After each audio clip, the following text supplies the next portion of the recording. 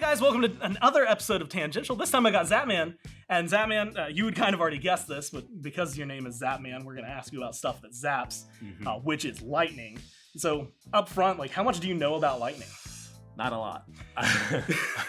And that's, I think it is important to point out, because like you went with Zapman, but not because of like zaps, like it's just because it's related to your name. Yeah, right? exactly. Okay, so that's a good sign for me to make sure that this trivia question is going to go, but it's all multiple choice. Yeah, we'll see how much you know. So cloud to ground lightning strikes account for what percentage of all total lightning flashes worldwide? Is it 25%, 10%, or 50%? Well, it's definitely not 50. Yeah, that'd be a lot. If this was like an SAT, I'd always pick the middle number because that's, like high probability. Yeah. So I'll go with that one. What was that? 25%? 25%? Yeah. And you'd be right. So maybe I'm just as good as the SAT. Well. This is how you do well in tests. Okay. Yeah, the other 75% of the time, it's usually either within the same cloud or it's cloud to cloud, right? So it's up in the sky and very far away from us. Question number 2, what is the study of lightning called? Is it ichthyology, melitology, or fulminology? I'm going to go with ick. You're going to go with ichthyology? Unfortunately, that one's not right. Ichthyology is the study of fish, and melitology is the study of bees. So it actually was fulminology, oh my God, I knew it. Which is the study of lightning. Fudge. Well, hey, you got 1 out of 2 so far. Still a chance to get 2 out of 3, which is the last one, which is what is the fear of lightning called? Is it thunderophobia, astrophobia, or zapophobia? I'm going to go with zapophobia for the memes. You're going to go with zapophobia for the memes. It is astrophobia, yeah. But while zapophobia might not be the correct term here, it is the correct term for literally any team that finds themselves up against you at the world stage. That's what Panda Cat has. Well, there you have it. Panda Cat's got zapophobia. Probably any team, admittedly. Yeah, like, maybe. they start to see you in semis, they start to feel it, the passive effects, and it comes out. But hey, man, I'm going to count that one as right, even though it wasn't right. 2 out of 3. Technically 1 out of 3. We'll put a star on it. Thanks for joining me, and thanks for watching Tangential.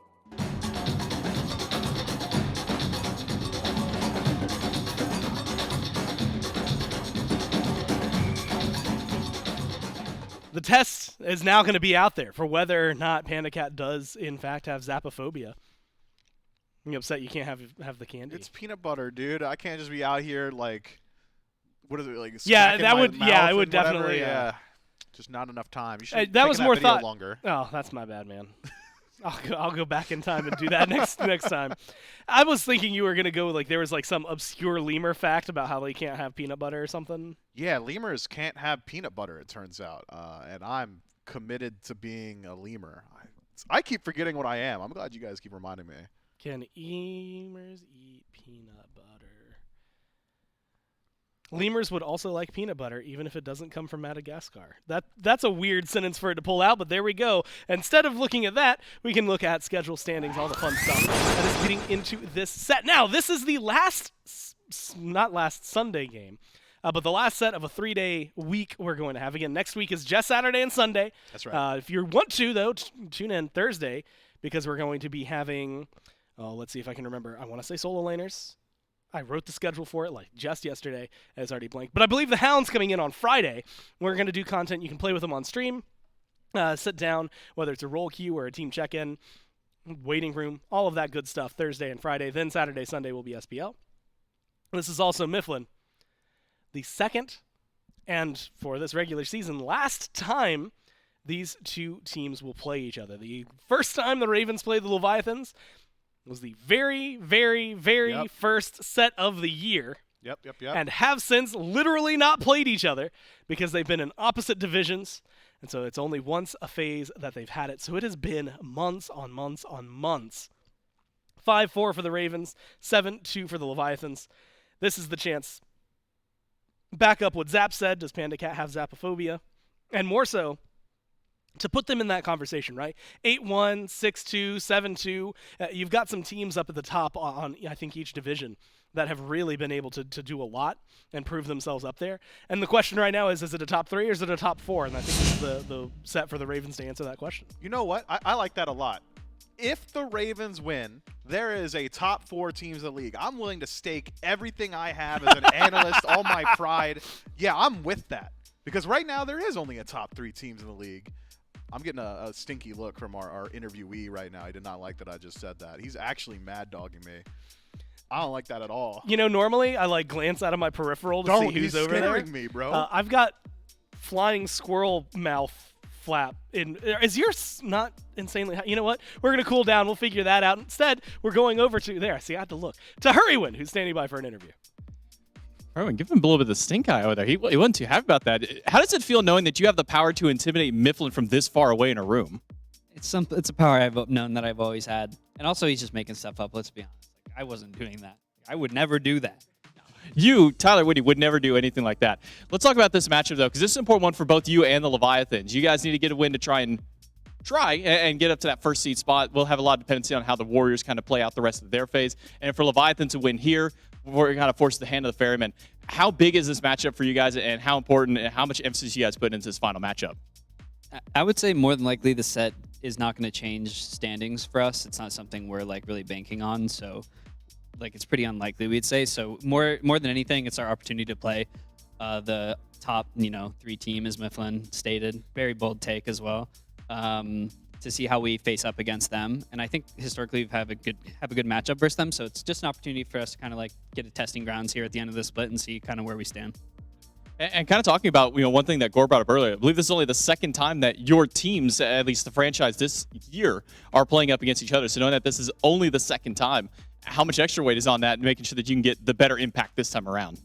The biggest thing to look for if you're watching this set is Zap versus Panda Cat, because I could be wrong, but I don't think they've played since we've gotten Zap. So this is like his kind of revenge arc, and also it's a big rivalry between those two. So even if this set didn't matter at all, those two are going to be trying very hard, I'm sure. So the duo lane's definitely going to be a good place to watch. Yeah, we heard a little bit of discussion about the Zapophobia. Well, Hurrywin, I'll let you get back with the team to prepare for the match. We'll throw it back over to the desk. Keep going. And to go on what that is, he's He gonna cocked his arm back the second the camera went away. Yeah. What's going on, You know dude? how it is, man. He's technically an employee here. I could talk to HR, right? I don't know how that works, man. We'll figure it I'm out. not the right. We'll have to figure call it out. like Aaron. You're just like go down the hall when you get home and ask Kabam about it. You know what? I'm going to give you – this is an actual true fact. The Okay. first time I ever met Hurrywin in person, he said, hey, Mifflin, you got anyone you care about? and that was the end of the statement. Like, he just asked me that and then walked away. That is a 100% true fact. And he's living rent-free in your brain ever since. He did it right. Dennis the Menace type beat. I do have to note on what he had said, though, as you can see. Oh, wait, maybe he's letting it out. I don't know if Zap can look menacing, actually. He's got too much of the smile going on. But Zap versus Panda Cat, since Zap, I guess with the roster change, has officially won his 1v1 and rivalry over Bara. That's probably the longest matchup now, right? Is Zap and Panda. Yeah, I guess so. You're That's right. You got to think that's winning the rivalry. Like, if you get booted off a team for the other dude, he's won the rivalry now. Look, right? you are treading dangerous waters right now. If there's one thing I've learned in my tenure in Smite, it's that you don't say Barracuda's name unless it's talking about how cool he is. Dude, I love me some Bara. You are choosing sides right now, Gore. That's What dangerous. side? I can still love Bara. I'd say, yeah. Yeah, good luck explaining that to the Barra Club, the fish tank. What are they called? Well, you know what? I don't have to, because I can just DM Bara and say like, "Hey man, what's up?" and he'll like smile. Okay, weird flex. Yeah. So we've squandered our reel here. yeah, all of the analytics we could have been doing. This is actually a really, really big set, and the question really is, Mifflin. Hurry highlights the duo lane. I think that's for good reason, right? Panda Cat, Zapman. They have very different styles. Zap is definitely the kind of guy who will die for the team, and let Vin, somebody else step up, be that hard carry. Panda Cat's the kind of guy who's going to solo you, taunt your body, and then do it again when he gets the opportunity. So definitely clashing styles, it feels like, over there. The jungle matchup, I think, is going to be really, really interesting, right? Scream versus adapting. The solo lane matchup feels like it's going to be big.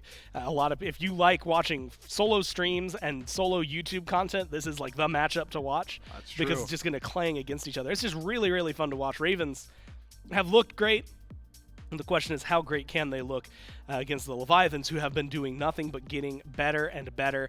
And, of course, shout out to Panda Cat, because he is the one other person who decided to dress up today. Nobody asked him to do it. Nobody told him we were doing animal onesies.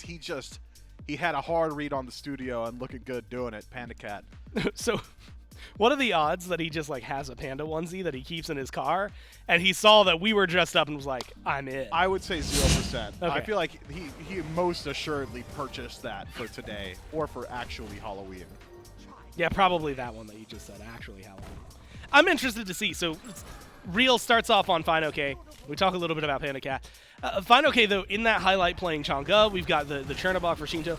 It feels like this team, whether it's because of their, I'll throw Fine OK out there because of how much he streams and YouTube content, things like that, has a lot of flexibility and is willing to pick up some mages that other teams aren't even looking at. And it is, I don't want to say pioneering things, but is definitely taking a step out of the comfort zone for him. Yeah, I think you're right. You can only do so many Bronze to Grandmaster A to Z runs before you start to add some eclectic gods to your pool. And Fine OK is certainly the guy for that. But the Leviathans, we have our fun talking about the content creators, this, that, or the other. Zapman's been around for a long time, old man. This is a team that has earned their recognition as a top 3 in the league. They've got so much talent behind them. Rongyu and Shinto in particular have really impressed me so far this year. The conversation of, is Shinto just a farm goblin and he's just ahead of everybody because he's putting his jungler behind? Not exactly true anymore. He's diversified that playstyle, has added some assassins to the god pool, has gotten very aggressive. Rongyu, maybe the most consistent member of the team as well, adapting, slotted in. Panda Cat, hyper aggressive, has now given the Atlantis Leviathans a lane that they can play through consistently.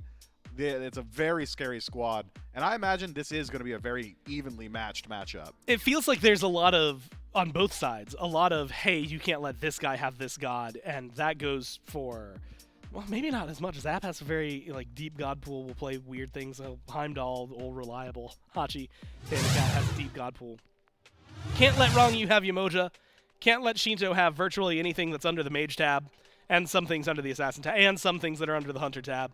Don't give him the bog. Yeah, very, very difficult. Don't give anybody the bog. Picks There it and is. Pans and immediately pans it out. I want to know, with Yamoja gone, where is your mind on some of the first picks right now?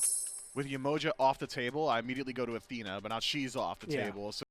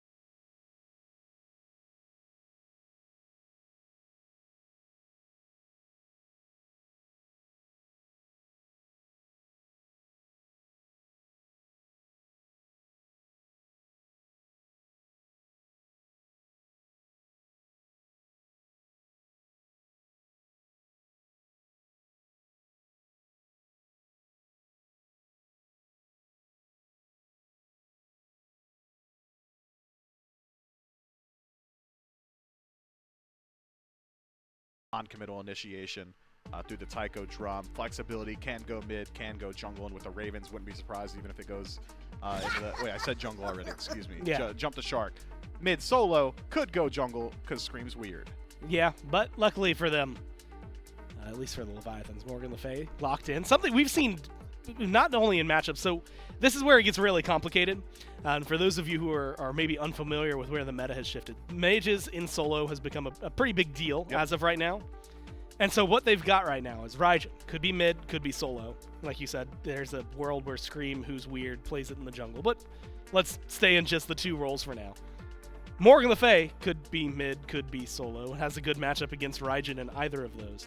And so flexibility is on the mind for all of these teams. That maybe helps solidify a little bit of where things are going. Although also, Mifflin, I'll say it doesn't, because we've seen Ama in the jungle with 2 mages solo as well. So there is still some flexibility for the Ravens with this Amaterasu pick. But Ratatoskr on the other side, you know what to expect out of. Means more than likely not getting a Thor from adapting. We're still going to see him have a semi-global presence, though. Yeah, functionally the same, I'd argue. Just a little bit more utility on Rat in trade for Burst. Thor's got that double hammer tap that could just immediately remove anybody from the map that doesn't have beads. This on her, however, it is throwing me for a loop, because I had thought Amaterasu Soul guaranteed. Okay, there's the pressure. That makes a lot more sense to me. On her's really good, and he is in the conversation of like top 3 hunters right now.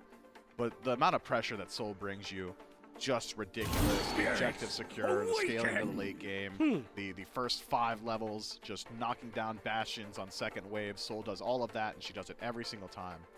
So I much prefer this for the Ravens in the top 3. That's not to say On Her wouldn't have been good, but Soul's just a little bit better. Now, Charon gets locked in for the Leviathans. And Miff, out of conversations I've had both with you, Inbound, Trelly, and almost any pro that comes in through those doors, Charon's not really looked highly upon. So what's he doing up there? Yeah, I mean, Charon's been back a bit recently. We've seen him in the last few days. I believe on the tail end of last week as well, Charon made a few appearances. I'm still not big on this god just yet because of how much he suffers from playing into a deficit in particular. It's kind of similar to Ares in that regard. Just, oh, I fell behind, so my game's ruined. Charon's kind of there. Difference being, though, a little bit of global presence, so you don't exactly need to put yourself out of position like you would on an Ares with no escape. You don't have to blink in and sacrifice yourself to apply some of that CC. Trade-off is that CC is a little bit weaker on Charon. But from ahead, Charon is stifling. He'll stick to you. He's got dot damage, so you're not allowed to utilize blink. He's got great HP shielding, low cooldowns, relatively high damage for supports. So as far as aggressive selections go, if the Atlantis Leviathans need a little bit more pressure on map, I think Charon fits that style. I thought it'd be a mismatch in support and duo, support and ADC, excuse me, if it hadn't been Olaron locked in. It's on her. We're looking at a pretty aggressive kill lane for the Leviathans. Now, my question for you, Charon, there's been a little bit of conversation. With Morgan Le Fay up there, Charon, do you prefer solo? Do you want him in support? Is there a spot where support? I think so. Can't flex. Or I guess he can, but not preferred. Yeah, when I think of solo laners right now, damage seems to be very, very important. I know we talked to Haddix and he had said, look, it's damage output and it's utility. Charon's got some damage output, but not exactly the highest. If he wants to be tanky, he doesn't exactly have the greatest scaling on his abilities just by being a guardian. So mages tend to outshine him unless you decide to build him full mage, and then you're just too squishy to be a frontliner. So in support, just be a tank, be someone that can start up the fight. His ultimate is so incredibly disruptive, in particular around Gold Fury and in the Fire Giant pit. Just throw it through the entirety of it, and all of a sudden the mental math of how much damage do I have here? When do we commit to the objective? It gets thrown at least a little bit for a loop. Well, good news, Raijin versus Morgan Le Fay. That's something I highlighted towards the beginning of the picks and bans. Seems like that's going to be what we're getting, because Ama versus Hades has been a very stable and kind of tried and true, done it for 6 weeks now, matchup in the solo lane. and that's going to be the last lock-in for the Leviathans. So, we've been looking at it. Early game pressure is definitely always in the conversation. It feels like Soul brings a lot. Ratatoskr brings a lot on opposite sides. Do you have a lane that you want to see either of these teams playing out of? That's where they need to put their pressure? Almost always duo lane. The meta kind of dictates which lane is most valuable. That shield buff is nice. Controlling the shield buff, Gold Fury being the only feasible objective for the first 10 minutes of the game. Bastions, just controlling all that farm. Purple buff's one of the most invadable buffs in the game too, because you're not sacrificing pressure around Gold Fury like you would if you decided to invade a blue buff. And both of these teams electing to go for high pressure duo lanes tends to make me believe that Hurrywin was not just spinning us a tale in his interview. This seems to me both sides really want to play through the long lane, really want to play through pressure. There's a lot of volatility here. I mean, either side could fall down. And I don't see either side making a significant comeback if they do start to fall behind either. I mean, this is very, very volatile. Well, the good news for Soul, tower killer, right? Just great at shredding objectives. On her, wants to fight as much as possible. So the question is going to be duo lane. I mean, that's, again, where I keep my eyes. With supports, it's a different conversation. Once they get out of there, though, 10 I'm minutes keeping in. my eyes Takes a just while. for fights. Yeah, so we got a little bit before we get there. And since we're talking about 10 minutes in, we can look towards mid-game, late game. We've seen what Raijin can do. We've seen a team fight around Ama. But I want to look at the junglers, because it feels like Rat early to mid, he usually is I'm going to herald you into a lead, and then I'm just kind of a knock-up stun guy from that point on. But Lancelot feels like I'm a horse guy no matter what throughout all of this. Once I have my ult, we can start to fight. You see Scream being a huge impact? Yeah, Lancelot is very good in the level 6 to 15 range. I really like him there. Once you have the Grand Joust, at least one full item, your damage output's very significant. And if you establish a lead, there's going to be a portion of the game where he's 100-0 everybody. Yeah. If you're 2 levels up at level 14 and everybody else is level 12, he's going to absolutely run the map. But once things start to equalize in the absolute latest portions, that's where Lancelot tends to run into the issue of, I'll do a lot of it, but I need someone else to just get that last 5% of someone's HP bar. I need someone else to start off the fight for me. Whereas Rat, I think, is in a similar conversation where he's very strong on map because of his global presence. But the difference is Rat leverages Burning Blink just so much better. The Scorching Blink, excuse me. Blink through Acorn Blast, true damage, sit there, take that damage. Lancelot doesn't really have that same level of, hey, I'm just going to one-shot you with relics. So there's a little bit of nuance to the absolute latest portions of the game. Well, you're going to hang out with me and Miff here for another couple minutes. We're remaking the lobby because that guy on your screen, the first 2-time that existed, the only back-to-back jungler who has won world champions, the only jungler who has 2 world championships on his belt, they locked up a banned skin for Rat. So it's just going to be a quick remake for him. You think he's on the anime skin, too? I think that's the only banned Rat skin. I think so. Yeah. So, look, and if there's anyone that is the most anime, he, winning worlds, it was made with the Super Saiyan hair after he, that is true, he, yeah. powered up. Is Adapting the most anime SPL player of all time? That's a tough question. Who else could it be? Man, that's actually the better I've watched question. Adapting legitimately hit the Dragon Ball Z power-up on every set win he's ever gotten. No, it might be him. The only other person who has, protag-esque plot and protag energy would maybe be Zap, just because it was each one of his wins, outside of the Leviathans one, came from a team that was really far behind, who put it all, literally in the tournament arc at the very end of the year. Oh, yeah. Yeah, that's a good call out. I don't know, maybe Genetics is in there, but as a villain. Yeah. That guy. I can see him being the anime villain. He's for real, he's either an anime villain or he's that meme of me scheming to my 17th century playlist. Genetics the type of dude to steeple his hands and look out windows. That's the type of dude he is for sure. I could see that. I feel, man, but if Adapting had hair, it would just straight up be Super Saiyan hair. I can only envision him with that at this point. If Adapting had hair. Is that Super Saiyan hair. I thought we were done with bald jokes. Was that a bald joke? I mean, kind of. That wasn't meant to be a bald joke. It's just meant to be he doesn't. Therefore, if he did. Yo, we got to get into this game, man. Adapting. This is on you. Shouldn't have picked the anime skin, bro. It's all on you for being Anti-anime? Well, no. He's pro-anime. Yeah, he loves it. We're anti-anime. Oh, Yeah. no. We're pro competitive integrity, and that skin Yeah. has just no sound effects. I want to throw out Lewis in the back. If Glads after this phase did like a training arc time skip and then win Worlds, they'd have the most anime ever.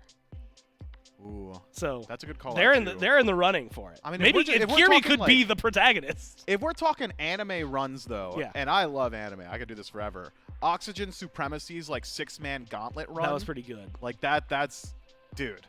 They almost made it through just because the day had gone too long. Like it was like 10 hours in. They're like, bro, just one more and you're in. Pressure's there. Speaking of which, I'm in like episode 160 something of One Piece now. So just so you know where I'm at. The grind That's is gotta on. be a post-desk conversation. Yeah, that's well, we're on anime right now. That's the last. No, that's, yeah. that's I'm gonna dip my foot in fully and then bail on it. Okay. Instead, look at this matchup. It's game 1 as they remake their lobby. Myth, between these drafts, which one are you vibing with more? Man, I really do like what the Highland Ravens have got just because of what Fafnir brings in comparison to Charon. I think that is the primary difference. Like, if I look at every other role, I'm like, okay, there's conversations to be had for either side just winning out. I like Fafnir a whole lot because I watched a Fire Giant go down in 2.8 seconds. I believe that was yesterday. Yeah.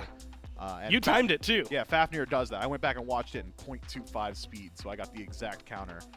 So as far as that is concerned, I think I'm with the Highland Ravens at least a little bit. Did you when you time were you timing it with a timer? Was your timer also at 0.25 speed? No, Or are you just watching the I numbers? was just watching the numbers. That's smarter than what I yeah, said. What I that's said was crazy dumb. What you said, Yeah. It was In reality, it was a half second. man, I don't know. That was He's on episode 180 of One Piece, by the way. no, hold on, 168 or something like that. Okay, cool. My bad. Yeah. Actually, it might be in the ones. You know what? Yeah, we'll figure that out. I'll open Crunchyroll after this, and we can jump into it, and then we'll see. Right, front page adapting is the mainstay. I'm really curious though. You know, this matchup. The last time we saw them, it was first off best of 3. Shinto was on ping, wasn't in the U.S. Not yet. ideal. So it was a 2-0 for the Ravens, but not really a whole lot that we've gotten from that set specifically that can mean anything for this matchup. Hurry had said he thinks that they kind of have a good matchup into a lot of the guys on the Leviathans, but I'm kind of wondering, you know, essentially when you go into this completely blank, you've seen what the Leviathans have done in the past, you've seen what the Ravens have done in the past. How do you prepare for that kind of game? Man, the Leviathans are a very adaptable team, and I think that's true of both of these squads. So it's difficult to say, like, when I play or when you would play against the Camelot Kings of Season 9, it's like, all right, we gotta blitzkrieg them because if they get to late game, they're just gonna win. Yeah. Or the Oni Warriors in Phase 1, it's like we just gotta not get blitzkrieged or they're gonna win. There is no absolutely clear identity for either of these sides. It's just they play good Smite, they play their compositions well. I think if I'm a coach prepping, I would look at most recent games, what gods are they fishing for, top 3 in selection. Maybe we can try and take apart the compositions that they've been playing through. These are not exactly the standard compositions for either side, so I think both teams did do a good deal of homework. So we're looking at maybe plan B or C on both the Ravens and the Leviathans. It's just about whether or not they can execute on that plan on game day. And the good news for both of these teams is because of their positioning, right? Seeding will change, but where they are in the standings will not, or at least they won't drop out of playoffs, which is the important part. Which means in a couple weeks, that's a double elim. That's going to bring a lot of weight to it. Again, top 4 teams from the playoffs go to Worlds. Top 6 teams from this phase go to playoffs. So if you're going to be there, this is a lot of pressure on this set to do well, but also maybe a glimpse of what you're going to have to deal with in the future. That's going to do it for myself and Mitt. We'll jump into game 1 with the casters as they started off. Thank you so much, Gore and Mifla. As we jump into game 1 with the Highland Ravens and the Analyst Leviathans, it's J-Mac, it's Inbound, and it's Doug here to bring you the action for our first game. These two teams got a lot to fight for here. As mentioned, seeding still on the line a little bit, see if maybe they can try and jump up just a little bit, but not going to be able to fall down below where they currently are, so trying to really get that fight between themselves to really try and hone in, try and get to that first seed if possible. But that also does rely a little bit, Inbound, on other teams kind of making mistakes along the road. So for now, the here and now is what's the most important for these two. Yeah, and I think there's also something to be said about getting hot going into the play-ins, into the top 6 tournament. You want to be going in hot. And if the Ravens take this, they are going to be beating one of the top 3 teams, the top half of the league team, and they're going to be feeling themselves going into that tournament. On the opposite side, the Levi's want to kind of solidify themselves as that top 3 team. I mean, Warriors looked great all year. Ferrymen have looked great all year. Levi's are starting on the come up. With Panda Cat, they've looked fantastic. But now, kind of have to see them put it together, end the phase strong. This is a team you need to beat if you are a top 3 team. And one thing that was mentioned was the Zapophobia potential that could pop up for Leviathans going against Hurrywin, Zapman. First time that these two hunters have faced off against each other on these respective teams. That's because it's the first time they've actually faced against each other this phase and since those roster changes have taken place. So we're going to see how Zapman and Panda Cat can fare against each other in this dual lane with Hurrywin and Wrong U. And I think I want to kind of pivot the conversation a bit towards Wrong U and maybe specifically this Charon. We don't have a major fight breakout in mid. Adapting low beats you. Scream, he's used the dash. He needs a little bit more damage. Not going to get quite enough to finish off the kill against Adapting, but low health bars and a beads burn on the jungler. And forcing beads onto Rat means he can't play too aggressive anymore. That beads is kind of needed because there's so much CC on the side of the Ravens, the cripple on the Lance, and the CC on the Venennials. Does get the blink knockback, a crash it by Venennial, but stun. good stun by Adapting. Make sure to bail himself out of danger. The damage on top from Shinto puts both of the Ravens at half HP here in the mid lane. Will at least give the Ravens advantage, though, to move over towards the right side mid. Harpies might see the Leviathans split over towards the left side once their lane is cleared out. But kind of going back to Wrong U, this Charon pick, we've been seeing it a lot so far this phase. Jake, Wrong U really becoming the 2 players to go towards this pick consistently for Wrong U.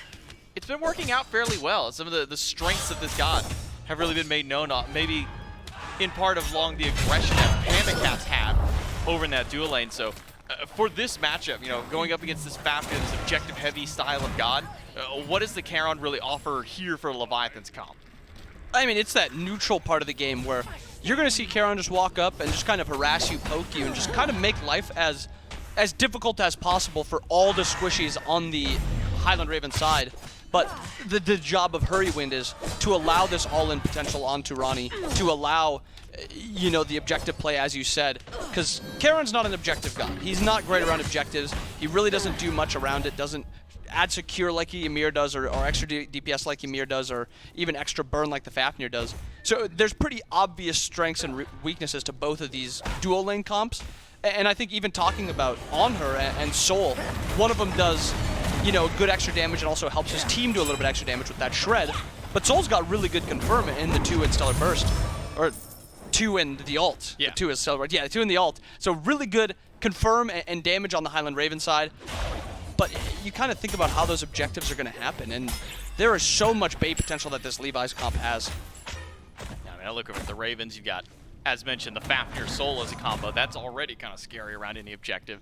But then you see Haddix make a rotation over, and you might as well potentially kiss that objective goodbye. You better hope that you're able to weave in a bit more damage to try and steal that one away, which Shinto very capable of doing so on the Morgan Le Fay.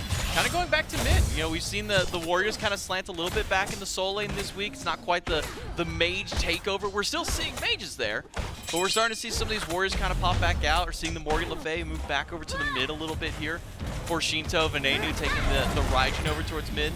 So going from what we've kind of grown used to seeing the last couple of weeks of maybe these more kind of tanky, heavy cooldown style of mages, now going back to more kind of their traditional burst roles.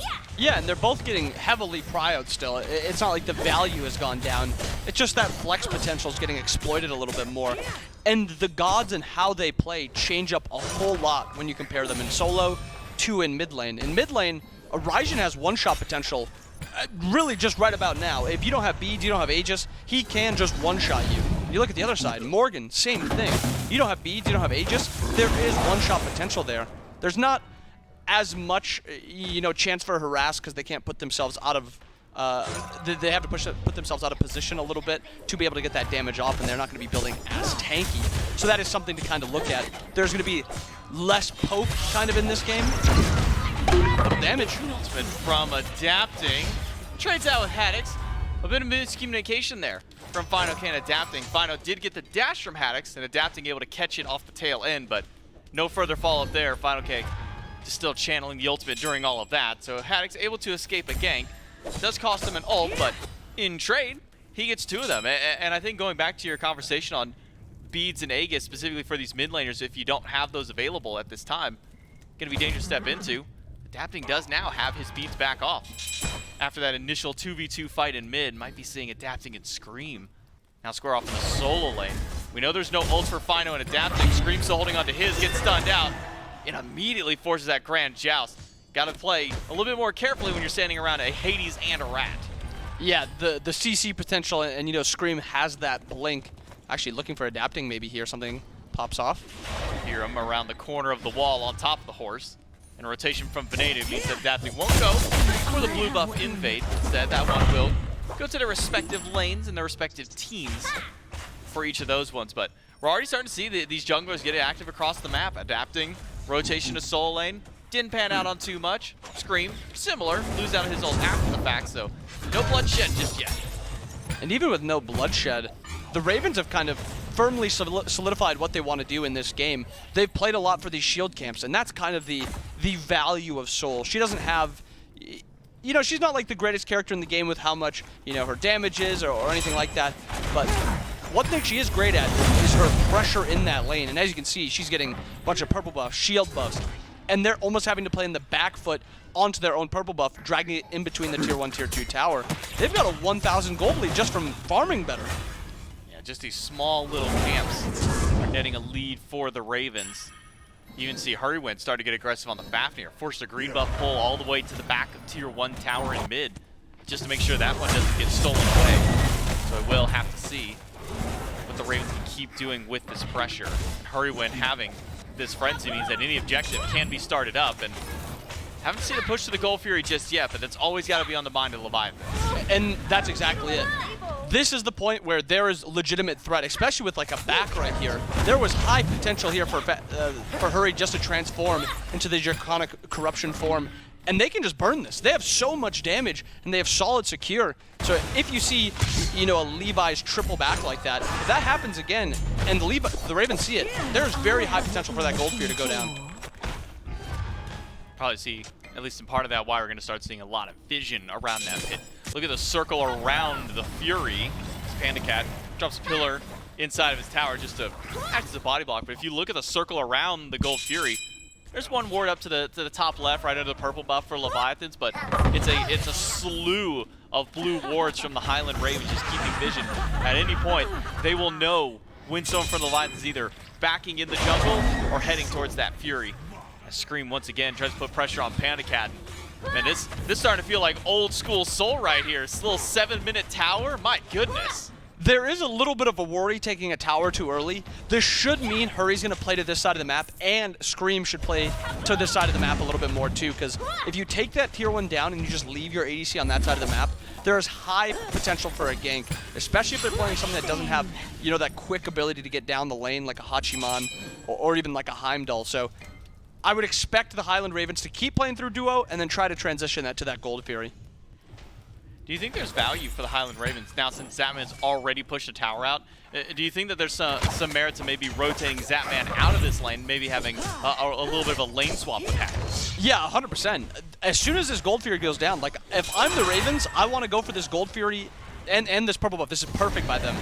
Around this time, and then I want to swap Zap and Haddix as soon as I can get this Gold Fury. It is high gold potential on the map and high, you know, trade potential when you get that soul into a different role. Oh no, they pulled the purple away from him, stolen out from under their nose. Scream just walks in, taps the buff one time, and gallops away with it, leaving Venatu all by himself in mid though. Ultimate from Adapting in response.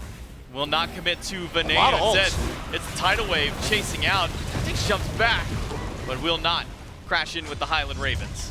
3 ults used on the Levi side, so now they're going to have to be on the back foot a little bit. And another opening here, if they can get, you know, Venenu's back off and get him back to full health, this should be a Gold Fury angle. She's stunned out by the jump. The disarm from Hurrywin, not going to do too much, but the Ravens are still just going to try and maintain this pressure a bit. No Fury down, a 1,500 gold lead, no kills yet. So no first blood bounty to either team at this time. Now we will see the Leviathans rotate over towards the right side, clear out these Harpies, get themselves a little bit of extra gold because they're going to need every bit they can. They're starting to fall behind just a little bit. So we do see, at least with Venenu able to go back to base on this last rotation. Picks up his Aegis. Shinto just now going back. So mids have relics, but this is exactly what you were talking about. Few players go back to base. Panda Cat's near. He has a chance to steal this. Yozen with the ultimate does take that away. Panda Cat doesn't need the team when he can do it all by himself. Someone should be zoning there. Panda should not be able to walk up 1v4 and allowed to be able to, you know, steal that. Whether it's Scream, whether it's Venenu, somebody needs to put damage onto him so he cannot walk up like that. It is a risky call to just take that 50-50. Why not just guarantee it and push Panda Cat out of that area? Now, with the play by Panda Cat, ties the game back up. Still no kills, gold, 200, XP, 1,000 at this point. Not really a lead at 10.5 minutes in with that next beacon spawning up. Maybe could be our first real breakout fight that we see, because it has been a very quiet game for these two teams. And kind of going back to this Fafnir a little bit inbound. You know, Fafnir got a buff coming into a few patches back, got his dragon form, goes a little bit longer. I'm sitting there going, man, that's a really good buff. Like, we had like 60-second dragon at like level 20, and then nothing happened with it. Kind of sat back for a while. We saw buffs come to Ares, where it kind of made him a Fafnir light in a sense. But now seeing the Fafnir come back, it really feels like his build hasn't had to change much. Final K will be good for the time being. And talking about, again, the Fafnir, the Shogun's Kasari, kind of where I was leading to on this one. Just feels like we're right back to the Fafnir style of play. But he just can't catch a break. Quick blink. Jump in by Hurrywin. Dash away by Fino. Should be fine even with Hammer off the mark.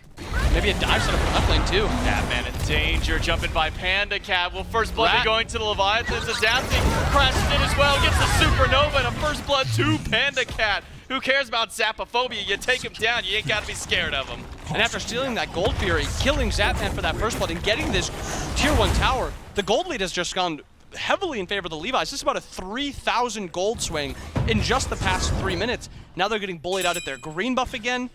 And that great Ravens early game that we saw has now kind of collapsed, and it's all Levi's now. Leviathans has stolen away the control of this game. Off of a couple quick plays. Final K distracting 4 people on the right-hand side. It's kind of the age-old story. You send 3-4 people to one lane, we're gonna send 3-4 on the opposite end. This time it wasn't for a Fury, instead it was for a kill onto Zapman, who's now down. Well, still even in levels, but that one kill going over to Panda Cat just gives it a little bit of extra confidence over in there to keep that boxing going. And with that tier 1 tower, now no safety for both these hunters. No safety for both those hunters, but Panda doing a little switch up with the build. Usually we see XC Kins a lot of the time. He's going for a crit build here, going in for that. I don't want to presume what it is. I'd assume Demon Blade after the buff. It's now got more power, more attack speed. It's got pen built in on it. So it is a very strong item, especially after the buff. There is potential for a Rage. There's a potential for Boomerang, potential for Deathbringer. But once he gets that Demon Blade online, if that's what he opts for, the shred potential on objectives, on the enemy tanks, and on the squishies because of that extra damage you just get from crit is going to go through the roof. I think maybe that Demon Blade, I believe it was Zapman who kind of started pioneering that item into his build. He was doing it like right before we even saw that the buff was going to be coming through, so maybe was already trying to test things out. Now we see Haddix going to D. As soon as you see Shinto, realize that blue buff not a good option to try and take away. I mean, at this stage of the game, blue buff not really worth losing your life over, especially with objectives coming back up. Pyromancer spawning in, Gold Fury in 20 seconds. Being down your soul laner, one of your big push targets. I mean, we were talking about the combo of Hurrywin and Haddix. You lose one of those pieces, makes it a bit easier and maybe more confidence for Leviathans to step up. Yeah, and with that objective burn on those two characters, you kind of see Ronnie building into that Shogun's also. Gonna help him also and his team on these objectives also. There's gonna be a lot of burn on each side. I wouldn't be too surprised if we see more of those 50-50s where it's just, let's just try to burn this and then we'll just try to get out after. With Pyro up, with Gold up, we have a big grouping over here. Adapting, takes a bit of poke, but Haddix forced out of this. We do see Zapman still on the left side. Meanwhile, the entirety of the Leviathans surrounding the Pyromancer, maybe collapsing in for a kill. It's a blink by Final K, getting ult from Venenu and Adapting, waiting to crash out of the tree on top of Venenu to the backline. BJ just burned from the mid laner, but Venenu still goes down. Adapting gets one, Hurrywin the second one. Now the 4v4, and Zapman has shown up to the party. Adapting, stunned out by Hurrywin, trying to escape the best he can. The Dragonflight to bail him out. It's a 1-for-1 trade, but the Ravens coming out with at least a big kill for themselves. And a 1v1 trade with a lot of stuff used. We have no ults on either side, and a lot of relics are down on each side also. You actually have every relic on the Levi side down other than the beats by Fine OK. We got a few more up on the Ravens. Actually, Zapman takes a ton of damage there. Aegis is forced out. He does live, but that is a big relic, and now we're down to just 3 beads available in the entire game for the next 2.5 minutes. Shinto chasing Scream. Unless he can break through that shield. Probably not going to get too much kill potential there. Scream does jump over the wildfire. It will be fine for the time being. The answer back from the Highland Ravens, starting that fight 4v5 and then being able to actually strike a kill right before Adapting does. Just shows the tenacity of them in that 4v5 setting, in that team fight. Venenu now down relics for 100 seconds. With that Fury online and available, might be a moment before we see the Ravens step up. And I think if I am the Ravens, even though I am a little weak right now, I think this is a pretty large opening with how many relics the Levi's are actually down. I feel like they are a lot more relic reliant than you are on the Ravens. You have a lot of immunity in Venenu's ult. You have Zapman with a good amount of safety with the ult, the 3. And then as soon as Hurry's ult comes up, if somebody gets stunned and they don't have beads, they're just dead. So I want to see when Hurry's ult comes up, maybe a force here, especially with, Panda going back to base right now. Do see Zapman pivoting out of lane. We'll go back to base, so maybe no Fury just yet, but anytime you got that Fafnir, could always be the chance of an objective. Frenzy still down for 10 seconds on Hurry. Bracer for 50. I think with Vision inside of the pit, maybe why the Ravens are a bit hesitant to go towards those objectives for themselves. I believe during that last fight, Rongyu didn't even have his second relic available to him. Now got a chance to go back. Does pick up the Sunder. We haven't been seeing very much Sunder as of recently. Is there maybe a reason why you're thinking the Sunder could be the pickup for him? Sunder, after it got nerfed, its niche kind of disappeared with, a lot of the times you'll just go Frenzy instead because it gives you more more capabilities with it instead of just burning one person or killing one shield. But actually, a little fight on the left side. Let's see if anything comes up for Panda. No, it does not. A tidal wave clips in from Rongyu, but not much he can do to bail out Panda Cat, and now, just like that, the Highland Ravens go straight to the Fury. Don't even need Hurrywin's ult for this one. They can grab that themselves. No Fury steal for Leviathans this time. A crash forward, but Sunder popped out from Rongyu. Now Zapman might be in danger. Fine, okay, gonna use the ult. Adapting will crash down for the second kill. Hurrywin now shoved against the wall, gets a stun, leaps away, but it's a chase right back in by Adapting. Venenu low, Venenu gone. Rongyu takes down one, and Adapting's gonna try and take the 2v1 in the back, but those are 2 tanky targets. He's gonna need some help himself if he wants to grab those kills. Maybe a little bit of an overchase there. After getting that objective, just play back. You've used a lot of relics, a lot of cooldowns. Just take the win that you get. Fortunately, chase out a little bit. 2-for-1 after getting that Gold Fury. And with that, you also lose the beacon. So that small win you got is now probably a little bit of a loss, especially with just this Prio, this Fire Giant. They're looking for Fire Giant. Leviathans starting it up. They don't have that same level of burn, but they've got plenty of damage. Trying to take this. Fine, okay, it's zoning out one inside of lane. Hurrywin spotted out. Along with Havoc, can the 2 tanks be able to stop this one? On the Highland Ravens, the Leviathans have it down to 30%. Shinto playing zone duty on the mage, goes in with the ultimate to keep chipping away at Haddock to try and get away at Scream. The Leviathans grab the Fire Giant. It's around for all 5.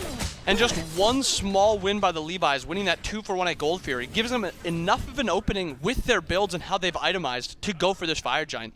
And as you said, it's 2 tanks and a Lancelot. There's not a lot of steal potential or threaten potential there in that fight. So fortunately, the Ravens have to let it go. 5 strong, 5 with Fire Giant.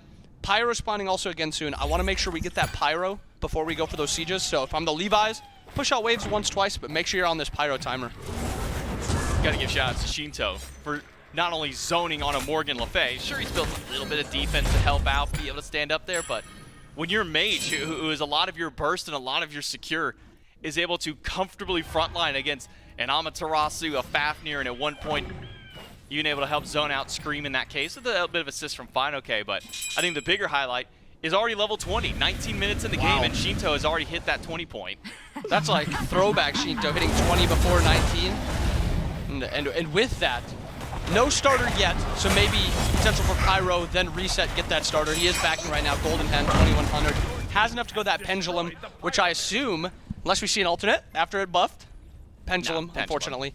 Probably the better item to build, but still love seeing alternate timeline. Gives you that extra hype in those team fights, that chance to respond. Pendulum on the other side, a lot of cooldown, more spammability. Doesn't even need cooldown outside of that breastplate Pendulum. So he's now also got a lot of harass. And with how he's itemized, he will be able to play up and poke a little bit like those solo laners do with these solo mages. It's now the Leviathans. 4,000 gold in the lead over the Ravens here at the 20-minute mark. Low kill game, only 4-2 this far in, but it's what's been done with those kills. First couple ones, not too much to do in the first 5, 6 or so minutes of the game. I think it's actually 10 when we really started kind of ramping up a little bit.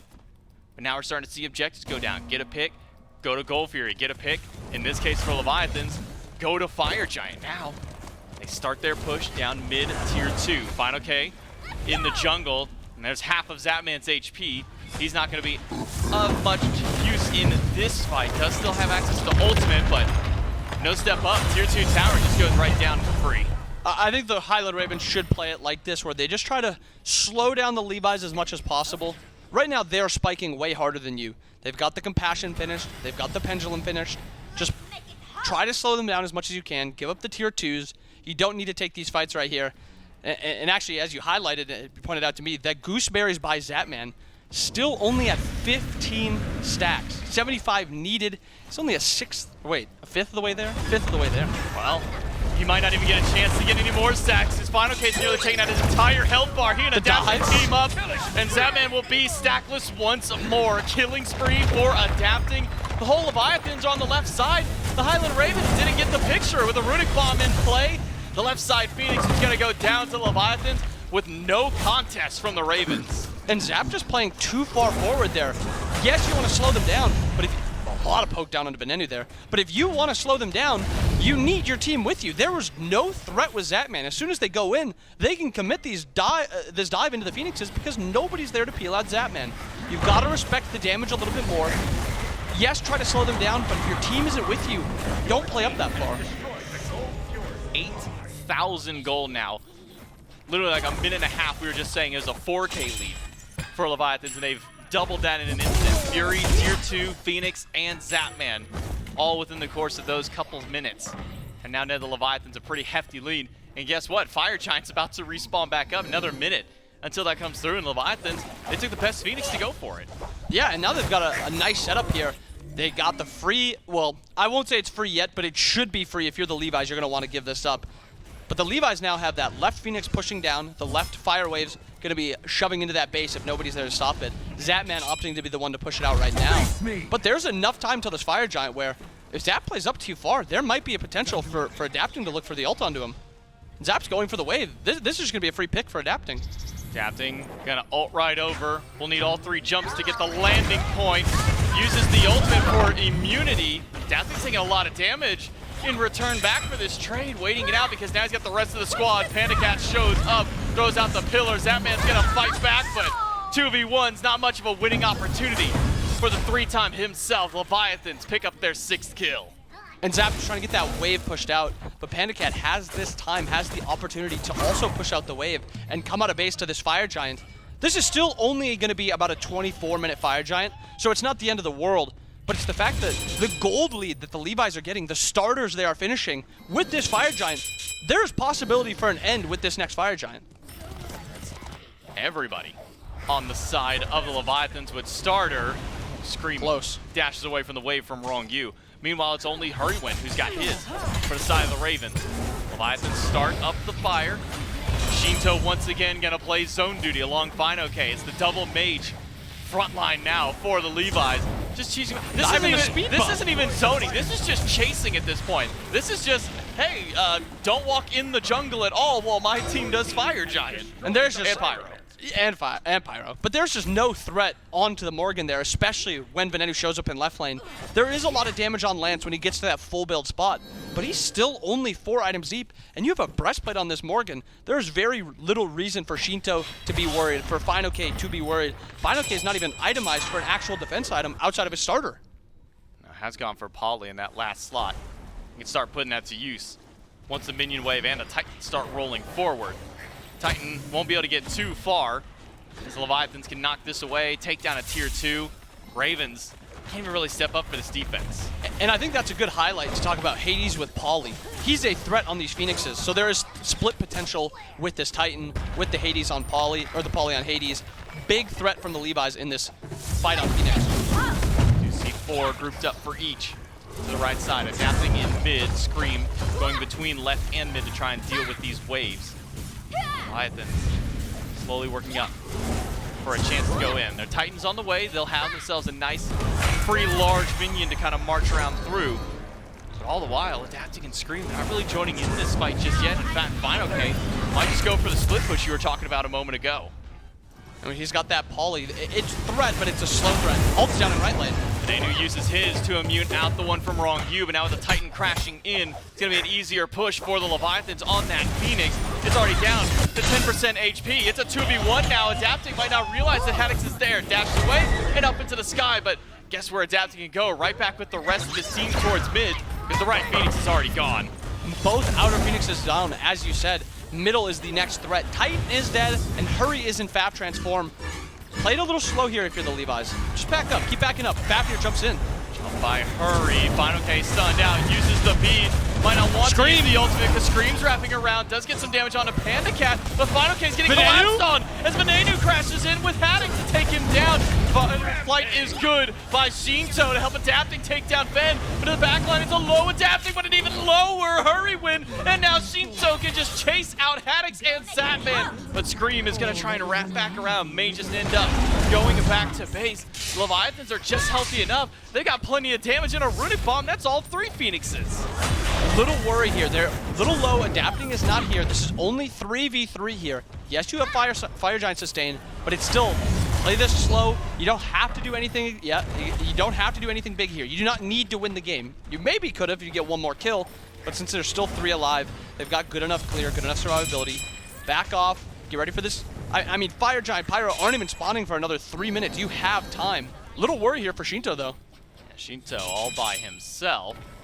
Haddix could chase. Shinto's got decent self-heal. Silenced out, turn around Dragonflight. It's ultimate in response by Haddix. And even Shinto, he's going to turn back around. Scream Cat's on the way. The tidal wave could crash through from Wrong U, though it's a little off the mark. Adapting on the tree. Has found Scream, crashes in. That nearly breaks his shield on his own. And he's going to keep the fight going. This 1v1 is going all Adapting, but Panda Cat will weave in one small auto to make sure that he can get the kill for that one.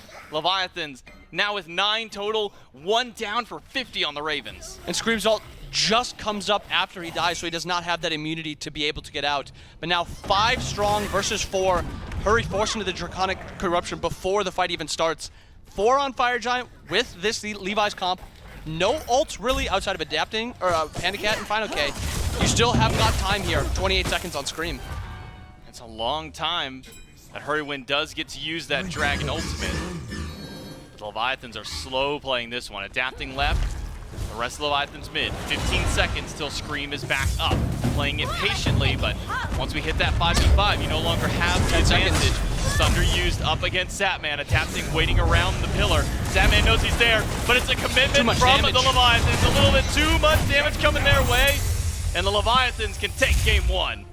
And an easy end. All they're waiting for is just the waves to get a little bit closer, Shinto to get a little bit closer, and as soon as FineOK sees that they're ready, he dashes in, drops ult, and there's just way too much damage, way too much tankiness in that Hades ult, and he's just able to tank it the entire time. Yeah, just so many protections offered for Hades during that Pillar of Agony just makes it to where he kind of does become that pseudo-tank without having any of that defense there, but this was a game that felt like once the Leviathans were given a single inch, they were just able to weave in 500 gold here, 500 gold there. I mean, we saw a 4K gold swing in the matter of a 2-minute span at that 20-minute mark. Yeah, and we even saw the early game. The Ravens played a really strong early game. Without any kills, they were getting a lead. Unfortunately, that early game, that lead didn't lead to much. The Gold Fury gets stolen, First Blood's given up, Tier 1 tower killed, and they're not getting anything on the solo side of the map. But, highlight, Ravens, very good early game. You just got to get that Gold Fury. If you get that first Gold Fury, completely different game. You get that First Blood over in solo lane instead of giving it up in duo. Also talking about a completely different game. But great team fighting by the Levi's. Yeah, Leviathan's able to bring the team fight, and that's what ended up mattering at the end of the day for them. They take game number 1. We'll take it to a quick break. We'll come back with game 2.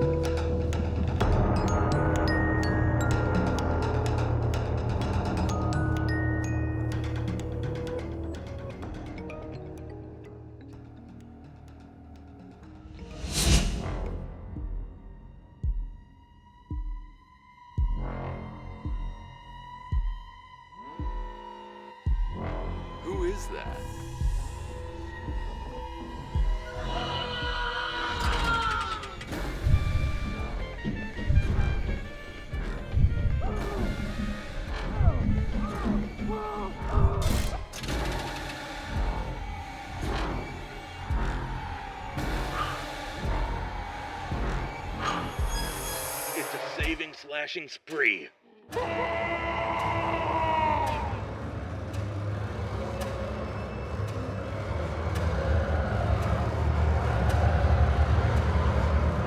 Isaiah here with a patch update that's out of this world.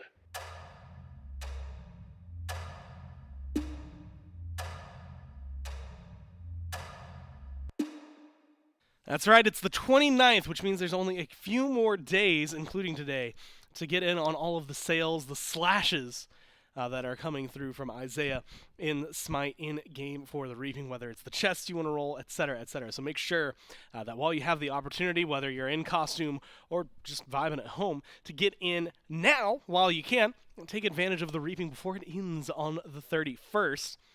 And otherwise, Mifflin, if we're looking at what got reaped, you reap what you sow. There's probably some wordplay in there, and I'm not clever enough to figure it out right now. Ravens lose 1-0. Leviathans. Maybe it's not much the Ravens lose. Leviathans just look really good. First few minutes feels pretty Ravens. And then a steal into a first blood into a tower kind of spirals things out of control. And I feel like from that moment, it did not feel like the Ravens had their hand on the ball. Yeah, in the interview, it sounded like maybe there was a little bit of rivalry between Panda Cat and Zapman. I'd argue the rivalry is between King Kennett and Zapman, because King Kennett just decided that Zapman wasn't going to be allowed to play this game. At one point, it's 4 kills for adapting, 4 deaths for Zapman, and it just tended to be that way the entire time, getting involved here once more. It's really difficult for the Ravens, I think, to play through this match if their soul isn't in a decent position. And considering Zapman spent the majority of the mid-game dead, there wasn't exactly a lane that the Ravens could go to consistently play through for pressure. So when you've got Soul on your side, you really got to put all your eggs in the basket of making sure that he has a decent match. And the Leviathans put all their eggs in the basket of making sure he didn't. So clean stuff there. Clean executed identity from the Leviathans and strategy to deal with that Highland Ravens composition. And as you said, after that objective, after the first blood, objectives tended to continue to roll the way of the Leviathans until eventually their gold lead was so significant that adapting didn't really matter who he was diving on anymore, because they would just die. I saw a few times where he just said, yeah, I know it's a Hurrywin, or I know it's fine, okay, or excuse me, Haddix, but I'm going to kill him anyway because I've got that much damage to play with. And unfortunately for the Ravens, adapting was just right. There were a lot of moments, Zap would try to just go get some farm. Like he just wanted to be able to play the game, and adapting would punish him. Panda Cat would come over and punish him. By the way, I don't know what the name of the skin was, but whatever skin Panda Cat was playing was A, on theme with Halloween, and B, really cool, and now I know exactly what I'm going to be playing when I lock in on her. Great game from the Leviathans. Good damage numbers, good control on the map, and a lot of it starts, it feels like 5, 6, 7 minutes into the game. So the big thing for them and what is going to continue is just trying to keep that going. Ravens, meanwhile, Mifflin, are going to have to try and figure some things out. Where do you think it goes wrong? The Ratatosker feels like it is the catalyst, but can you ban Rat? I guess they had a Khepri ban, so you could probably afford to put it in there if you really wanted to. Yeah, you could ban out the Rat, but then you've essentially got Thor, who's going to be doing the majority of the same stuff. So I think it lies in just execution on field. I don't think that was a composition for the Ravens that was incapable of winning out in this game. In fact, I went into that match actually favoring their draft had they been allowed to leverage it towards objectives.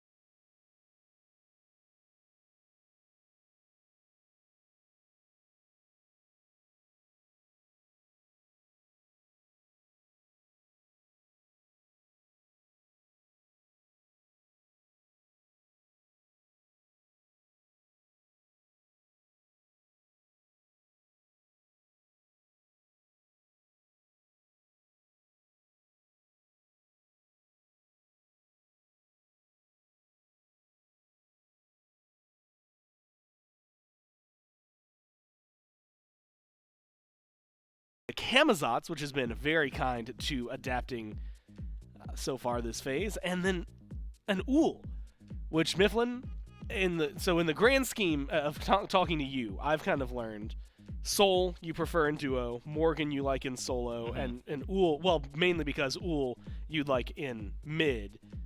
But I also know, if I'm remembering like your words right, is you'd probably prefer just like Morgan over the Uhl if you could duplicate it and play in both. Yeah, Uhl's in an interesting spot right now. I have changed my tune a bit. I feel like true 6-slotted Uhl with Bluestone is actually enough of a threat that it's just really annoying to deal with. Like, let's say Ishtar gets clipped by Hail of Arrows over a wall one time 30 minutes in at Fire Giant. Ishtar is now 50% HP just about before the Fire Giant dance. So that poke potential of Uhl, one of his primary strengths. But we've also seen the duality of Uhl in that SOT dominated a game and then immediately stopped doing anything because he's a squishy target that's easy to jump on. And it is interesting to see someone decide to go for a 5th pick overall ADC into a composition that already had Kuzenbo on it. Feels like that's just another easy target for Kuzenbo to make life difficult for. We'll have to see. With Thoth locked in, I think that does essentially guarantee the Raijin for solo lane. And I want Morgan Le Fay to go wherever Raijin is. So that does now put Uhl in mid for me. Is there a world where, if it was Raijin mid, would you still prefer...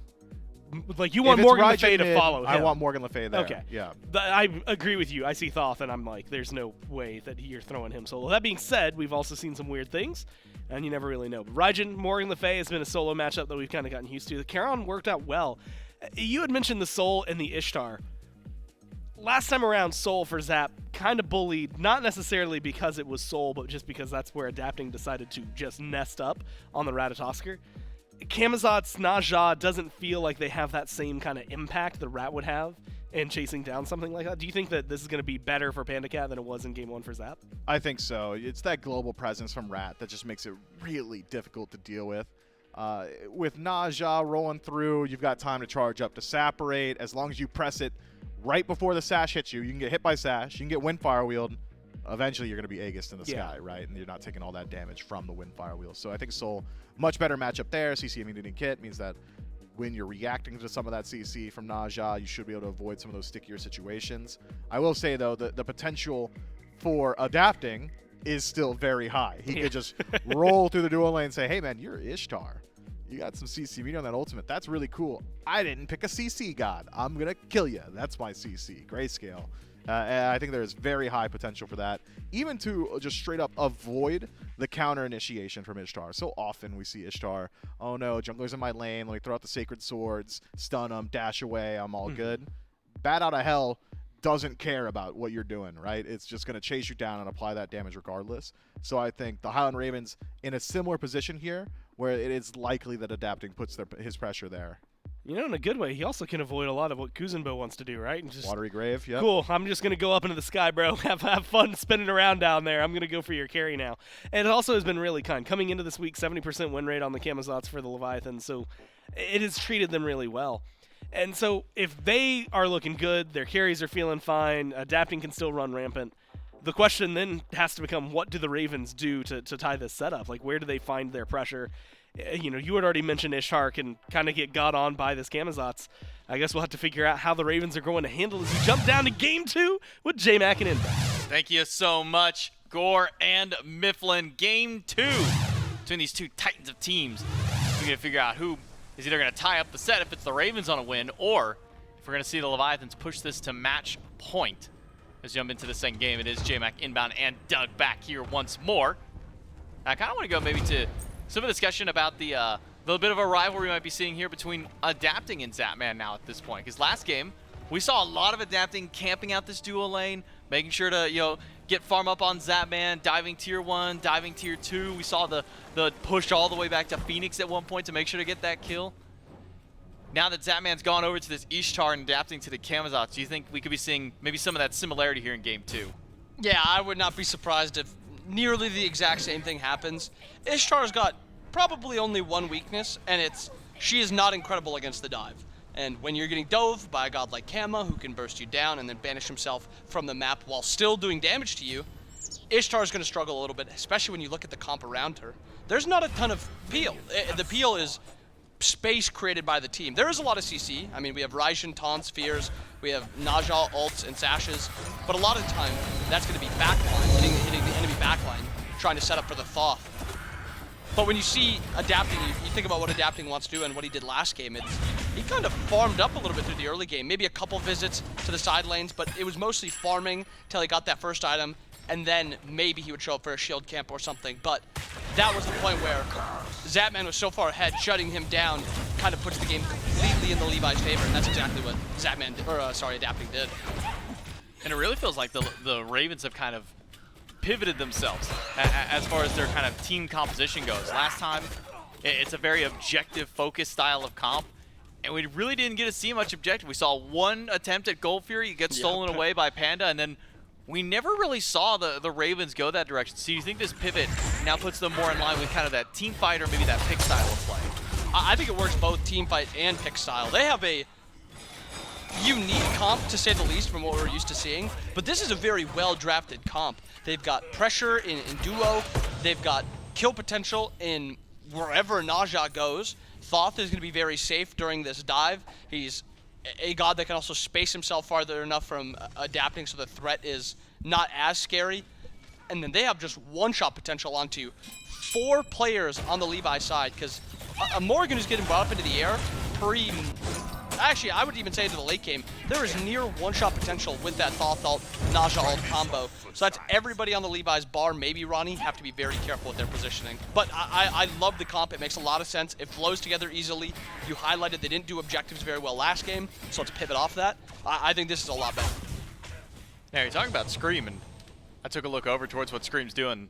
Relics. Usually we see Blink or Beads kind of as that first option for the junglers, but Scream going for the Aegis and now going for a wraparound towards Wrong U. Zapman in a bit of danger. Panicat low. Panicat gone on. So much damage his way. A root from Wrong U gives him just enough space. The Kappa bounce into the tower. Won't get much there. Good body blocks and good peel for Wrong U. Keeps Panicat alive. And forced to use med, but I mean, I'm happily trading out med to keep my ADC alive. Beads were forced not too long before that, so Panda had very little safety there. Ronnie doesn't play it how he does. Panda is going down. But the Aegis on Scream, this is a Scream Naja thing. Actually, if Zapman dashes in, really no threat. It was a little worrisome. That was a Zapman classic right there. When the god first came out, we saw somebody accidentally dash forward instead of, I think Zapman's exact words will hold the discussion on there. Aegis now off of Scream. Final K going for the blue buff invade with adapting. Haddix might just have to let this one go. Throws damage towards adapting. Final K secures the blue, but adapting pops the beads against Scream. He goes in with a ring toss, is bouncing in. Haddix might just dash aggressively, but good peel from Final K. Dragonfly pushes Haddix away. He's able to secure the blue and peel out for his teammate. And that was almost disastrous for adapting. He takes a lot of damage. Beads are forced. Fortunately for him, Final K pushing out Haddix and Scream just enough. And as you were talking about before, we got so rudely interrupted by all this action on the map. The Aegis on Scream, it is a Scream special. This is something he likes to do with Naja, so when he goes into the air and he comes down, he has that immunity when he lands, can maybe bait out, get more abilities up, and then look to fight even more. And it works out really well. He becomes almost a bait on top of having a god with setup, kill potential, and it makes him almost a tankier character because of just how much tankiness, or I guess Aegis is 100% immunity, but how much, you know, you can bait with that Aegis. A bit more survivable when you either miss survivable, that's a good word. Either when you miss that ultimate or when you hit it, you crash down. And now, as you mentioned, 4 squishy and susceptible targets to deal damage back to him. Chito fast beads gets the ultimate away from Scream, and that was Scream before going back to base to buy his Jotuns. Gonna be a longer cooldown this time as opposed to that 20% CDR we're more used to. Yeah, a lot of times you will see the junglers back to get that Jotuns, and then immediately sprint out of base to try to ult somebody to force those relics. Fortunately, no Jotuns yet for Scream. We'll have a little bit of time, but a susceptible god that he got those beads from. There's no immunity at all on this Ullr, so if Scream ever sees him, there is potential for kills there. Scream seeing his back's invaded, maybe a little fight here. Ring toss used, Sash on Adapting, but Adapting knows there's no ultimate. He's got one of his own. but it's not going to stick around for this fight. Good call from Final K. No lane partner there to deal with him, but Haddock and Thunder Crash over the wall. Lands on a Final K. The Taiko drums are there. Adapting's gonna have the juke shoes. He's already used the ultimate. He doesn't have beads. Sash by Scream, but a jump by Adapting bails him out. Is it enough though? Because Hurrywin and the ultimate from the Nanu crashes through. Final Judgment puts a nail in the coffin for Adapting. Huge rotation by the Ravens. 4 people to try to clean up Adapting, who's clearing out those back camps. But it pays off. They get the kill. That first one is worth. And beads now forced on Final K. This is 3 beads now down for the Levi's. And Scream's ult, you see it, 3/4 is going to be coming up soon. He's still standing nearby. Final K gonna try and secure this cooldown buff, but he misses the timing on it. I just don't see Scream turn and burn right back to him. But as you just pointed out, Scream still hasn't gone back to finish the item. He's still sitting on that tier 2 mace. Well, he backed. He just didn't have enough gold, I guess. So now he's finally backing at 6 minutes at level 6 to get this Jotuns. He picks up that cooldown buff also. But now there's only 60 seconds left on Shinto's beads. Is there an opportunity for him to punish? Will Shinto, play a little bit safer? Because you'll sometimes see mid laners who don't have those beads and they know the enemy ultimate is coming up. They'll completely relinquish pressure, and it's up to you to punish that, either by going for an objective or forcing you into the jungle. So now it's kind of on to Shinto. Will he respect this ult coming up, or is he going to try to greed a little bit more farm? Leviathans, even with first blood going to the Ravens, have to highlight this. Leviathans, who are out on top in gold, still early, 500s, so gold back and forth. Not really a whole lot at this stage of the game, not even really there, but just goes to show that the facing Leviathans were starting to set beforehand, getting advantage in that farm, Adapting, stealing away camps. Saw Fino invade the blue buff. All of that started to translate to a Leviathan's lead with the Ravens' first blood. They were more so able to kind of stem that bleeding for themselves. So now you're going to see the Highland Ravens continue that fight back. Scream's got Jotuns. Love to see him go to one of these lanes, try and get another set of beats. And Final K is still down for 75 seconds. And he got that ult onto... Beats are still down. Oh, Scream is able to pick up Shinto. Where's the follow-up? Wrong, he throws the wave, and it does hit. It's the clip through 2, but Shinto's out for now. Able to jump over the wall. Scream is the one low instead, in the middle of Adapting, and the rest of the squad. The swipe's down in. It's Adapting who turns the fight back around, and he might just go on top of Haddock. Haddock, a great big jump. Aegis from Haddock. Not enough. Double kill for the king. Adapting's got 2. And that is a crazy sequence. You think as soon as Shinto goes into the air with no beads, he is going to be killed by that Thoth. There's not enough damage from this Naja, from this Thoth at that point. Only one item finished, and it's that Book of Thoth, so he does not get the flat pen from that. He does not get the flat pen from this Deso/Divine, whichever he opts for, assuming Divine. And he doesn't get much from his passive either at this point. So he's just not at a point where he's doing enough damage. And Shinto at this point also very, very far ahead. And you see Charon with that shield that he's providing to his team. These are huge swings in the favor of Levi's, and that is a 2-for-1 trade. Dash on the wrong U. Ring toss hits him in Shinto. Shinto's got jump. Ultimate used, it does catch wrong U. This should be a death on landing. He's been able to follow up. Yes, 2 hieroglyphic shots do so. But here's the return back in from the Leviathans. Panda Cat here, but Adapting can't close the gap on the Nanu, so it will just be a kill for the Ravens. Adapting went in, but he gets shoved around, and now he's just getting tossed around by the Ravens. Able to juke out with Zapman on patrol. The Ravens pick up their 3rd. And a little bit of a, I don't want to say sloppy game, but there's a lot of fighting going on and a lot of invades. And this is kind of what you want to see when you're playing this Nasha. These aggressive, for lack of a better word, sloppier games are beneficial to you. You're pulling relics, able to punish the relics right after. As we saw, the Levi's won that first fight, but Naja sticks around. Cooldowns come back up, that ult comes back up, they invade that green buff, and then you get a kill, you get another kill on the rotations, and just talking a minute ago, this was a Levi's about 2K lead. Now we're swinging about a 1K difference back to the Ravens, only down 1,000 gold now. And Ronnie, not wanting to lose that farm right there, assuming he was probably just trying to ult Zapman, but we're going to assume he was trying to get that farm, gets those ranged minions with Panda Cat. Zapman's just sitting there going, is there a wave coming my way? What's happening here? Are there more people? Like, what's going on? Why am I taking this a random global from Wrong U? I actually think if we pan back over to Wrong U and get a look at kind of how he's prioritizing his level ups here, I think he has been maxing up that second ability, so bigger shield for his team to really try and continuously bail them out, and maybe some of that coming in clutch during that last fight. Yeah, and on top of that, what you get with putting points into 2 is you get cooldown. So you're getting more ability to use your 2, you're getting more value than also from the 2. So it makes a lot of sense to put points into that. The damage going to be lacking a little bit. Don't expect huge numbers from this Charon unless you're putting points into that 1. And as you saw, only 2 points into the 1 so far for Ronnie. But those shields, we saw that shield onto adapting when he jumped in. It was huge. Now, about 2 minutes from that first beacon spawning in. This is about the point last game where things started to slow down for a couple minutes, wait for that beacon, pop itself in, maybe we see a team fight break out, and then over to Fury. There's the Ravens who had started the Fury last time, stolen by Pandacat. We won't see a Fury this time by either team just yet. Still waiting on a few relics for these players. Ravens mid laner, Venenu, missing out on his. All beads back up for the Leviathans, though. And I think that's another thing that, you know, maybe a bit of a neglect on me to mention was that the only person who doesn't have beads to deal with this Naja to fight against this Kuzumbo is Wrong Yu on the Charon.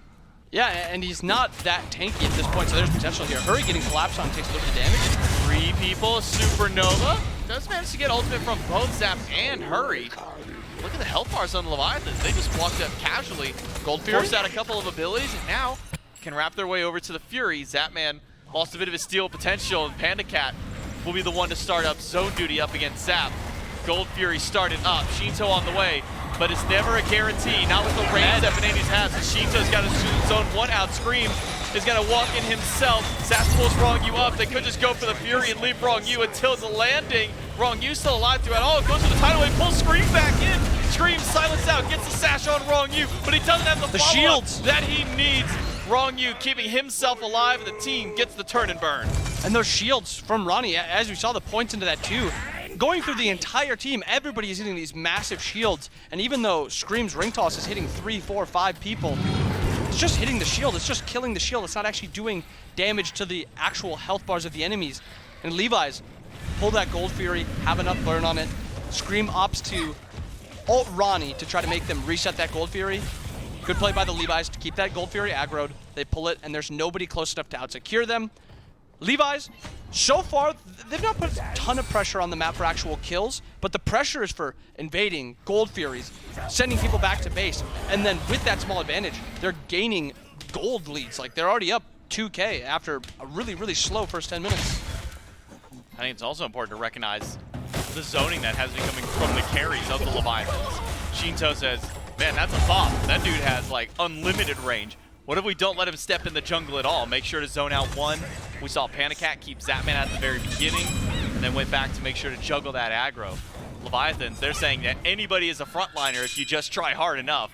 And they're proving that theory here in game number 2. Zapman has stepped up. He's got his beads, but shouldn't be too much danger. It's only Wrong Yu on this side of the map. And Ravens down almost 3K. Those left towers looking to get pressured a little bit. I'm a little bit worried if I'm the Ravens right now because Adapting's doing that. Yeah, you're getting ran at in your own jungle. You're losing your tier 1. But outside of that, this Kuzumbo's level 9. This is a character where you want to get ahead. You want to be able to return enough damage so you can actually dive the backline. If you're behind, you're not tanky enough for your 2 to actually be sending enough damage back. Your 3-1 base damage is not high enough for you to actually be threatening. And the level 11 Ronnie on the opposite side, there's just so much more value in his kit when he's at this spot. Pandacat pushed back by the Kuzumbo, uses the Supernova defensively just to make sure keep Hurrywin and Zapman from pushing in. Battle of the solo laners, we've been seeing this a lot. Typically with Warriors, we don't see a whole lot of kill action, but we've been seeing a lot more with these mages over here. For the time being, it's just a bit of poking and prodding because both of them have Vamp Shroud, both of them already have their Pythax piece. A lot of sustain available to them. How much sustain is there? Adapting. Gets spotted out of the ward by Haddix. Quick flicker back for Haddix to the safety and keeps adapting from going for the further rotation towards solo. A little bit of a grouping here by the Levi's. They haven't got a good lead, and the Levi's, or the Ravens can't really step up. Never a free objective with Venenu around, so collapse on the bomb might just be the call for Levi's beads. From Ben, charges up that final judgment, lets it fly, slams through Adapting, and now he's got to bat out of hell away from here. How far of a distance can he go? A good stun by Shinto should bail 1 out, but Haddix is going to keep up the charge board on the Raijin. Wrong Yu pushback, has the tidal wave. It does clip through 3. and Scream is falling low. Final K still standing by, and Shinto is charging forward, but he gets shoved back by Hurrywin, and now might be a turn back on the Kuzenbo. Shinto has no fear when the team's standing by. And there's just not enough damage on the side of this Ravens comp right now. You even saw the massive ult onto Adapting by Venenu, but there's just nothing else there to actually pick up that kill. And Shinto is so confident right now, he is jumping over the enemy's green buff wall and trying to find Zapman here, looking around maybe the corner. You see Zapman without that tower. No longer a very safe place for him to go, except if you want to sit all the way back in tier 2, and that's never fun this early in the game. 4,000 gold lead. Already established now by Leviathans with just that one Fury. And now immediately going back to it once more. They don't even know where everybody is on the map. They just now know that Venenu's hit mid. Hurrywin knows that Leviathans are at the Fury once more. They don't have their zoner from Venenu. You gotta keep him out when you go for these objectives. And just not enough damage there. You kind of need Panda Cat's consistent auto attack damage. Yes, Shinto's got very good burst, but the consistent damage isn't there. They opt to drop it, but it's good. Kind of like testing the water, seeing if the Ravens are willing to contest, if they're going to walk in, if they're even going to check the Gold Fury. Fortunately for them, the Ravens, they do check it. And looking across the map right now, it's a Demon Blade second item by Zapman. And on the opposite side, Ronnie has already itemized to stop that and to stop that nausea damage. So maybe he's expecting to get picked up by that nausea, and then he's trying to mitigate as much of that damage as possible. Not as if Scream's doing a whole lot to him right now with his build, Very but true. Ravens do start up the Oni Fury, half HP. They've got really good secure with Venenu's ult, so can you stop Venenu from ulting through? Tidal Wave, Scream goes over, Venenu shuts down Panda Cat, and now Scream's able to ult away. But Shinto and Adapting are on the hunt. They know that there's a low health Naja. Can they find him is the question. Venenu trying to zone out. Zapman going back to base, but Adapting's lost sight of Scream. He and Ven are sticking around on the left side of the jungle while the rest of the team's being collapsed on. Adapting jumps on top of Venenu. No ultimate available to the Thought. The quick dash out, but it went right into their waiting arms of Shinto and Fine. Okay, it's a killing spree for the mid laner and a kill for the jungler. No, that one over to Shinto. It's a double for him. 6 kills for the Levi's and 4 of them on the belt of the mid laner. And that fight is a perfect start for the Ravens. They confirm the Gold Fear with Final Judgment, and at the same time, the ult also hits Panda Cat, wiping him off the map before he can use a relic. And that is just a great setup. Unfortunately, Levi still far enough ahead, and there's so much stuff used on the side of the Ravens that they can still take that fight after. But that slows the game down. This is a 4K gold lead. It's been a 4K gold lead for 5 minutes now, something like that. As you can see, also XP lead only 5,600 also. But now if the Ravens can just slow this game down a little bit more, they can get more farm onto Hurrywin. Because as you see, this is at level 10 Kuzenbo at 17, 18 minutes. And he's no threat. And you know what is a threat? The Levi's pulling the fire jump. Already down to nearly half HP. It's Final K zoning on the Morgan Le Fay. The Ravens have got to know what's happening, but they just can't get into the pit. Maybe Hurrywin can sneak behind Final K and try and go for a steal. There's not a whole lot of steal potential. Final K? But just collapse on a Final K, says the Highland Ravens. Fire Giant is not a guarantee. The Leviathans get it, but what about the fight after? It's Final K out first, and Wrong Yu might be second. He's low, but Adapting is shown up, throws out the bats. And the Highland Ravens, nearly everybody's getting clipped with that tidal wave by Wrong Yu. That might just be enough to bail the Leviathans out. All the Fire Giant consumed up by Leviathans. Only Final K loses his buff. I'm thinking if that Charon ult does not hit 3, there is a Haddock's dash in there, and that fight goes exponentially worse for the Levi's. And a risky pull also. Pulling a Fire Giant like that and not being able to... Wait, actually. Oh no. Haddock's maybe a little threat here. Adapting, chasing, but there are 3 people there. Oh, Sash misses by Scream. Bat out of hell.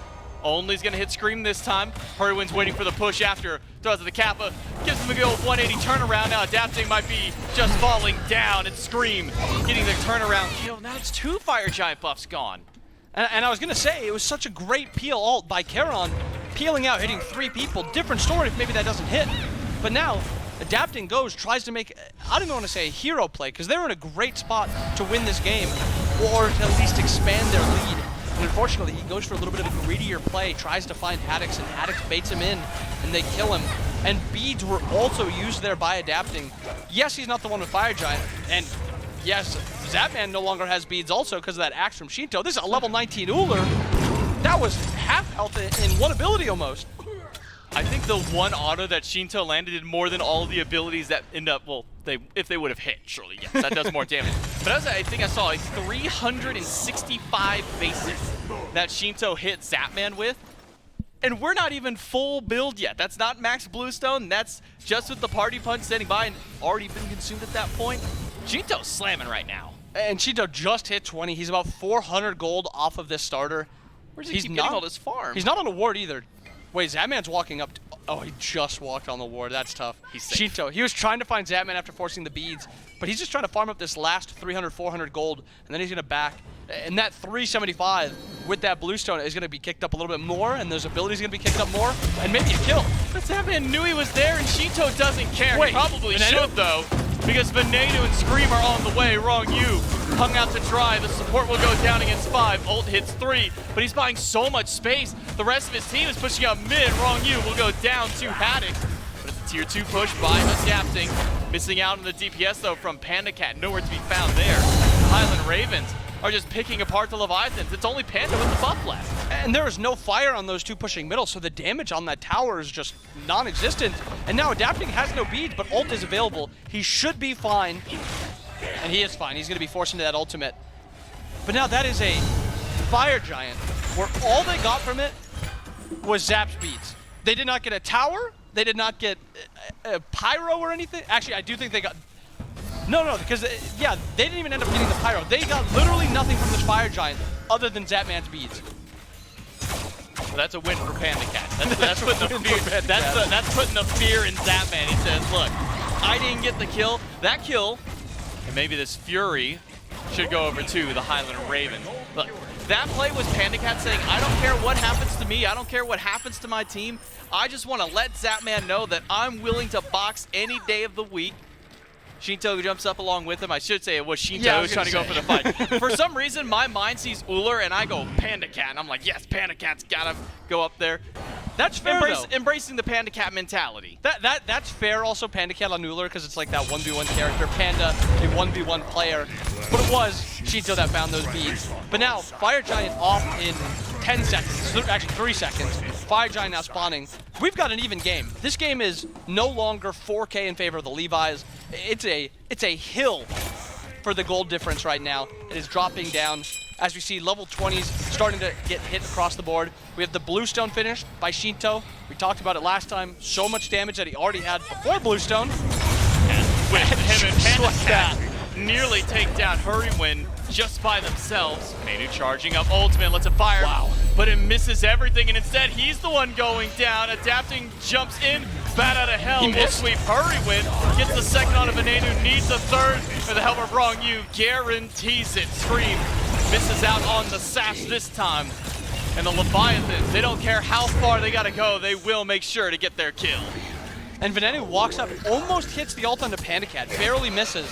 And then he's just forced too far forward. The dash doesn't bring him safe enough across the map. Gets dove into that tower. And now, a big opening by the Levi's, but it seems like they are opting to not pull fire in the 5v4. They're gonna back, maybe get vision, try to get more spikes.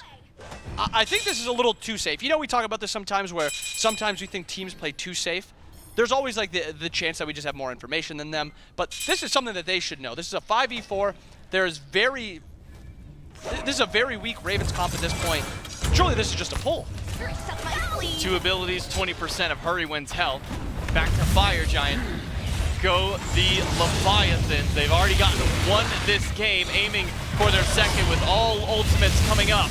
It'll be a 5v5 with Venenu showing up, but the Fire Giant's already down to half, and so is Hurrywin's HP. He's forced to back out and cannot frontline for the squad. It's just Panda Cat and Wrong You doing damage to the Fire Giant, and really, it's only just Panda Cat. Everyone else is fighting the Ravens, who have charged in Scream and Haddocks. The Haddocks are using ultimate. Scream's on cooldown. Scream's health bar now forced out is the Ravens team. Their tidal wave comes through. It picks Zapman, and Scream is already gone. Now Zapman has to use all of his relics to stay alive. Dash is there for the fear from Fine OK. Tries to set things up for the Leviathans, and it does just that. Fine OK gets a pick on a Zapman. Adapting, maybe looking behind. Instead, opts for the speed buff. 5v3 now leading to this Fire Giant. Some pokes still getting traded out. still a weak Levi's comp. You're not in a healthy spot right now other than Panda adapting. Just going to be able to solo zone here while the rest do fire. Wrongyu going to tank this one up. Now with 2 DPS on the fire, should go a little bit faster, but Wrongyu can't tank it up much longer, so he'll trade that over to his team. Keep your eyes on Hurrywin. He's not going to, I was saying maybe if there's a stray Nene Kappa thrown out that might try and take it away, but not going to be the case. Leviathans get the Fire Giant on all 5, and this time, doesn't cost anybody a life. And they've got Fire Giant on 5. Last time we saw them with Fire Giant, it was someone dying, someone dying, someone dying, and they slowly lost those Fire Giants. I want to see them group up. You've got such a strong 5-man group. If anybody hits, like an Axe hits, it's a death or a beads. If Panda is able to hit it too, it's a death or an Aegis. Like, there's so much one-shot potential on this Levi's comp. Yes, you can play split because of how much stronger adapting is than Scream at this point, but there's always the chance that you just get matched by Haddix, and that's not a fight you can really win enough to be able to get a Phoenix. So start to group up, play for Beacon too, this is fine, but once you start to group, you have this Fire Giant, you have left, you're going to be opting for, and Primal Fury on the way in, might as well. Grab as many things as you can all at once. Maximize your effort. Says, oh, Panicat doesn't need to stand on a beacon to cap that one. You can just leave Wrongyu there. So it's Beacon, Primal, and a group up left. Now for the Leviathans. Nearly 8,000 gold in the lead to the Ravens at 26 minutes in. Shinto on the Uller did get shut down earlier, 4-1 for him, but has been a leading charge in damage for his team, along with Final K, who's been playing this frontline Morgan Le Fay. And even if you see this Naja at 10k damage, the CC he can output on a fight like this is insane. We've seen it before where just a sash is enough for Veneno to get that ult off, and with it only halfway charged, there is still one-shot potential in that. So eyes on Veneno, and a little bit of eyes on Scream.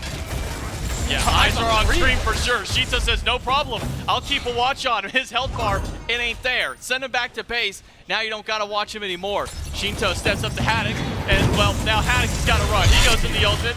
With adapting and Shinto there, that's not a safe play. Shinto pushed under the Phoenix, waiting for the jump to come back. Aegis buys some time as Wrongyu takes down Zapman. Panda shows up to bail out his mid laner.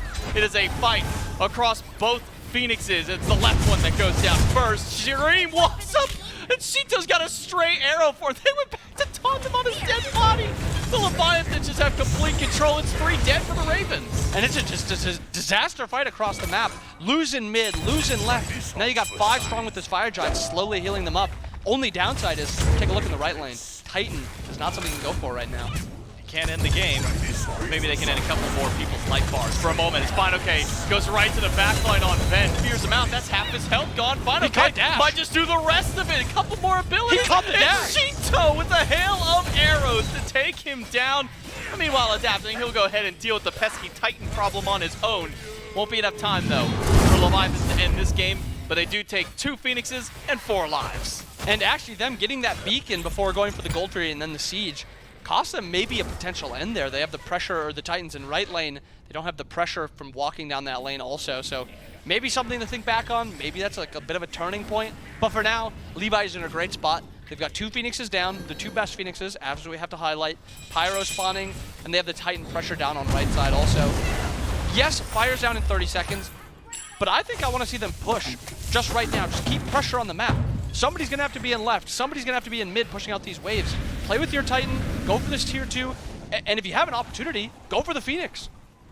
Will be a Pyromancer for now on the side of the Leviathans. They'll grab that one.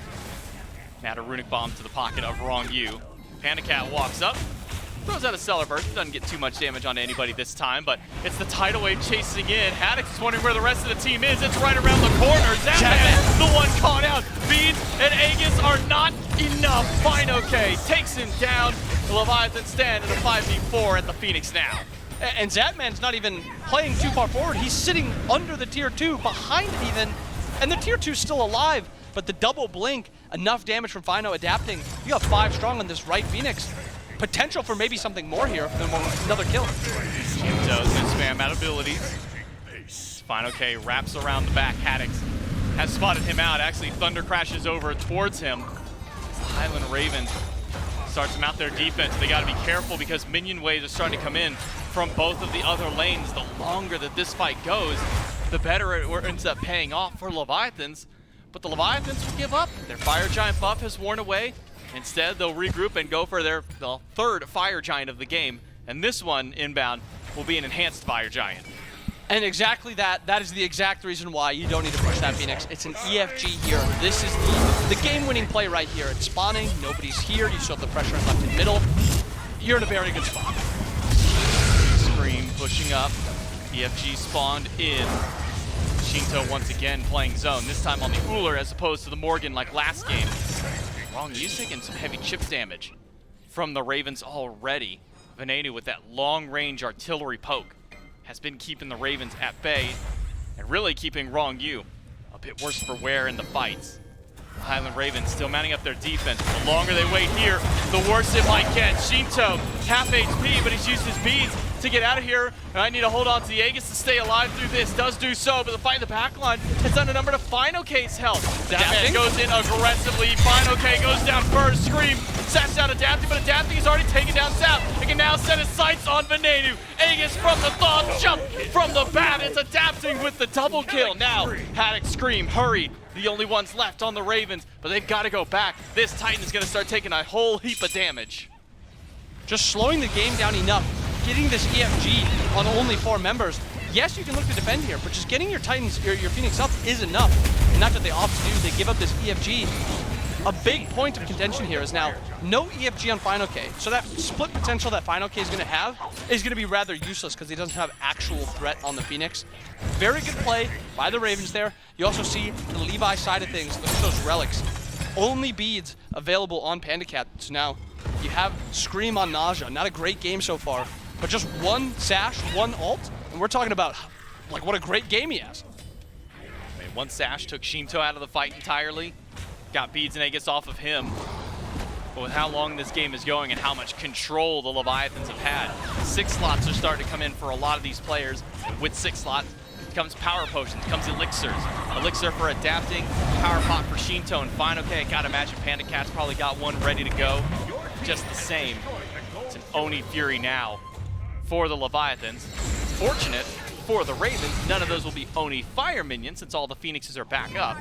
But it still makes it very dangerous around all 3 of these birds. Also, at this point, Adapting has got 6 items, all power items. He's got a 3K pot, and he's got an EFG. Adapting is very scary right now. There is one-shot potential on this Kama, but I mean, same with the Soul, same with the Uller. There's one-shot potential across the board on this Levi's. Ravens will mount the defense at the weakened Phoenix. Mid one also having respawn will be in a weakened state for themselves.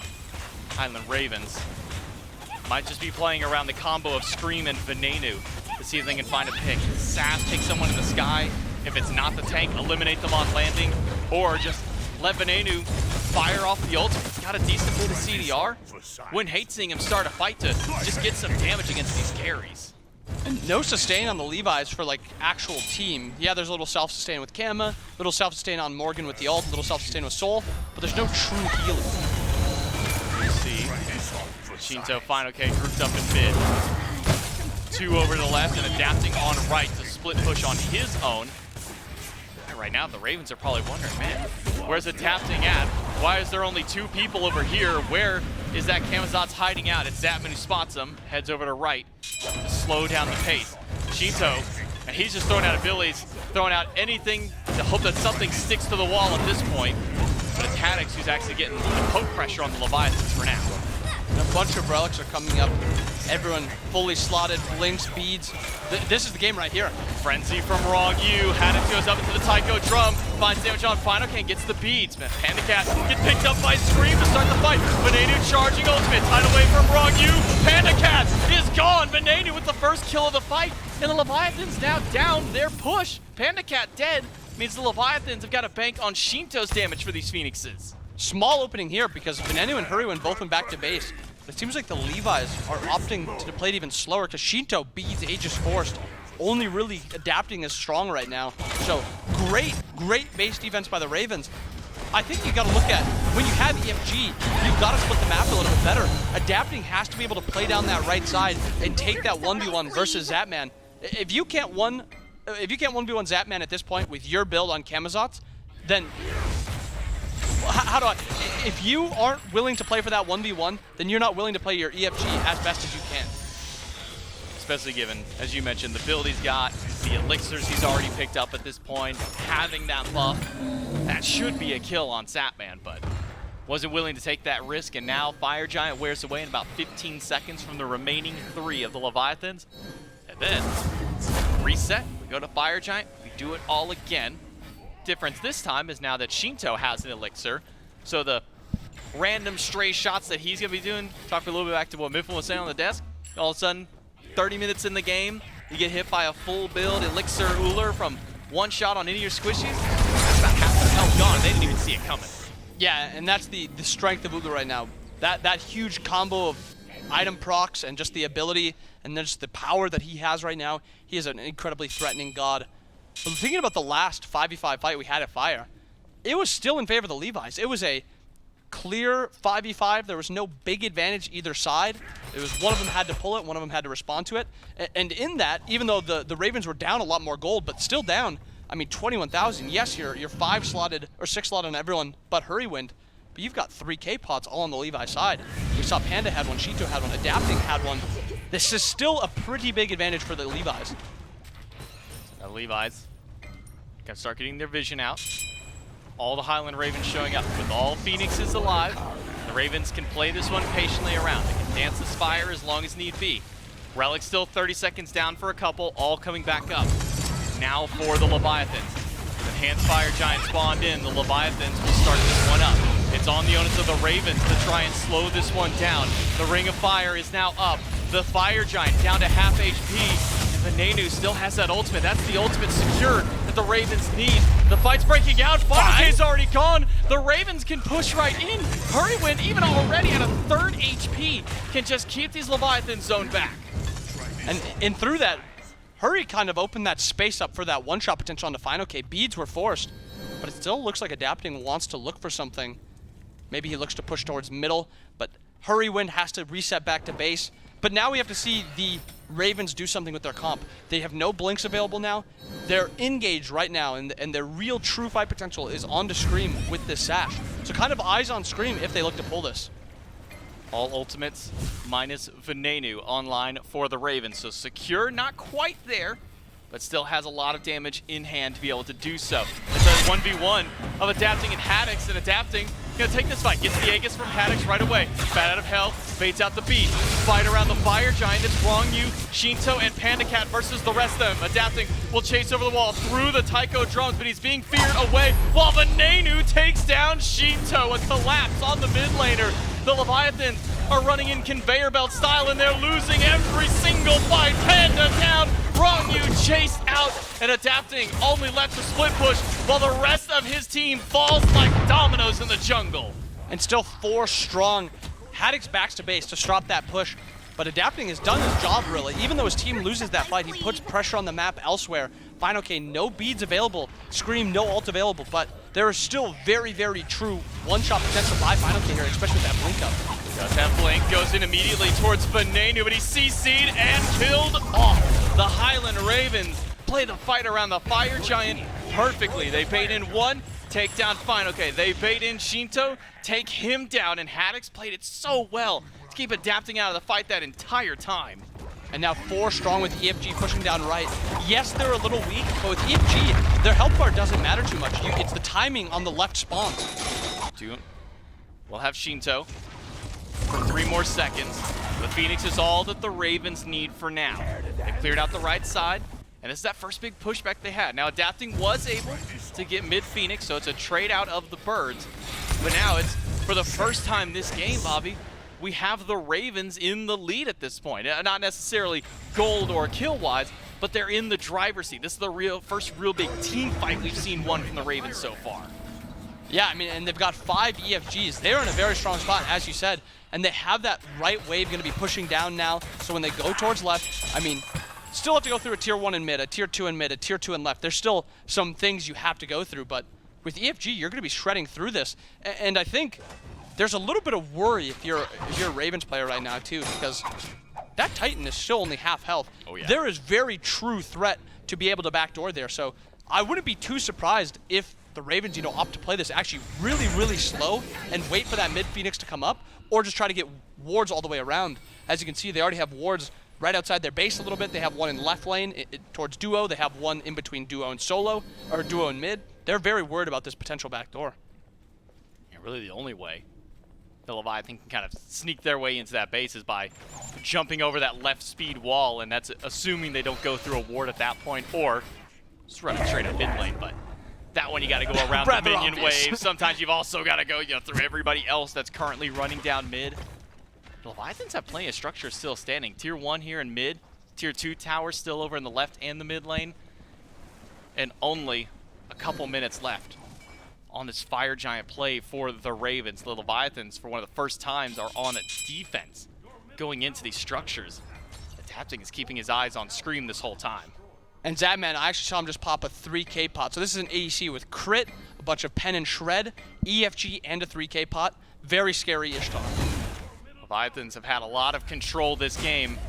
They're not going to be able to defend this Tier 2 tower. This one is knocked down with just a few in-hands, but now it's on to the Leviathans. Let's listen in as they try for this team fight defense. Killing spree.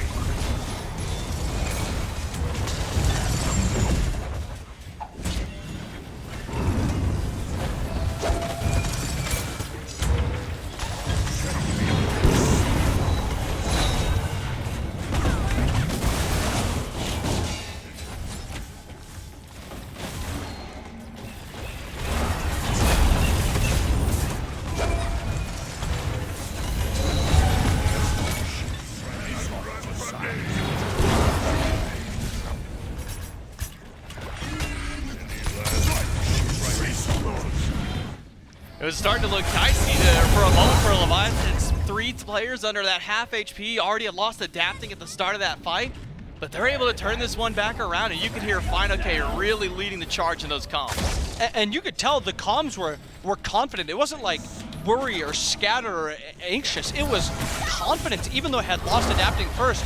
And when you have that confidence, even when you are slightly behind, there's an ability to win, and now you have 5v4 here, adapting spawning right now too, or 4v3. Downside here for the Leviathans, they got to push into Venenu this time, who has both of his relics and ultimate up. Venenu essentially untouched during that entire engagement. He's able to get some big damage off, keep his team alive during all of that. So Leviathans will give up their push over on the left-hand side. Instead, Panicat will work on a Primal Fury for himself. We start cresting over, nearing the 45-minute mark. Still a few minutes out from there, but this enhanced Fire Giant's faded away from the Ravens. We're about another minute and a half or so till we see some big action. As you said, it's kind of just waiting for that point, trying to get some vision down, getting ready for this EFG. Spawning in about a minute. You have all Phoenixes back up. So now they're back to almost a complete reset. We are now sitting completely even game. You've got some 3K pots on both sides. You've actually got Final K actually buying a mantle for a little bit more survivability. He's worried about the burst from Thoth, the follow-up from Scream using his 3 and his ult. And now you're kind of sitting in this mid point of the game. Actually, it's a late part of the game, but a mid fight in the game towards Fire Giant. And you have to think about who's got the easier engage. And you see the engages the Ravens have. You have Kuzumbo, you have Naja. You look at the Levi side, not a ton of easy engage. Ravens are the ones starting up the fire this time. They've The got Leviathans trying to close in. Wrong you is being pushed back, and the Ravens secure the Fire Giant. They push in for the team fight. Let's take a listen in with the Ravens.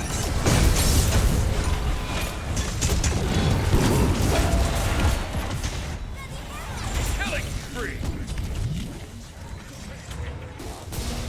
For you. 1-for-1 trade, not a bad deal for the Leviathans, especially given the one that they were able to take out. Zapman now.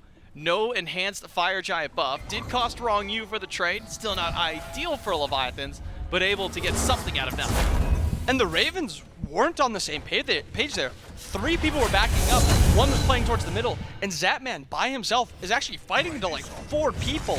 I think if you see the Levi or the Ravens, instead of kiting back towards their base, if they play through with Zap, that is a game-winning fight right there. Unfortunately, they do opt to split a little bit. Zapman is able to at least get the trade, so there's a bright side there. But as you highlighted, no EFG now on your ADC. Still got Scream to do damage to Phoenix. It's not too bad. You've got Haddox from range. He's not doing as much. So we might be spinning our wheels for a little bit longer, especially with these relics still coming up off of cooldown. Ravens, 70 seconds. And more than that, even. Until some of their carry cooldowns come back up. Meanwhile, Leviathans are kind of in the same boat right now, though. Slightly shorter cooldowns for a few of them. Blinks from Final K and adapting. I think that's where we saw that big collapse in the backline, was the double scorching blink from them. Kind of keep things interesting. The Ravens do take down Tier 2 tower. No Fury this time around, so without Zapman having that enhanced Fire Giant buff, the Ravens not confident in being able to step up to this fight around Phoenix. And something we kind of glossed over during that EFG fight is they forced it at the perfect time, where right Phoenix ends up going down also. So now that is an additional advantage that they actually have. So you have 1 point of pressure on the right side with the fire waves, and now if you 5-man group, or if you at least 4-1 split, you're gonna have pressure down the left side. Looks like Hurry's the one to opt to push down middle. Everyone else kind of picking up their buffs, trying to get as strong as possible to get ready for the siege. And as you said, I think a lot of them are just waiting for their relics, because at this point, having no beads is a death sentence. You're going to be getting one shot, or you're going to be getting just CC'd into a bunch of consistent damage and you won't be able to get out of it. But now, we see also a 3k pot on Haddox, bomb on Zapman, 3k pot on Shinto. This is a fight right here. This is the game. Could be the game-winning fight for either team at this point. Adapting has cleared out one wave in right. It's starting to kite his way over towards mid. He'll clear out the minions ahead of time, but poke game back and forth between the two. Shinto's losing out on a lot. Haddox goes in with his own ultimate, but it's just his own at this point. He's only getting damage on the wrong U, while Panda Cat and Final K are chipping away at the rest. Zapman is already 40%, and check out Adapting, wrapping around the back, blink onto Venenu, bat out of hell towards Zapman. That's both of his relics now down, and Venenu's health bar is just melting. Adapting? By Adapting. He's gonna solo out Venenu by himself, nearly takes down Zap, but Shinto has dealt with Hurrywin. It's 2 down on the Ravens, only 1 fall for the Leviathans, but they could keep this chase up. And Venenu dies in a 1v3 to Adapting, unable to get his ult off. Adapting kind of makes a hero play there. If he's not able to get that pick, if he's, forced to play back and actually pick up that for a second. Shinto in danger, Sash connects, he's got the Aegis, but he doesn't have the health to stay alive, and neither does Wrong U. They stepped too far into the jungle, and have now left it to where it's only Final K and Panda Cat alive, and it might not even be Final K. The Sash connects, the ultimate from Haddox, it's pulling Panda Cat back in, but he's got the bead to get away from Scream. Haddox chasing in, Zapman collapses down, and Panda Cat falls. It's just Final K left to defend, and he's got to fight against all 3 of the Ravens. No ultimate for Fine. It's just his base abilities to try and defend out. And not too much survivability here. EFG has worn off, so they don't have a ton of sustain. Wave is walking in now. It's up to Final K. Haddox tanking this one up. Final K trying to poke out. Scream, half HP. Final K gets the double pick up, the double push. Scream is 1 hit away, but nobody was paying attention to Zapman, who cleans up the Titan, and the Ravens tie up the set. What a game. That was a back and forth, stressful, no lead meant anything. That was a huge, huge early game advantage and mid game advantage and late game advantage that the Levi's had. Unfortunately, they're not able to put it away. The Ravens stick around for too long. And, 1, 2, 3 fights in a row. The Ravens are able to do just enough to get themselves back into the game. And then they start winning fights. And it wasn't easy, but they ended up winning the game. Adapting makes a great play. Goes to the back line, takes down Venenu. It's now 4 versus 3. All Leviathan's got to do is just stay grouped up, push up a lane, and you're good. Instead, they separate, walk into the jungle. Shinto gets picked off, and then it's just a 1v1, 1 at a time conveyor belt through, and the Ravens are able to keep picking off the Leviathans. And as you said, if that doesn't happen, we're almost at a complete reset again where we're waiting for the next Fire Giant, or maybe some fight on the other side of the map by the Levi's, since they have the 1-man advantage. But because of how they play it, the game's just over at that point. And how Scream plays this Naja is just different than anyone else, and it was very beneficial to how they wanted to play this game. The constant CC, the sashes, finding these targets and keeping these relics down. To net the Highland Ravens a win here in game number 2. They tie up the set, but we're going to take it to a quick break, and we'll be right back.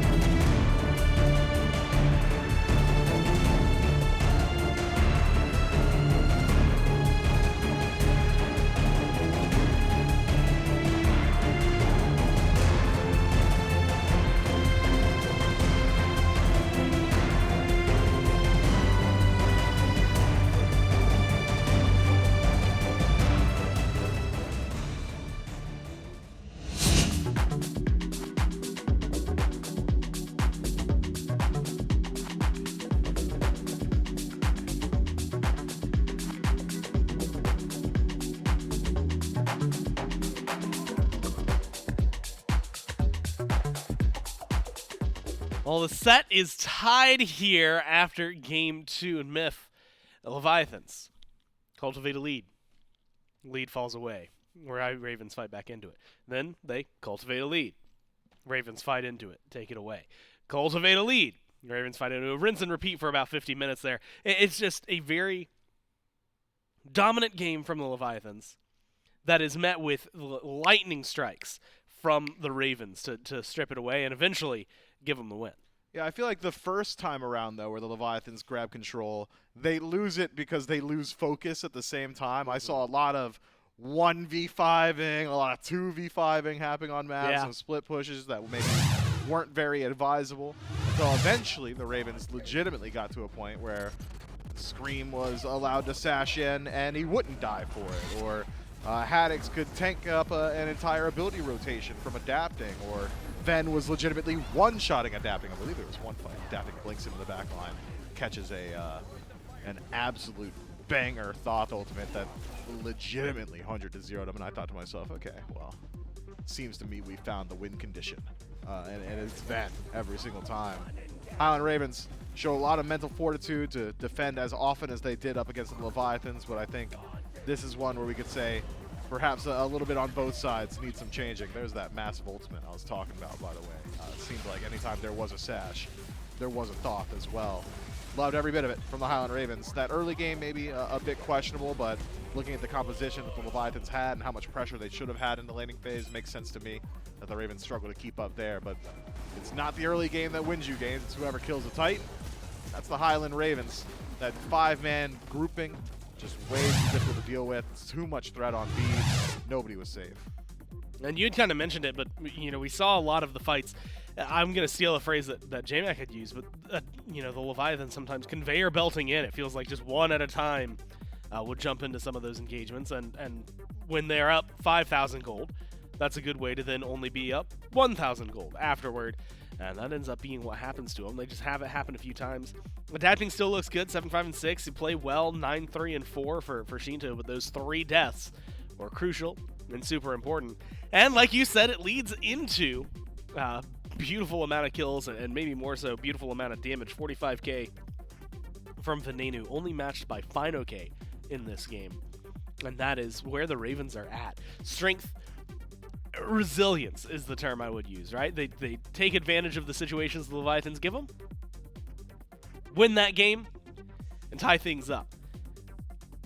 Now the question really comes in, how do you stop yourself from being in that position to begin with, right? Where you have to hold on and fight back, right? Yeah. How do you control the Leviathans a little bit better in the early game to make sure that it doesn't spiral until it's luck a little bit that comes to you?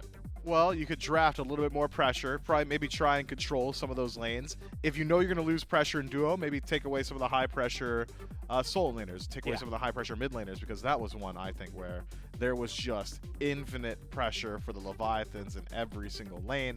Every lane was either holding their own or dominating, so they transitioned to those mid-game team fights very well until eventually lose a bit of their focus on some of those sieges. So if the Ravens so choose in first pick, I mean, they could just go ahead and grab something like Soul for themselves. We often see first pick teams try and fish for the op wash that essentially guarantees you pressure wherever he is. It seems to me the Highland Ravens doing exactly that. Khepri is a first ban. Not a bad ban, but it's a throwaway. You're just trying to leave something up. One they used, I believe, in game 1.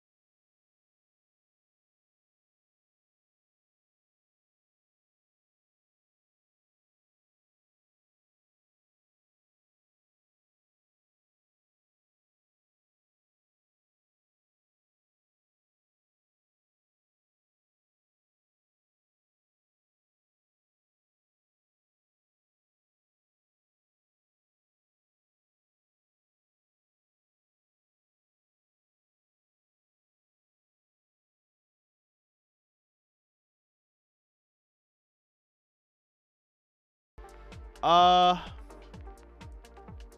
I mean, Athena's also a Nemesis counter, so, like, you got to be worried about that. Why Marty?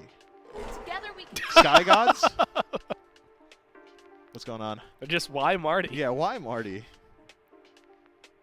Chad, if you're wondering if your analyst is ever also questioning something, that's a sign that either it's real weird, It's real good in scrims. or they're doing like some 5D chess, right? Yeah. Maybe it's going to be real good in scrims. They go for the Wheelish. You know what, Mifflin? This one recently got a little buff, right? Well, I'm big on a Wheelish. You know I love this Yeah, pick. you like her anyway. Yeah, she does so much damage. Her control in the early game is ridiculous. She sets a wild pace and movement speed, so it's really difficult for any junglers to really keep up with her. I mean, her absolute late game is nuts. We talked about it a little bit earlier, the ability of some junglers to just blink through you with Scorching Blink and then make sure you die to it. Yeah, Wheelish is on that list because you just got hit by the biggest knock-up in Smite into Feather Step to lock you down even longer. I think that god is just incredibly strong. She also wins just about every single jungle v jungle 1v1. The name Man. is Freya. Athena goes unpicked, unbanned. That's got to be a first for the phase. That's got to be a first for the phase. Yeah, she's been Not a first for the phase. J-Max telling me no. no. I guess yeah. In some of those early weeks, she wasn't really super high priority. Oh, okay, so fair that enough. That fair would enough. make sense. Yeah, they were slow on the uptake. I Yeah, they suppose. didn't know yet. Yeah, I knew. She is top 3 though in terms of like how many games played so far. She has made it through a lot. Let's see pick ban. Yeah, she's at 96% pick ban. That's good. That's pretty good. 96 pick Hey, ban, huh? and you know what? If you look at the screen, there's actually, you know what? There is one other god that is in the top 4 Really? that Who is am I not missing? up there, and that's Amaterasu, who's not up there. Oh, Amy's kind of fallen off though. Yeah. Chernobog, Yamoja, Athena are the top 3. 99, 96.8, and then 96.06. I'd almost just say that should, if you're gonna be locking a warrior, right? Like it should just be Amy though. Like, Yeah. I mean, Hercules is really good. Ducky turned me into a Herc believer earlier today. I believe, was it Baskin yesterday? I believe Baskin was playing it and made it look Yeah, Baskin's a real good Herc player too. Final K is on that list of top tier Herc players. True. All right, let's talk about compositions then. Let's figure out what these 5-on-5s begin to look like. Yeah, we You still got do lost have- in the sauce with no Athena. Yeah, and there should have been an Athena. Let me make sure I say that one more time. You still do have the ability to just like absolutely decimate neutral objectives. This is, in essence, for the Highland Ravens, a double hunter composition with a Fafnir on it. So, yeah, Gold Fury, Fire Giant all go very quickly, maybe even faster because Freya's really good on neutral objectives. Kind of cheeks on Siege, but you know, otherwise pretty good on neutral objectives. Analyst Leviathans, their draft, that looks to me to be a pick-based composition. Marty, pretty safe, also has defense shred, so whoever you decide to pick off the back of Yamoja CC or Hercules Pluck is going to have their defense completely mitigated, chain CC just all the way through for the Atlantis Leviathan, so maybe a little bit more PvP focus for them as opposed to a PvE team for the Highland Ravens. But the Highland Ravens do have advantage in PvP just on numbers advantage. If any fight that doesn't start exactly where Chernobog is on the map, he will be getting there after you use all of your abilities. And here's the thing about fighting Chernobog when you don't have any abilities. It ain't easy because he hits hard and he's an ADC. And he also not only, first off, gives that global diff, at least in one half of the conversation we were having, but it does create an interesting dynamic because the Leviathans, unless some things are going real wonky over there, it looks like it's going to be Raijin in mid and Marty over in the long lane, right? And like Marty, I got used to being in mid up against like Cherno. Raijin, I've gotten used to seeing over in solo. So unless they're doing something crazy, you're having matchups that we're not used to seeing. Cherno versus Raijin, Marty versus Freya, who we haven't seen, and then Herc having to go against Morgan Le Fay. Like, all of those lanes feel weird given what we've seen lately. Yeah. I mean, Marty versus Freya, talk about a snoozer lane. Oh no, I'm low HP. Up to the sky. Good Run luck. away. It's not even like we can both go up to the sky and like shoot each other while they're up there. Nope. No, I'll shoot the ground where you were, though. You better not land anytime soon. Is one of their ultimates longer than the other? I think they're synced timers too. Yeah, they're just. That's tough stuff. Oh, are you? I'm trying to figure. I think if Freya doesn't fire all her shots at the same time, but like if Freya like for Freya some could reason, just like if she's like just spamming it for yeah, some reason, shouldn't be doing that. Yeah, then you're gonna be landing into death. I guess I don't know. It's gonna be an interesting one here. The draft's threw us for a loop. We'll see how it works out as we jump into Game 3 with the casters. It's all tied up here, 1-1. Who's gonna get on the match point first? Will it be the Ravens? Will it be the Leviathans? We'll find out as we jump into Game 3. It's J-Mac, Inbound, and Doug here to bring you the action for that third game. Inbound for the first time in what feels like forever. No Athena ban, no Athena pick. Feels like we're living in an alternate timeline right now, considering how strong that god has been with the chokehold that she's had on the picks and bans, especially in those top 3. Feels so strange not seeing her in there. But now that kind of pivots us to what was picked up in place of that. Hurrywin going back to the Fafnir again. Double Hunter style of composition, though not as true of a double Hunter when you have a Freya this early in the game. The comp didn't necessarily work out the greatest in game number 1, so curious to see the Ravens go back to it here in game 3. Yeah, I mean, that's a correct few things to highlight. We're not seeing Athena. We're not seeing Amy. Weird to see Marty at all, and weird to see Marty in duo. There are so many things that are just different about this set or this game, and it's going to be kind of what ends up winning out here. Does this Marty win lane? Is this maybe a sneak winning matchup? Because this was picked into the Freya, right? So this is now like maybe this is something where Marty wins this lane, and this is something that Panda likes, and he likes playing it into the Freya. In mid lane, maybe Raijin has got a good 1v1 into this Chernobog. Maybe teams start to let that Chernobog through. There's a lot of potential for this game to spiral even more than just this game. Like the meta in general might spiral just based off this. All the small nuances that really come into this kind of a draft and this style of game might give us back at least a little bit of light into some of the older portions of the phase. Panda Cat picked up by Zapman, but that's because a lot of damage was thrown Zap's way from this Marti cross. Can I just say, most terrifying skin in the game, the one that Panda Cat is on. It's disgusting. It is nightmare fuel. It's My disgusting. God. Now that we're past that, now that I've gotten We had to that off my highlight that chest, for a second. had to mention that because anytime I see the skin, no, don't go back to it, Doug. I'm gonna have Doug. I'm gonna have nightmares tonight. Oh God, I gotta see it again all throughout this game. Panda Cat, what have you done to me, man? He said, yo, I'm the only one who gets to wear a black and white bear costume today. And then he gets to use this skin also. Like, oh. He was trying to instill the fear He's the into- worst. Look, we were talking about Zapophobia. I've got Panda Cat phobia now. I don't want to go anywhere near this guy. Back to the game, though. Do see rotation from adapting towards the shield buff, which I think is a bit interesting considering how much pressure adapting usually puts towards the right side of the map when playing this character. We will see a bit of a battle breakout as Scream is rotated to the top side of 3v3 at shield. Adapting and Scream dealing good damage to each other, but Adapting's going to continue his chase forward. Jumps on top of Zap, but will keep him alive, but a Riptide brings him right back. It's been a while since Rongyu's got the emoji, but he never lost his groove. First blood to the Leviathans. And that is a crazy play. Zapman also beads his after, so now that's 160 seconds till his beads are back up. And that was a crazy stat you told me when Ronnie locked this Yemoja. This is his first Yemoja game this phase. That is wild to think about. He's played so much Athena. You said 10 games of Athena and then some other gods sprinkled in. But he looks just as good on this Yemoja as he did last phase, and he's locking it in all the time. I mean, this was a player, I mean, we dial back even towards Season 8, early Season 9. This was almost a guaranteed win combo. You see wrong you either ban that Yemoja or you wait for the next game because you're probably losing that. Good to see that he still hasn't lost his touch on the god if you're a Leviathans fan.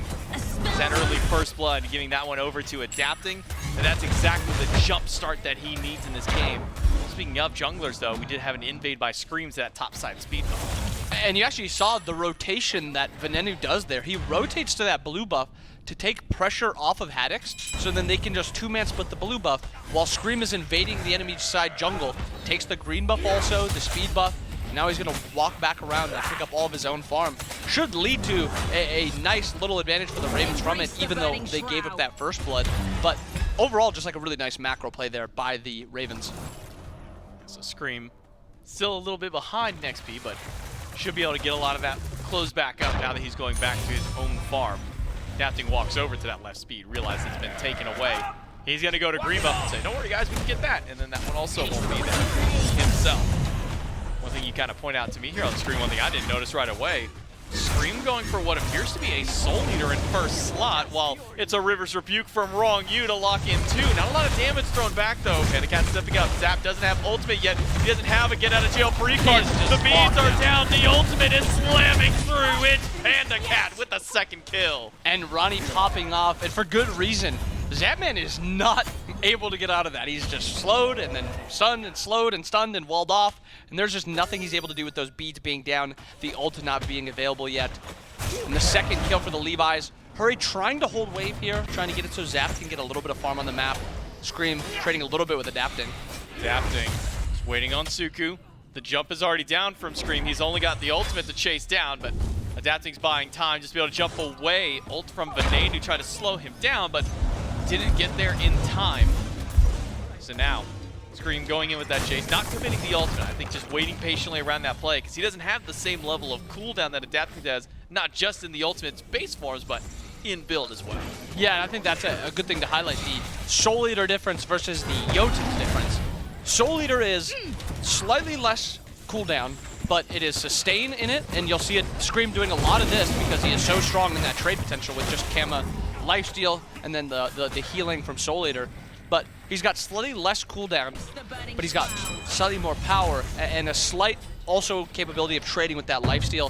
Adapting on the other side has a lot more cooldown. Willix has already got very low cooldowns, and then she's also got a low cooldown ultimate. So that's kind of the difference in builds and gods that we have. Scream going to be very strong with lifesteal. Little dash in mid by Shinto. Shinto, does he have the damage for this? Well, not when Venenu sits inside of a wall for half of it. Shinto not able to get the solo kill he was hoping for. But also another thing I've got to at least point out to keep eyes on between these 1v1s of junglers. Scream doesn't have beats. He's got an ultimate for CC Muni. But if he gets hit by that knockup from Adapting or pulled through a Riptide just like that, Adapting can punish him. Quick bat out of hell, gets Scream to the sky. Trying to secure out this green buff. The Highland Ravens do so, but it's not a fun ultimate to trade out. Maybe Hurrywin, he gets the job done, misses the hammer, so Adapting can just coast right by him and head back to safety. And as soon as that hammer's down, the CC kind of disappears on the side of the Ravens. Really, the only CC in this mid-core 3v3 is that stun. There is the slow, there's the root from the Chernobog, but that's just about it. So if Fafnir hammer misses, expect a lot of disengages from the Ravens. But if that hammer hits, there's a lot of burst to follow up to it. Don't see that one connect yet. And so Adapting will be able to crawl himself away for the time being. Leviathans pushing up towards shield buff, but Hurrywin's not going to let this one go for free just yet. Does end up getting secured by the Levi's, so Dual Lane can continue to thrive on their side of the map. One level up for each of them.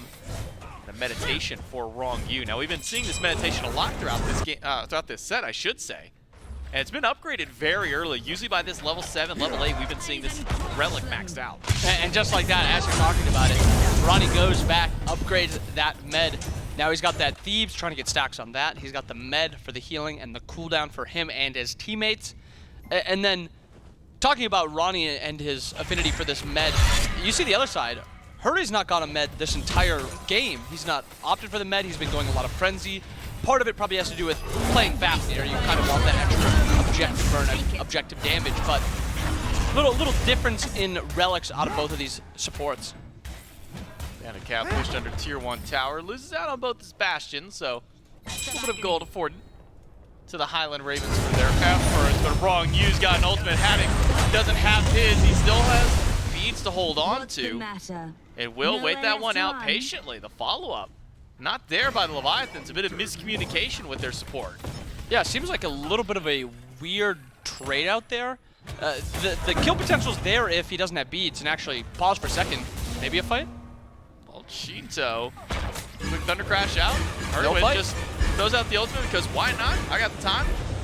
Use it to help clear out the mid camps, but that pretty much peters out as soon as Shinto crashes away. Pandacat around the wall of the jungle. Jukes out the CC from Zapman.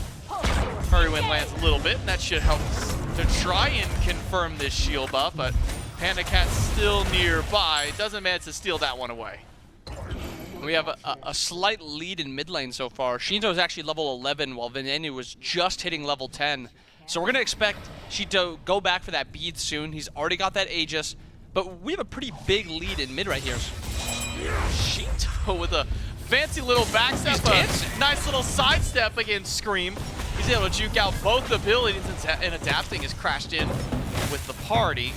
Shinto still going back in. Scream dives in aggressively. The Raichu in the air is not enough damage. The Bat of the Hell swipes aren't enough. He's going to try and drain his life. He does the 1-for-1 in mid. Venenu helping to take down one, but adapting gets the return kill immediately on Scream. Scream was level 8. Wait, Vino K teleports in. Doesn't able to get the, or does get the beads, not able to get the pull immediately after, but man, Leviathans are just playing aggressive. And Scream was level 8 going into that 2v2 in mid. He got the kill and now he's level 10. And the shutdown onto Shinto gives him, he's actually got the lead now in the jungle, even though you see on the other side, adapting is 2-0 and 0. So that's how powerful you see these shutdown kills are. It doesn't matter if you're behind. Little damage on his Zapman. Is forced to the sky, waiting for him on the ground. Will likely be a riptide for the support. He's got him. The roots there from Panda, and he's got the ultimate to chase him down. One more shot from the in-hand should do it, but the cavalry has arrived for the Ravens, and Zapman is out of this team fight. Quick bailout from Hurrywin and co. Make sure that Zapman gets to live. And a lot of pressure being put over here on the Zapman. We saw a couple early kills, a little bit of a rotation from both junglers, but you know, it's only Zapman the one getting punished.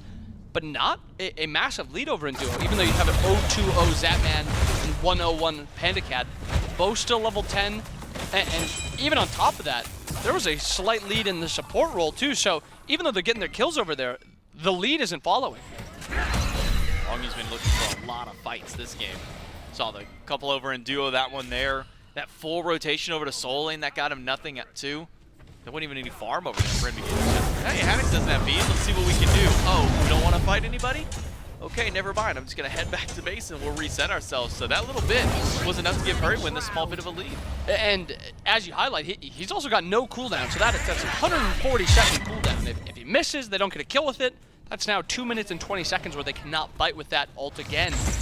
And in the early portion of the game, that's your Moja's strength. Late game, you have spam 2 heals, you have the 3 potential.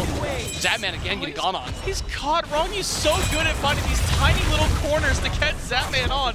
No ultimate for the Freya this time. The whoop is down. He just gets the ult now. And Hurrywin's here to try and bail him out. But Venenu drops it from the sky. Panda Cat doesn't have enough, but Vino K teleports in and ruins the party once more. Zapman taken down and Scream. Fast blink on landing from Bat of Hell. Bails him out, but Vino K on the left side of the map. It's the Gold Fury for Leviathans. No one there to stop them. And this is the advantage you get from having a warrior in solo lane. And this is one of the few times we've seen that solo laner buy that TP, upgrade it quickly, and start rotating around the map. We talked about it earlier, that play in mid, he TPs in, he pulls beads onto Venenu. This time he rotates over, he picks up the kill onto Zapman, and they get a Gold Fury because of it. Yes, it's maybe resulted in falling behind a little bit in that solo lane, but team-wide, you've got an advantage for your entire team from that. Love what we've been seeing out of Rongyu on these ultimates, too. That very first one that catches Zapman at level 4, it looks like there's just enough space at the end of the corridor to walk out. Nope, there's a wall there. Can't get out of this one. Zapman, same situation. Thinks, okay, I can get right around this rock to get back in the jungle. Nope, just too narrow. No. Caught out once more, but Rongyu doesn't have the Omi this time to lock down Zap. So bailed out just by the mismanagement of the resource for Rongyu. But man, Zapman has just been the target for the Leviathans to focus out. And when you're playing against a Freya, this is what you want to do. You don't want to leave her on an island. That's not a 1v1 that any god will win. So when you play this Freya, or you play against this Freya, that is the lane of contention. You want to play around it if you have her, and you want to play to punish it if you're against her. And if you really think about it, Marty's kind of the same type of character that Freya is. Very good 1v1 character, some sustain. Yes, he doesn't box as well, but it's still good poke, and if he gets you low enough, the all-in potential from the ultimate is very threatening. So no surprise that Ronnie's at least trying to help Panda in this lane because it's such a volatile matchup. So far, we haven't seen the double ultimate yet that the desk was kind of alluding to potentially saying. It's been the Zapman goes up, and then as soon as he lands down, Panda Cat says, all right, it's my turn in the sky. Fires some damage back at him, or vice versa. So we haven't seen these two hunters use their ultimates for safety against each other just yet. do see the Pyromancer started up by the Leviathans. Hurrywin and Veneno here to try and slow this one down. Haddox is on the way, but Final K has already looped back around towards Hurrywin, taking damage from the Tycho drum. Veneno late to throwing out that crystal to try and steal that one out. Leviathans get yet another objective. And a rather free objective. They have enough pressure to just kind of walk up and bully out the Ravens. And there's really no rotation potential from Haddox there as Final K gets there first. Final K, even though he's playing a warrior, and we've been talking down on these warriors a little bit because of just how strong these mages have looked, he's made this Herc look very threatening. And it's because he's used to this TP. He's using it to get around the map, to make plays, because this is the strong point of the game for these warriors. No surprise he's trying to make a play, and now they're trying to make a play on him. Does dash away, frenzy pop by Hurrywin, but quite literally everything misses on Final K. He gets one pickup, and that pulls Haddox back for adapting. Ultimate now down for the Morgan Le Fay. Final K stunned out. Sigil off the mark by Haddox. Adapting throws out a straight Jaguar to try and find anything, but man, that was a lot of abilities thrown, a relic usage by Hurrywin, and they got nothing for it. Yeah, a few too many abilities missed there, and if you don't hit those, especially when you see how tanky this Herc is already, he's got the Genjis, he's got the breastplate, a ton of survivability for both magical and physical, and a ton of cooldowns. And I just want to take a look at the other side for a second. Hurrywin opts for this Magi's, and in the matchup where you're playing against, you know, a character that punishes one of your main abilities, because if you ever jump in or you jump out on Fafnir, and you're playing into this Awilix, she's able to kind of maneuver around you as you get pulled in to also knock you up and just one-shot you before you're able to do anything. So now this Magi is going to be a pretty important cooldown. Are the Ravens going to, or the Levi's going to be able to punish it? And actually right here, looking to punish Zap. Zapman, no beads. Ultimate's there. He gets up just in time. Adapting and Panda Cat will chase down Aegis by Zapman, but he gets hit by the Feather Step and one more in hand from Panda Cat. The Leviathans have their 5th kill, and 4 of those are on Zapman. And kind of like that, you get whooped into the Willox ult, and there's not much you can do. And Zapman even had relics there, but it happens so quickly, and you get pulled so fast that if you're not thinking about it, you're going to be dying very quickly. So that's why I expect Hurrywin picks up this Magi's to be able to jump away, and also to avoid a lot of those 3s by Ronnie, because as we've seen so far, Ronnie has been on point with these emoji 3s. Scream feeds his jumps over the Feather Step. Wrong you still standing by. Magi's there for Hurrywin. Adapting, taking this 1v1. Feather Step's back up. The Bat of Hell swings through, but it's not doing nearly as much damage as Scream had hoped. But that is a beats from Adapting. Good hammer from Hurrywin. Bails out his jungler and pulls a relic. With this Gold Fury kind of being set up right now, I wouldn't be too surprised if Final K tries to get a back off and then rotate over to solo or to duo lane, trying to fight on this Gold Fury. As we've seen, he wants to get involved. That's why he's picking this Herc. He's trying to TP over, he's trying to pull relics, he's trying to pull beads, and he's trying to just make plays. So I would not be surprised if he's going to look for a play soon. But overall, Levi's have had a nice early portion, but a lot of it just comes down to punishing Zap. If you take Zap out of the equation, they have 1 kill elsewhere. Maybe a turn on a Panda Cat could be good for the Ravens, or Wrong You even. One of these duo lanes has got to get shut down. It's a 0-0-4 for Wrong You, but Hurrywin, this one is just eating a whole lot of damage. Shoot up does go over to the Highland Ravens, and I want to keep my eyes on what Final K goes in this 3rd item slot. We might be looking at Relic Dagger as a potential pickup for him, so I'm going to keep watch there while the Primal Fury almost done for Leviathans. Rivers Rebuke used by Scream, trying to loop around, goes up the back online onto Shinto, and the Fury has been loosed entirely, but Scream gets pulled right back. The Bat of Hell, and the crashes from Veneno. It's a collapse on the Shinto, but they're just not killing the Ryzen yet. Veneno has to use the beats to get out of the CC, and Adapting punishes Scream. Hurrywin stuns out the jungler, but Final K pushes back men. 2 for the Leviathans. They might just try and make it 3. Zapman, you don't got beads, you don't got agents, the knockup is there, the Feather Step on top and gets the ultimate, but they can just chase you right down. Fear from Haddox, and a whoop will bail him out, but only for 1 extra moment. Adapting closes the gap and gets the kill. And this TP advantage in solo lane has been allowing, you know, Final K to get these fights faster, and with those fast rotations, they're just winning these fights so quickly, picking up Hurry. 4 kills in that fight. Gold Fury also going to be the result. And I was just touching on what have the Levi's really done other than punish Zap. Well, now at this point, they have punished everyone in the game except Haddix, and also gotten this Primal Fury. So a really great play. Now 3k gold, about 3k XP, 4k XP. Nice little lead, nice little advantage there by the Levi's. Bump up an extra 1,000 gold there. And 5-0-2 for adapting on the Wheeler. She is the target that the Ravens need to be able to pick off, but also a great call from the Ravens. Now go to Pyromancer. Gets a little bit of gold in pocket, gives them some play around objective to try and sustain in these fights. But a lot of that fight, at least what you're pointing out here, afforded to Shinto from all that physical damage. That Breastplate of Valor is getting a whole lot of use from him. Maybe a 1v1 here. Made it to the sky, buys some time, he crashes back in, but immediately has to walk back away. Just cooldown after cooldown, Shinto barrels at him. And I wanted to talk about this breastplate because the two people that were putting damage onto Shinto there were the Kamazots and the Chernobog, and you could see just how little damage they were actually able to get onto them, even though this is a pretty solid spot. Chernobog, this is 3 full items. He's got the tier 2 trans, he's also got the Death Toll. He's in a solid spot, but still not enough to actually get any damage through there. And as you can see at this point, Zapman is trying to get farm. Is Adapting gonna let him? No. No. Well, Zapman's doing pretty good in this 1v1. Wait. Zapman could just solo it back out 2v1. It's good for Zap. You don't 1v1 the Freyan. Final K might be in a bit of danger himself. Few in-hands from Zapman are doing some decent damage, but he's got to use the whoop to bail himself out because look who is right around the corner. It's Shinto. He's got speed. But he goes up high this time, and Shinto might not be able to fully chase him out. Speed. Thunder Crash in.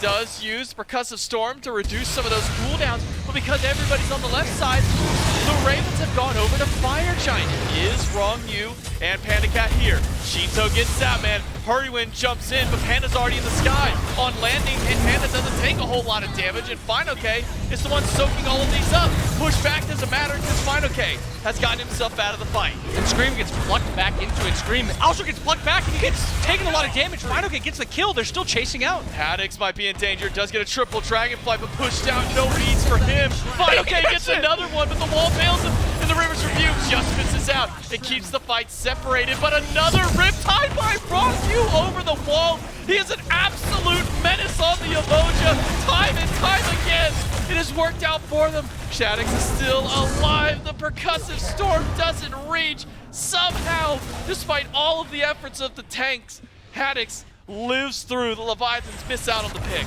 And after all that, after all those 2s and the 1s by Herx and the Emoji whoops, they have this big advantage. 5v4 alive, but only 2 here. Not burning too fast either. Hurry and Ven nearby. The steal potential is low, but not zero.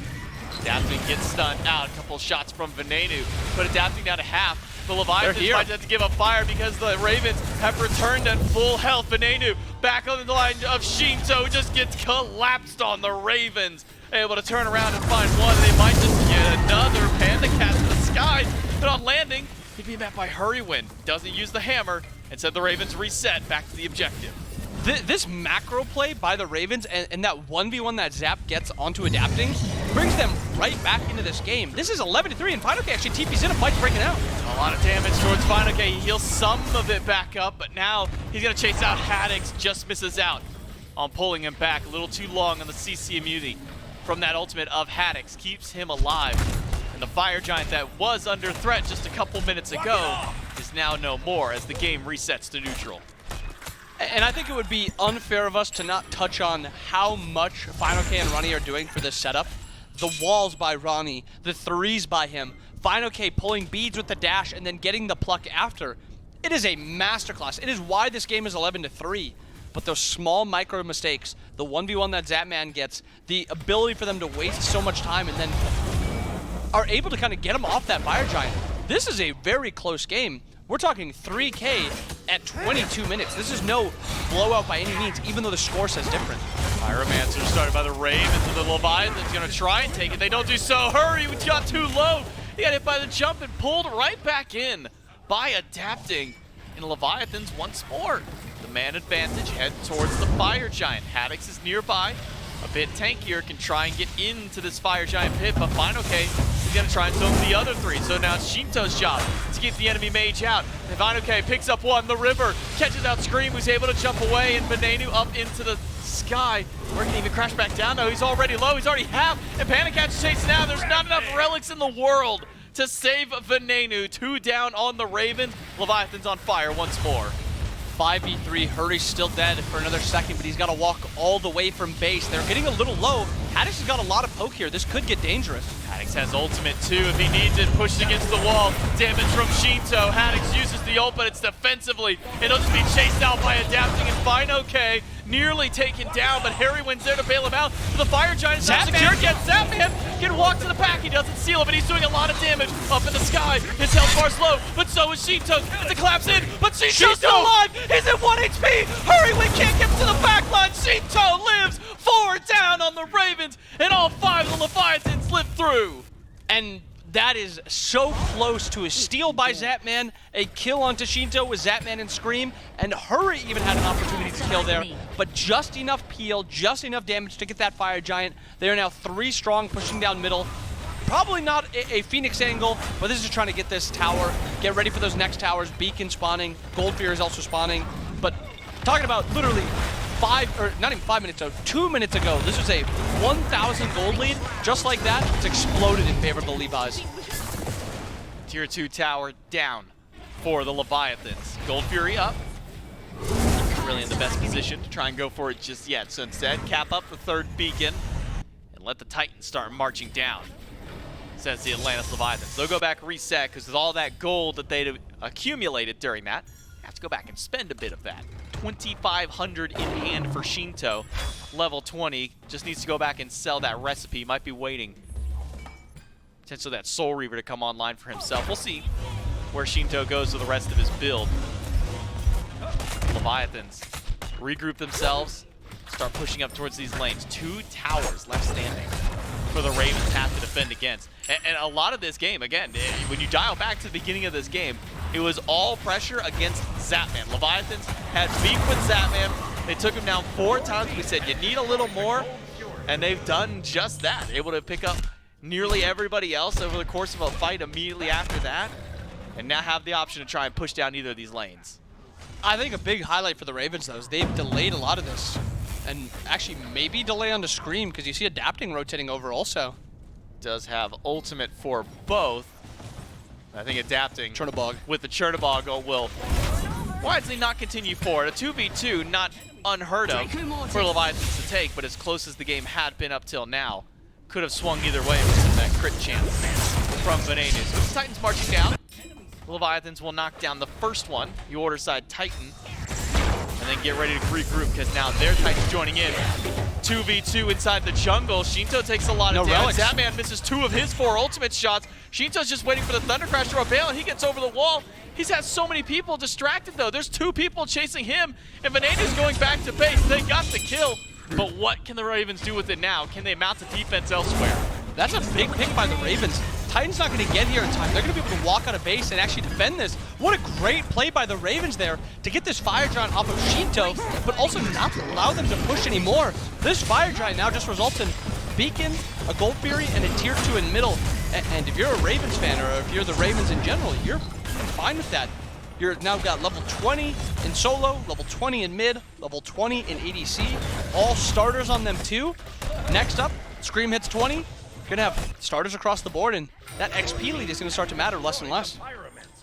We're essentially just a level away from it really not being all that big of a deal at this point.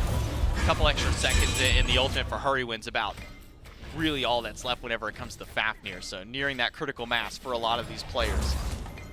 That next Fire Giant that spawns in, inbound will very likely be close to dancing around for that enhanced Fire Giant. Won't be enhanced as soon as it spawns, a couple minutes until that one kind of gets bailed out there. So we might see a bit more of a elongated dance. We've been seeing one team start it up, other team steps up and says, hey, no, not right now, don't do it. A little bit of fighting, reset, and then we just keep going back and forth with that style.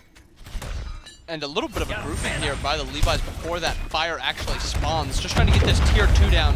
So they have a few open Phoenixes to kind of threaten. They don't really need to go for the waves at that point. They can just go right to the Phoenix, but a slight look at how the team fights are going to look and what the Ravens want to do.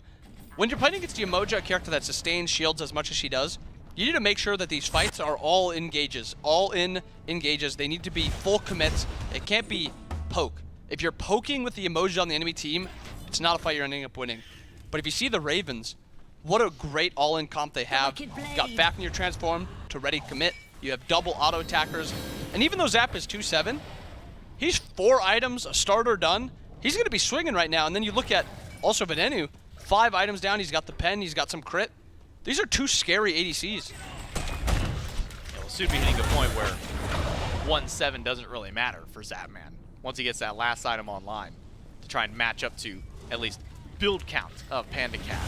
But we are seeing 6 slots for everybody aside from Wrong Yu on the Leviathans, and that's why they're the ones stepping into fire. That's why Hurrywin's getting collapsed on, pulled back by adapting, and as soon as he transforms in, he is gone. It's one for Panda, and Scream's in the middle. Fine, okay, the target for the time being, but he's still alive and healthy, while Shinto being swooped on him by Scream. They tried to get this last time, and it didn't work out. Block is picked up once more. Damage from Shinto says, try and take me down again if you can, but you just can't do so. Zapman to the sky. Maybe he can kill Shinto. No, he doesn't have the damage for it either. In the middle of all, Shinto says, keep conveyor belting to me. I'll take you on one at a time. And 3 kills down by the Levi's. They now have got 5 strong here. Final K TPing back in just in case. Are they going to hold it for EFG here? I hope they recognize it. It looks like they do. It looks like their DPS has slowed a little bit. But now it's going to be an EFG, and they still have 40 seconds on Zapman. They can go mid now. Fire Giant is in. Shinto crashes away to avoid the knockup damage. But now, he can start pushing down. Okay. He's found Haddix. Look at that damage. This isn't even for kill necessarily. This is just to keep Haddix from going back. Pickup is good. Couple of big in-hands, good body blocks as well. Final K is doing a lot, but Haddix able to sustain in. No push him over for fine, but by chipping away at Haddix, he's opened up mid-Phoenix for his team. They walk right in and take the bird. And on top of that, Haddix gets its ults for, so he's not going to be very strong here. This is 2 Phoenixes down for the Levi's that quick. And it's all off the back of Fine OK. Wrong You pulling them back in. Venenu's just waiting for a chance to get out of the river. And as soon as he does, he's met by the boulder himself. Fine OK takes down 1. Panda Cat picks up the double kill through it. And Fine OK wants to keep it going. Misses the push onto Haddix. Adapting is slow. Has to re-sustain in the fight. The Leviathans slowing down for the moment. Transform from Hurrywin to keep this fight going back. They're not giving up their defense yet, but Hurrywin is in danger. He jumps back right into Shinto's waiting arm. That's 3 for Panda in the fight. Scream stuck in the fountain by Shinto. Haddix, he gets the ult back online, but the damage from the Leviathans is focused towards the Titan. Shinto getting low. Scream, as soon as he spawns, he's already right back in, and it's the Leviathans in game 3. Not completely clean, but I think it's fair to say that was a pretty dominant win by the Levi's. Yes, maybe a slip up here or there, but from the beginning of the game to maybe 1 slip up in mid, it was Levi's the entire time. And really all of that last little push there, afforded by Final K. We highlighted him earlier in the game. I think it's right to bring him and Wrong You right back to the conversation again, but primarily Final K. He's not killing Haddix anytime soon, not by himself. I mean, we saw how much damage he did, but so many cooldowns. It wasn't to kill Haddix. It was just to distract him, to bother him, so the rest of his team could just walk up and take everything else on the map. And that was just one of the many times we saw Final K bullying out somebody on the Raven side. That's not a Hercules I want to play against. He gave you way too much space, and we saw him make really good use of that TP. That is probably the best Warrior game we've seen in a long time. I'll say this, that was the first and I hope only Yemoja game we see from Wrong You this phase, because that was disgusting gameplay by him and the Leviathans. They take the lead in the set, 1 game away from closing out. Can they do it in game 4? We'll find out right after this.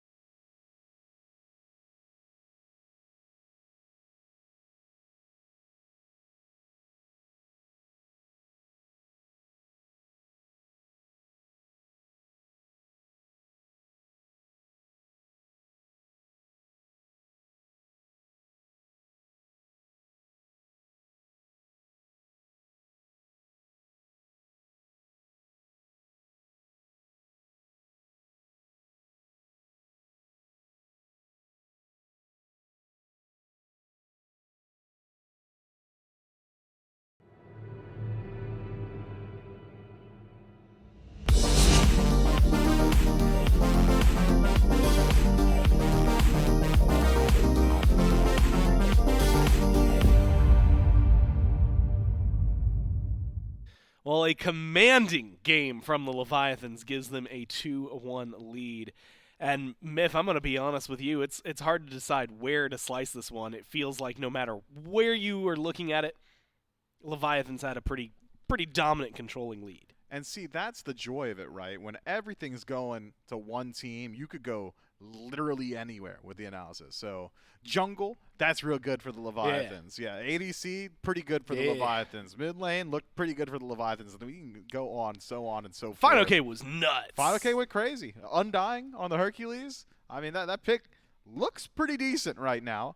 I'm not sure if it's just because we're in a world where Athena isn't getting valued, so maybe you can get away with some of these warriors. But probably that.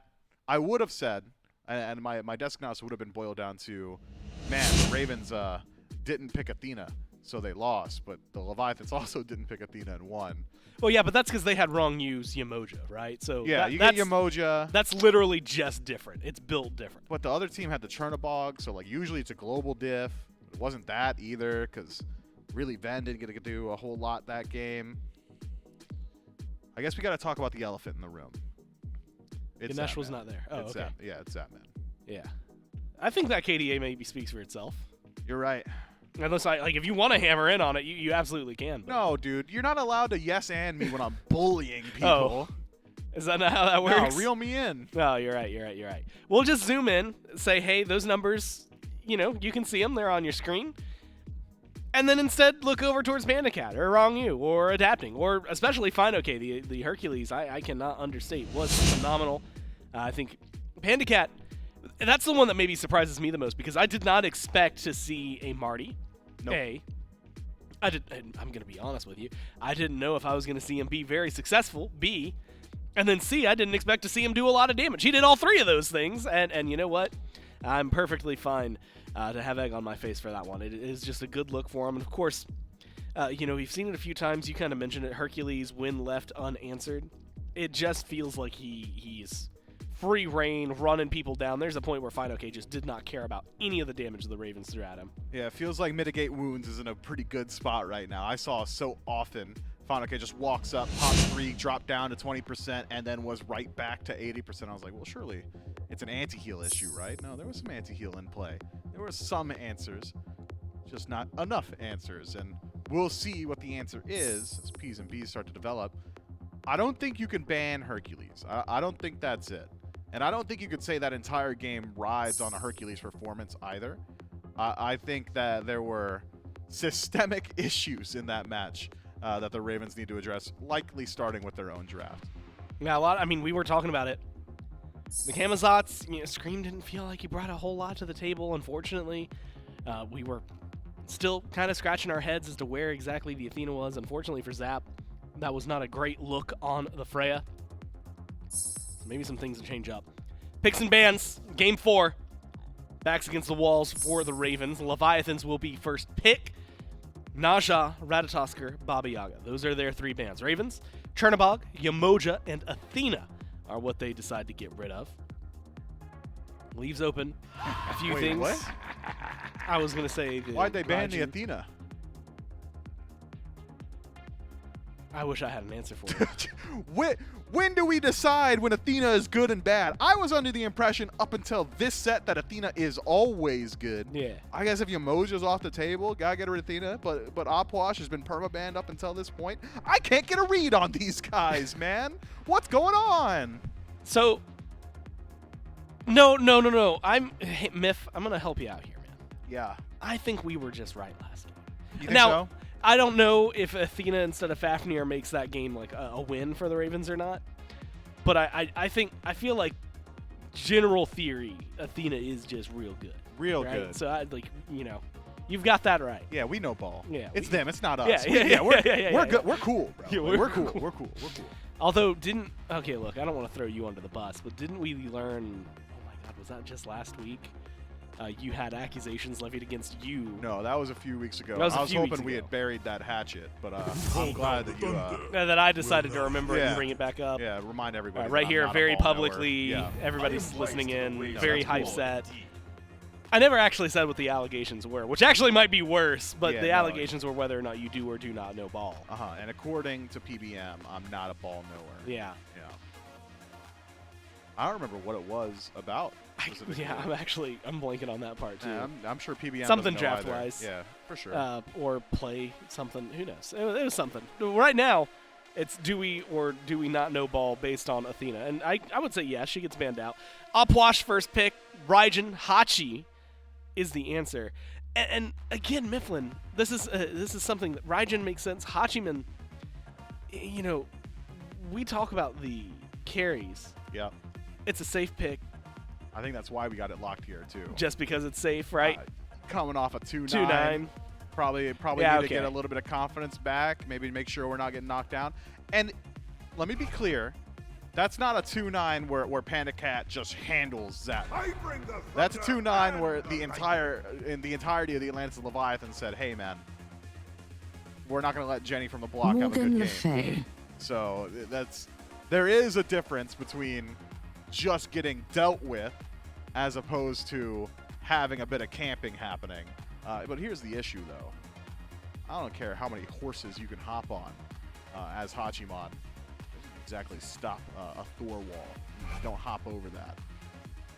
Doesn't stop Morgan Le Fay from just existing. Your day of judgment. She's going to be matched up. We've got 4 mages on the board. You had mentioned the Thor, Morgan Le Fay, Apwash there for the Leviathans. Hachi, the carry, presumably, for the Ravens going towards Zap. But Raijin and Thoth locked in.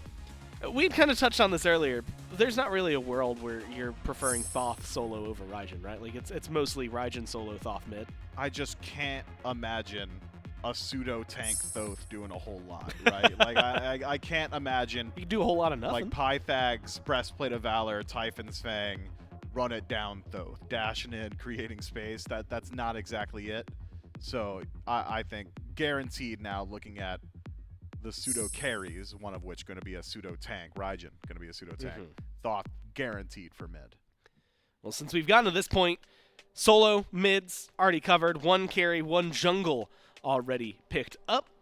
Well, it would make sense that supports are taking their lumps here. We already had Yamoja and Athena. Now joining them, Khepri, Ganesh, Kuzenbo, and the Sobek. So 6 of them off the board. 6 Guardians. Means you're going to have to reach a little deeper into the pockets. That being said, Charon, who the Ravens banned last time Leviathans played,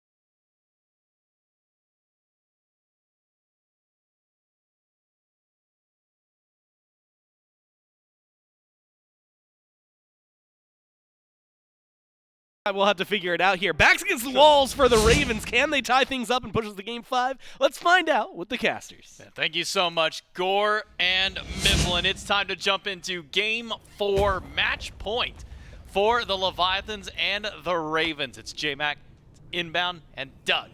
You're to bring the views onto the battleground. You get your finger up, Bobby. You got something you want to toss out there? Did Miff just say Surtur stun is impossible to miss, and then said Scream might miss? And he meant it. And he said, and I meant it. Take a look at the Twitch poll. Game number 1, this is a really close vote between the fans. I think somewhere around that 55-45. Last game, or the next game after the Leviathans win, start edging their way a little bit. And now we see with the Ravens win, it kind of comes back to even now after that win by the Levi's. The fans really kind of pushing this one out in their favor. So now we see a pretty heavy 30, almost 30-70 kind of split there in favor for the fans of the Leviathans. Yeah, I mean, after that game 4, it's hard to underrate how much this Levi's team can do. They played a phenomenal early mid-game, maybe 1-2 mess-ups, but other than that, I mean, it was all Levi's that entire game. And then you see this comp that the Levi's have. I love it. I love how this Levi's comp is crafted as a team fight comp. They've got really good engage, really good poke, really good sustain. All of that screams to me, this is a comp that can win this game. And if I'm voting for that Levi's comp. Maybe Hurrywin taking a little bit of a page out of Wrong U's book. Talked about the meditation that Wrong U's been building every single game up until now. Hurrywin is going for frenzies, bracers, things like that. Now here in this game, even Hurrywin's buying into the meditation stock, picks up himself in that second relic. And what more does that now offer to the team? Is this just to try and match that level of sustain that Wrong U can bring for his squad? Yeah, I think it's a little bit with the sustain. I also think that cooldown potential of spammability. If you look at the side of the Ravens, look at the little trade in mid, look at the mage potential that they have for a lot of cooldowns. So you give Thoth cooldown resets, he's going to be spamming his 1s, his 2s, his 3s more. Same with Haddix on this Raijin. And it gives their poke more oomph because it comes up a lot more often, even when team fights are happening. So yes, it helps with sustain. Yes, it helps when you get poked, but it also is very good in combat with that. Now kind of dialing in a little bit on the Surtur. We want to talk about, maybe the pioneer of trying to bring it in the jungle. And I say try because it wasn't very successful at the beginning. Was Sino. He said, all right, I'm going to play Nike, I'm going to play Surtur. Those are my 2 gods in the jungle. That was all the way back in phase 1. Then everybody kind of forgot about Surtur. Nobody touched the god. And then we see him come back again at the beginning of this phase. Scream brings him out. Sino drops him 1 or 2 times as well. And it looks almost night and day different on there. How do you kind of feel about the Surtur right now? What's his kind of place right now in the jungle meta? I think he works really good as like an off-tank, as Miff said, an off-tank jungler. Somewhat split between damage and tankiness. Kind of can slot into either one, whichever one you need. But that buff to his 1 and the damage you get from just getting stacks onto it, instead of just being 3 per stack, it's now 5 per stack. It really does help his damage a lot in that late game fight. So I think Surtur feels very good in a lot of these games, and I'm a big fan of Surtur. I'm a big fan of Surtur, as I was saying. Oh man, Surtur must be the best thing ever. Already first blood for the Ravens. Didn't even get a chance to see that because the fight breaking out a bit over in left. Quick dash out by Zapman. We'll be able to bail him back to safety.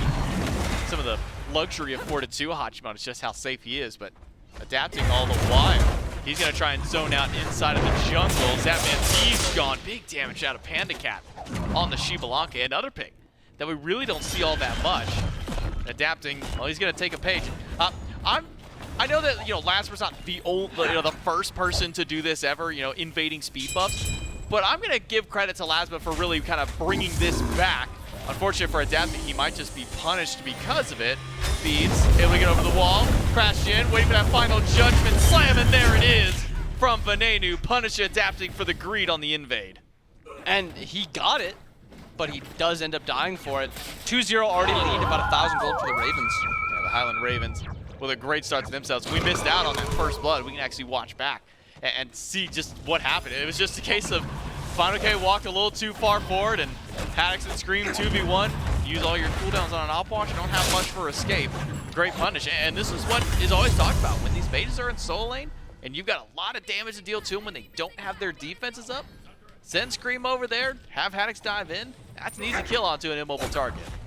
And I think I would be a lot more confident that Fine would die if it was a level 5 Surtur and a level 5 Raijin actually fighting mid quick. Venenu Huge walled off, able to dash away, but Shinto's got the ultimate, hits 3 swipes, and Adapting's got the hammer right back in.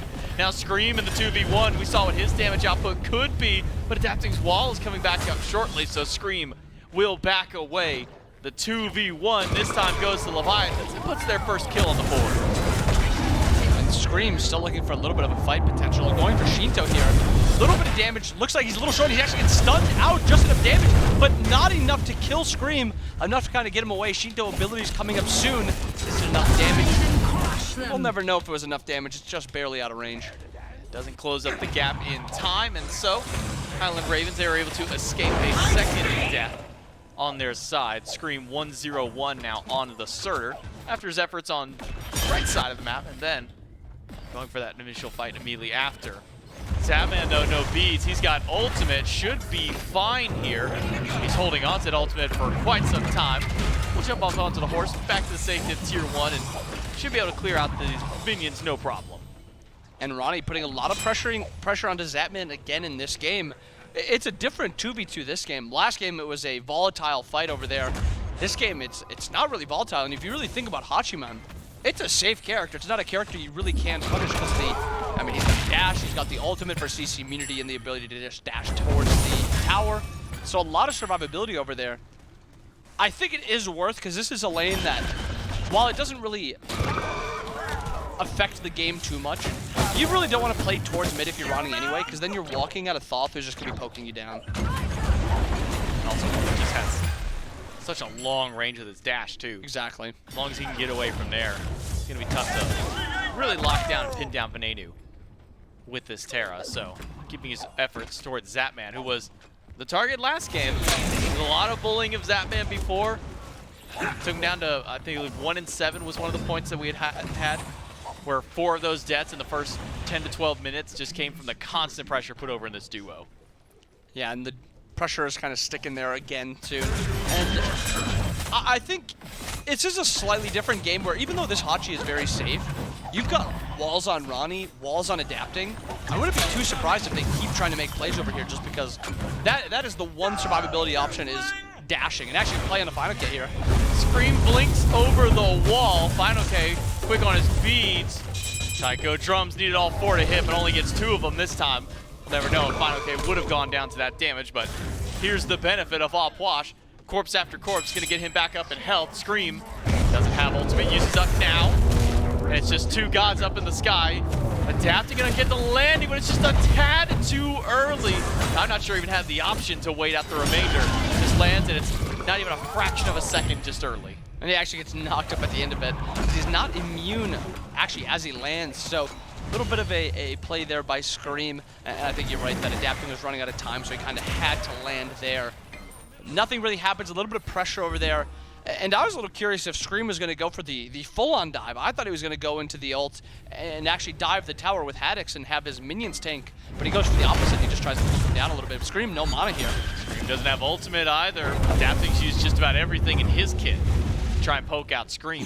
Might just set up pressure for this blue buff. Even Shinto's rotated into the jungle to join in, but still about another 20 seconds till blue buff is up. So might have just given up their opportunity to now go for this invade. Didn't get the pick on to Scream, but knowing that Scream's ultimate was down during that time, I like to see the aggressive play by Leviathans. And Ronnie back into base, actually upgrading that Cloak of the Ascetic, which we've seen him do a lot. He really likes it as this second back where he gets his full Thebes, and then his next back he looks to get these wards, and he looks to get this upgraded med. Hurry's still not upgraded. I'm curious to see if Hurry actually upgrades it now, or if he's going to do just a tier 2 item. And it looks like he's going to be going to that Cloak of the Ascetic also.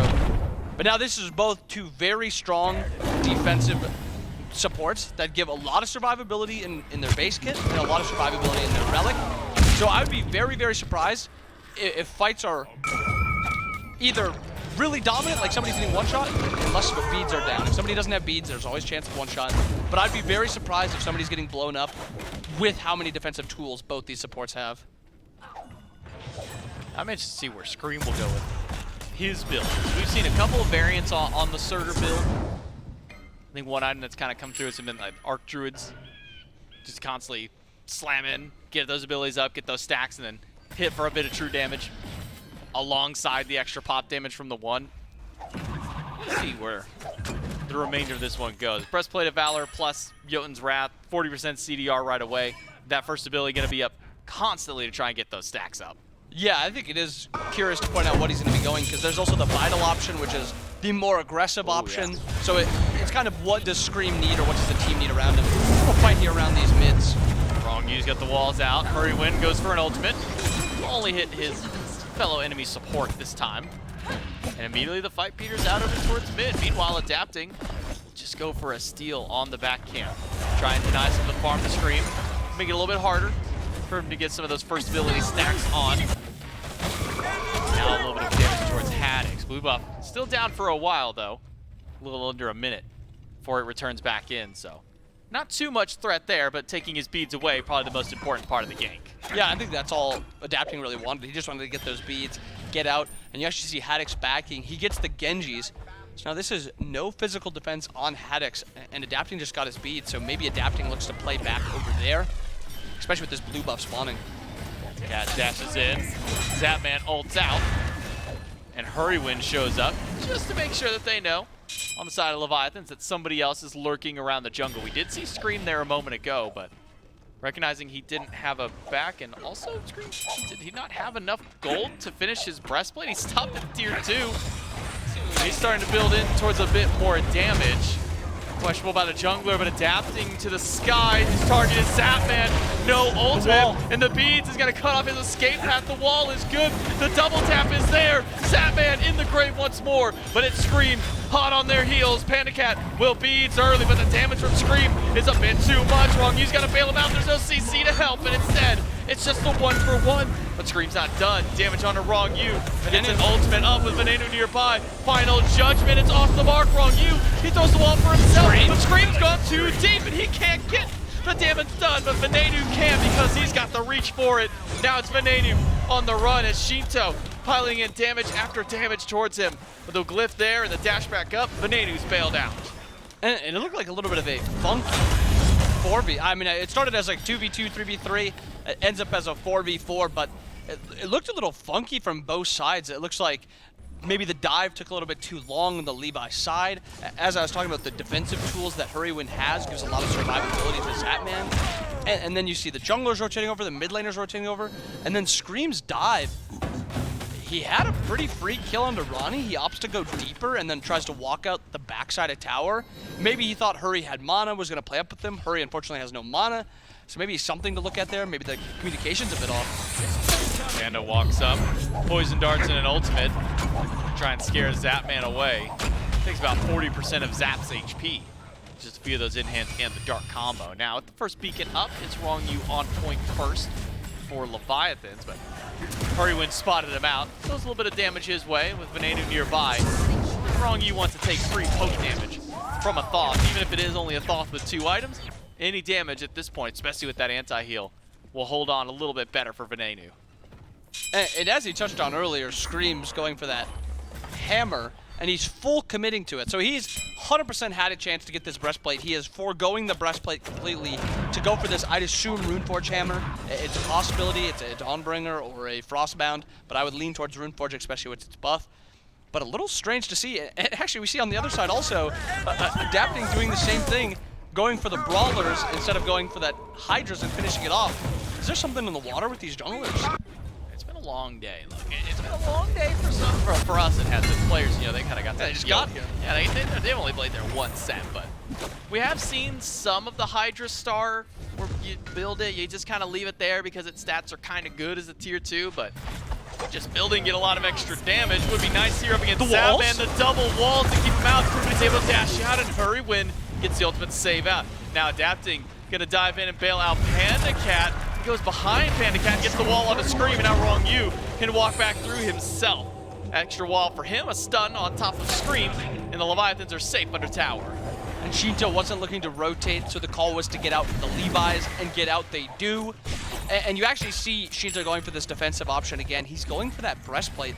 He seems to really like this Book Divine breastplate build. He's kind of defaulted to it a lot. It doesn't really matter kind of who he's playing, whether it's the Raijin, the Morgan. He just wants this defensive option, and it's treating him well. The ability for him to play up, kind of play like a solo, look for the trade, the poke, it's really working out well for him. Zapman taking a bit of damage. Wrong you dashes in with the Rue. Panda Cat might want to take this 2v2, use the ultimate, but Hurrywin's there to block the basics. Wrong you. It's a nice stun this time, but Scream is waiting around. He's got an ultimate. Wrong you knows that he's there, but there's no one for Scream to go towards. He has to get bail back towards his team. Wall from Adapting will catch him out for a moment and gets the beads away from the Surtur. And a nice little trade there. Scream trying to look for that dive. Unfortunately, as he's going into the air, he looks down and he sees 4 Levi's there. Thinks better of it to just dip away. Dip away he does. So far, I don't want to say a slow game, but a little bit more methodical than I expected to see, especially after that Game 4 pop-off. And just as I say that, we're going to have Gold Fury here, and it's just free for the Highland Ravens. Nobody on the Levi's thought to check it. And a little bit has to do with Haddix on the rotation there, just being on that Gold Fury. Haddix leaves lane. Final K says, okay, I guess I'll just take a tower. By the way, no Haddix here. Leviathans say, well, not much we can do now. So Gold Fury goes over to the Highland Ravens, but even with that Gold Fury, all it did was close up some of that gold lead the Leviathans already had it. With that tier 1 by Final K, most of that Gold Fury was instantly negated right back out. Yeah, that's just a little bit of a macro play by the Levi's. They opted not send Shinto over to rotate on that duo fight, and then Haddix rotates over, and they opt to not send Final K over. So they get a tower trade in turn. And we've got an even game now. This is 42,000 gold to 42,000 gold. Yes, we have a slight XP lead. I think it was Levi's had a slight XP lead. But this is all in all, very close game so far. Haddix ultimate towards Shinto. Gets a returning ult right back from him. Shinto will be fine for now. Just waiting for a Thunder Crash from Haddix, but he will not go in aggressively. Shinto is firing cooldown after cooldown. 30% for him. Final K empties the cribs up against Haddix, and Adapting crashes in. Haddix jumps back forward. Final K all by himself. He might just get picked off. Unless Wrong You can try and get there to bail him out. Adapting's doing his best. He's so Final K tanky. used the beads. He's got the Aegis. He stays alive. But Adapting does not. Scream trades him out. But now Shinto shows up with a clothesline kill. Takes one down. Haddix pushed away. Aegis is there. Fear keeps him pushed against the wall. But is able to crash out. And now it's Shinto who has to turn and burn. Beats an Aegis down. And the mid laner of the Leviathans falls. And Zapman rotates in now too. It's a 2-for-1 so far. Chasing would have to be through the tier 1. And somehow through all of that, Final K is not the one that dies. It's Adapting. It's Shinto. And after getting that tier 1, Pyro's still available. Zapman on this side of the map. I'd expect them to look for this, but it seems like Panda playing up a little bit right now. Blue buff got hit by Panda, so the Highland Ravens are looking to pull that into their jungle. They get the blue buff. Pyro's a little too rich for their blood, though. But still a nice little trade out by the Ravens there. They get the tier 1, they get 2 kills, and all it took was just only 1 death. Starting up Pyro now is the Ravens, but Final K might be wary to this because the ward was destroyed in order to start this one up. Final K not able to steal that one away, but look at the damage he was able to deal towards Zapman. Down to 20%, not even that, 200 HP at that. We'll head back to the base, but now the Leviathans, they jump up a Fire Giant. Are the Ravens even privy to it at this point? Scream should have just now seen the ring. Even Hurrywin's dashing in. But was this an actual commit to fire, or was this a bait for a fight? All 5 of the Leviathans are here. Scream is in the pit. Up into the sky he goes. The Fire Giant down to 25%. The tidal wave's in. Adapting's in the sky. Where's his target? It's the Zapman. And Venenu gets the beams from both of them. The fire hasn't been done yet. It's the Leviathans who get the objective. And Final K's low. Scream's damage may just be enough to take him down. 2 gone from the Leviathans. And now Panda Cat, he's got to stay alive throughout all of this. But there's just too much damage from Scream, from Haddix to collapse in. They got the fire, but at what cost? And Zapman chasing out Ronnie after they got this Fire Giant. Only fire on Shinto now. Nope. And I'll take it back. Fire on nobody on the Levi's. They were not doing enough damage to that Fire Giant to completely just keep sitting on it. Yes, they got it, but they just got ran down by the Ravens. And through that kill, this tier 2 is open, but it seems like they're opting to get their resets off. They see beacons up, they see Gold Furies up. Gonna play it a little bit slower. But that is a bold call and a it seemed like it was more of a let's see what happens type of call, and then if somebody walks in, we're going to drop it. But they opt to not drop it. They opt to burn ultimates on it. They opt to just 50-50 the fire. Yes, they get it, but nobody now has this fire giant, and all the pressure is on them. The Ravens now have about a 5,000, 4,000 gold lead. Now with this lead, the Ravens, just the 4,000 gold, 10K experience. Wow. And with no level 20s on the map, that's a very important 10K XP. That gives the Highland Ravens momentum to head towards the Primal Fury. We done no problem. Maybe a bit of a difference maker around there was no crit from Panda Cat. You look to the other side, Zapman, he's got Demon Blade. He's going towards more crit. Now some anti-crit's going to need to be built, seemingly by Wrong You. Whether he goes Breastplate or into Spectral, has the option, but questionable call from the Leviathans. I think you boiled it out perfectly, as they didn't have the damage to do so. They kind of made two calls. They said either we'll commit to it and take it down, or we'll peel off for fight. They kind of half and half both of them. Yeah, their front line was fully committed. They all into that fight, and they got taken down. The backliners were consistently hitting that fire giant. Yes, none of the backliners were dying, but their dive was dying. So then if you're not able to kill and your front line's dying, if that fire giant's not dying, as it wasn't, eventually you're just going to get killed, and that's what we saw. But as you highlighted, I love seeing crit in these against these mage solos. So I love seeing Zapman's build. That Deathbringer is going to be so effective against everybody except Ronnie, and even against Ronnie, you'll have enough damage to be threatening to him. And after that tier 1 tower in mid, Ravens kick themselves up to about a 7K gold lead. And so far this game has just been all Ravens, really. Leviathans had a little bit to start this game, but been answered back in spades by the Ravens. 6,000 gold and climbing for them. And even Adapting can't split push at this point. He wants to get any kind of farm anywhere, but it's just not available to him. As we look between the two supports as well. Some of that 10K XP we were talking about, 3 of those levels are in Hurrywin's favor, 2 of them for Venenu over in the mid lane. But even with these 2 supports, maybe curious relic options. Wrong You goes for the blink. Most of these games we've seen otherwise. Not sure if he'll get any value from the blink this time, because Final K needs more than just that. He needs a whole heap of help to get out of this one. But Hurrywin keeps him locked in with Haddix, and that's 1 down. But Zapman falls in the fight. Now it's 1 for 1. And Adapting lands on top of 2. Venenu uses the beads. Adapting gets the wall. The double tap is there. Doesn't have to spin. Use the beads. But Hurrywin helps shut him down. Double kill for the support of the Highland Ravens. And now it's Scream on the scene. Panda Cat beads. Panda Cat gone. Haddix, credit for that one, as Scream continues the chase to Shinto. On landing, gets the Jaeger, but plenty of damage for this Surtur, plenty of damage for the Charon. It's only a matter of time before Shinto goes down once more, and Wrong You being chased out as well. The Ravens, 3 for their support, and 1 more for Haddix. It'll be a deicide for the Highland Ravens. And if this is not a Zapman team, let me tell you if you've heard this story before. 5 for Zapman. That's worth. That is a classic in Smite. It's just, at this point, if you're killing Zapman, you're using too many abilities on him, and at the end of the day, a lot of abilities used on Zapman, and 5 going down on the Levi's. Slight positive for the Levi's is Fire Giant isn't up yet. It is blinking right now, though. But you see how low the Ravens are. This is going to be a reset into Fire Giant angle, but you're so far behind at this point if you're the Levi's. Is it even worth to contest it? I don't think so. I think you need to get some XP. You look at the Raven side. The highest level on the Levi's is 19. The lowest on the Ravens is 19. Oh, that no. is a problem.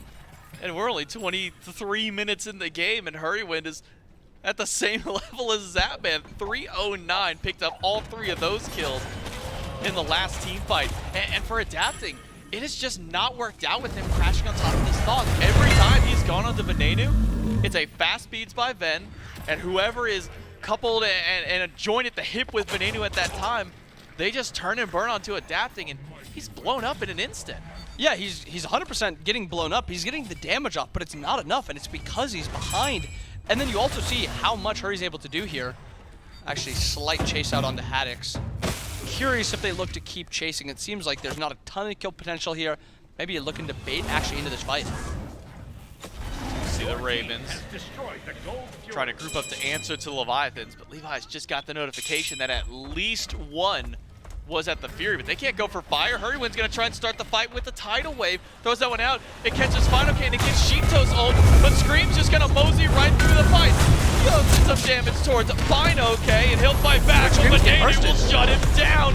Final Judgment off the mark and off on the point, and Scream out of the fight now. Highland Ravens, they've got their one, but health bars aren't looking so high. No, and Scream's actually forced back to base. This is a 4v5. Positive though, no TP on Final K, so you still have about 35 seconds of an advantage. Yes, your relics are in a great spot. Yes, the other teams has great relic spots too, but you still have a 5v4. Zapman gets ulted. Adapting lands on Zap this time. It's working out so much better, but Venenu's still pumping out damage. Zap goes down, Venenu charges in. Wrong U is a bit low. The wall blocks off Venenu's escape path, and Venenu's able to get a rampage now. 5 in a row for the mid laner, and it might just be 6 because Wrong U gets rooted out. Venenu crashes right back in and picks up the double kill. Shinto low and Shinto gone. 4 down on the Leviathans, and the Ravens can march right back to the fire. And another fight where they kill Zapman, and another fight where 4 people get taken down. Yes, you're killing Zapman, but there's still so much value that the Ravens are getting. The upside for the Levi's is Adapting's here. Adapting has ult soon. Oh, they see him. Oh, he got caught by the wave. Hurrywin just threw that one out. I'm not even sure if he was aiming for a body at that point. But Adapting dips his toe too far into the water, and now Final K might just be left out to dry. Stun missed by Scream. Final K can't get in here. The Fire Giant doing a lot of damage to Hurrywin and Fen, and it will go the way of the Highland Ravens, who take down 2 during all of that and still get fire on all 5.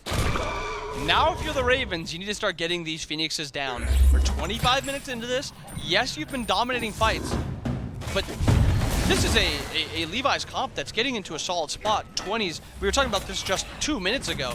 There was no 20s on the left side, and there was basically 5 20s on the Ravens side. But now you see it, and they're all kind of catching up. We have some starters coming through. The Shroud on Opwash.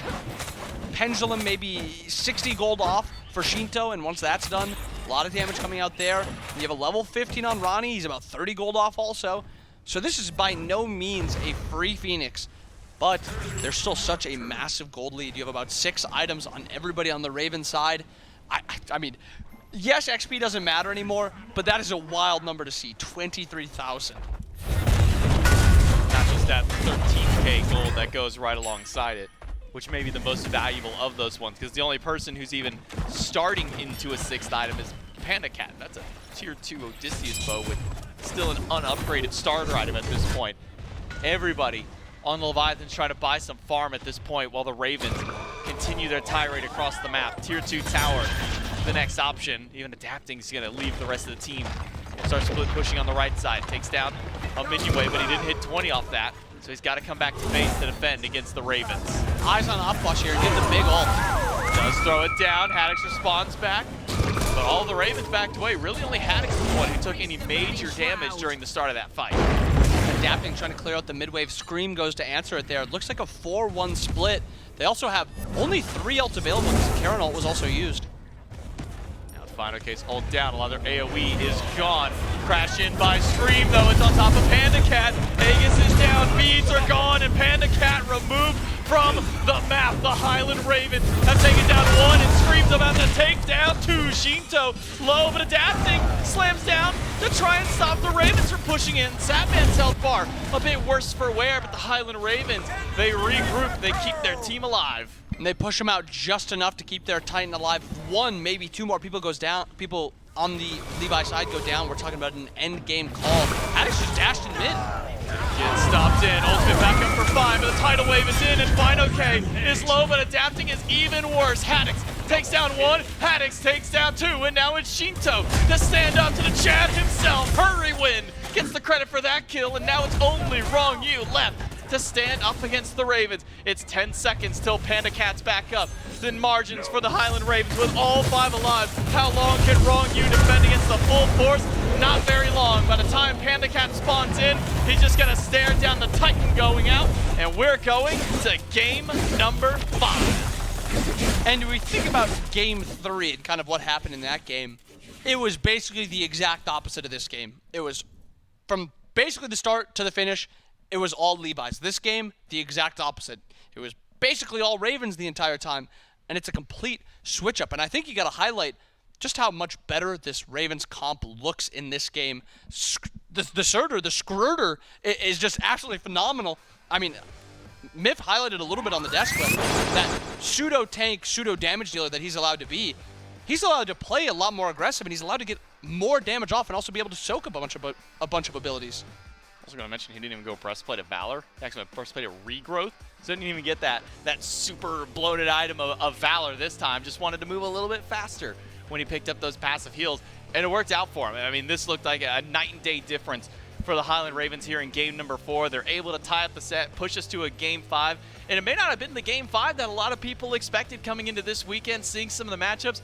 But it's a game 5 nonetheless. It's going to be a damn good one. Make sure that you stick around. In just a few minutes, we'll kick off that extreme game 5.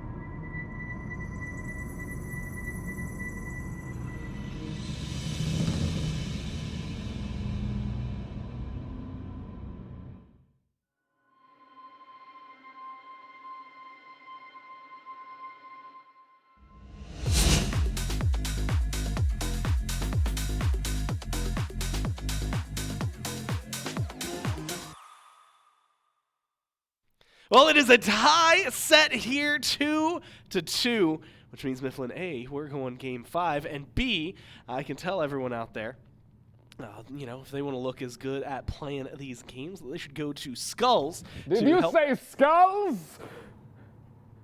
Yeah? I love Skulls. Not that kind of Skulls. He's breathing so hard. This kind of Skulls. They make really good jerseys, T-shirts, hoodies, and more. Here, you can, I don't get it. it's clothing. Trick or treat? He's just squatting Yeah, there for man. 8 minutes. There you go. Bat! Oh my god. Oh, dear god.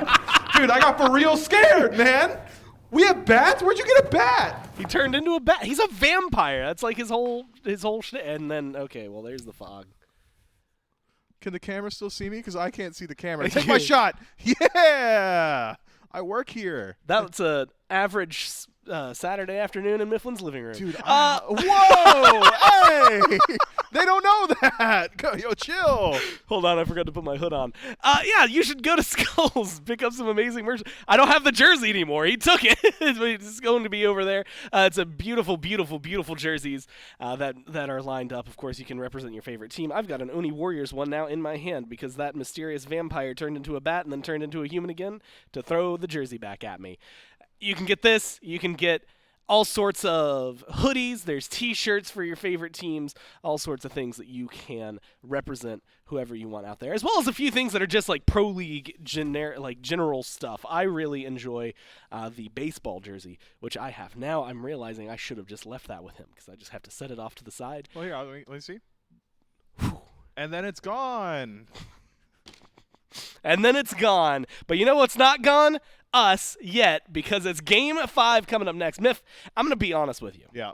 I'm going to break this one down real quick for you. You're going to do it for well, me? I'm not all of it. You want me You to can one? go a little more in depth. Aw. But what I saw was like a deicide followed by a deicide followed by 4-kill. It was 4-kill. almost a deicide.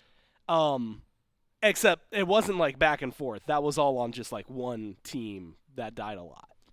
Yeah. Lot of PvP, not a lot of PvE, but when the PvP team wins all the PvP, you don't really need all that much PvE. Is essentially where I'm at with it.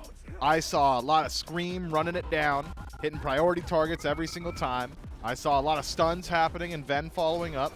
I saw a lot of Hurrywin getting hit by every bit of CC the Leviathans had and then simply rowing it down out of any sticky situation.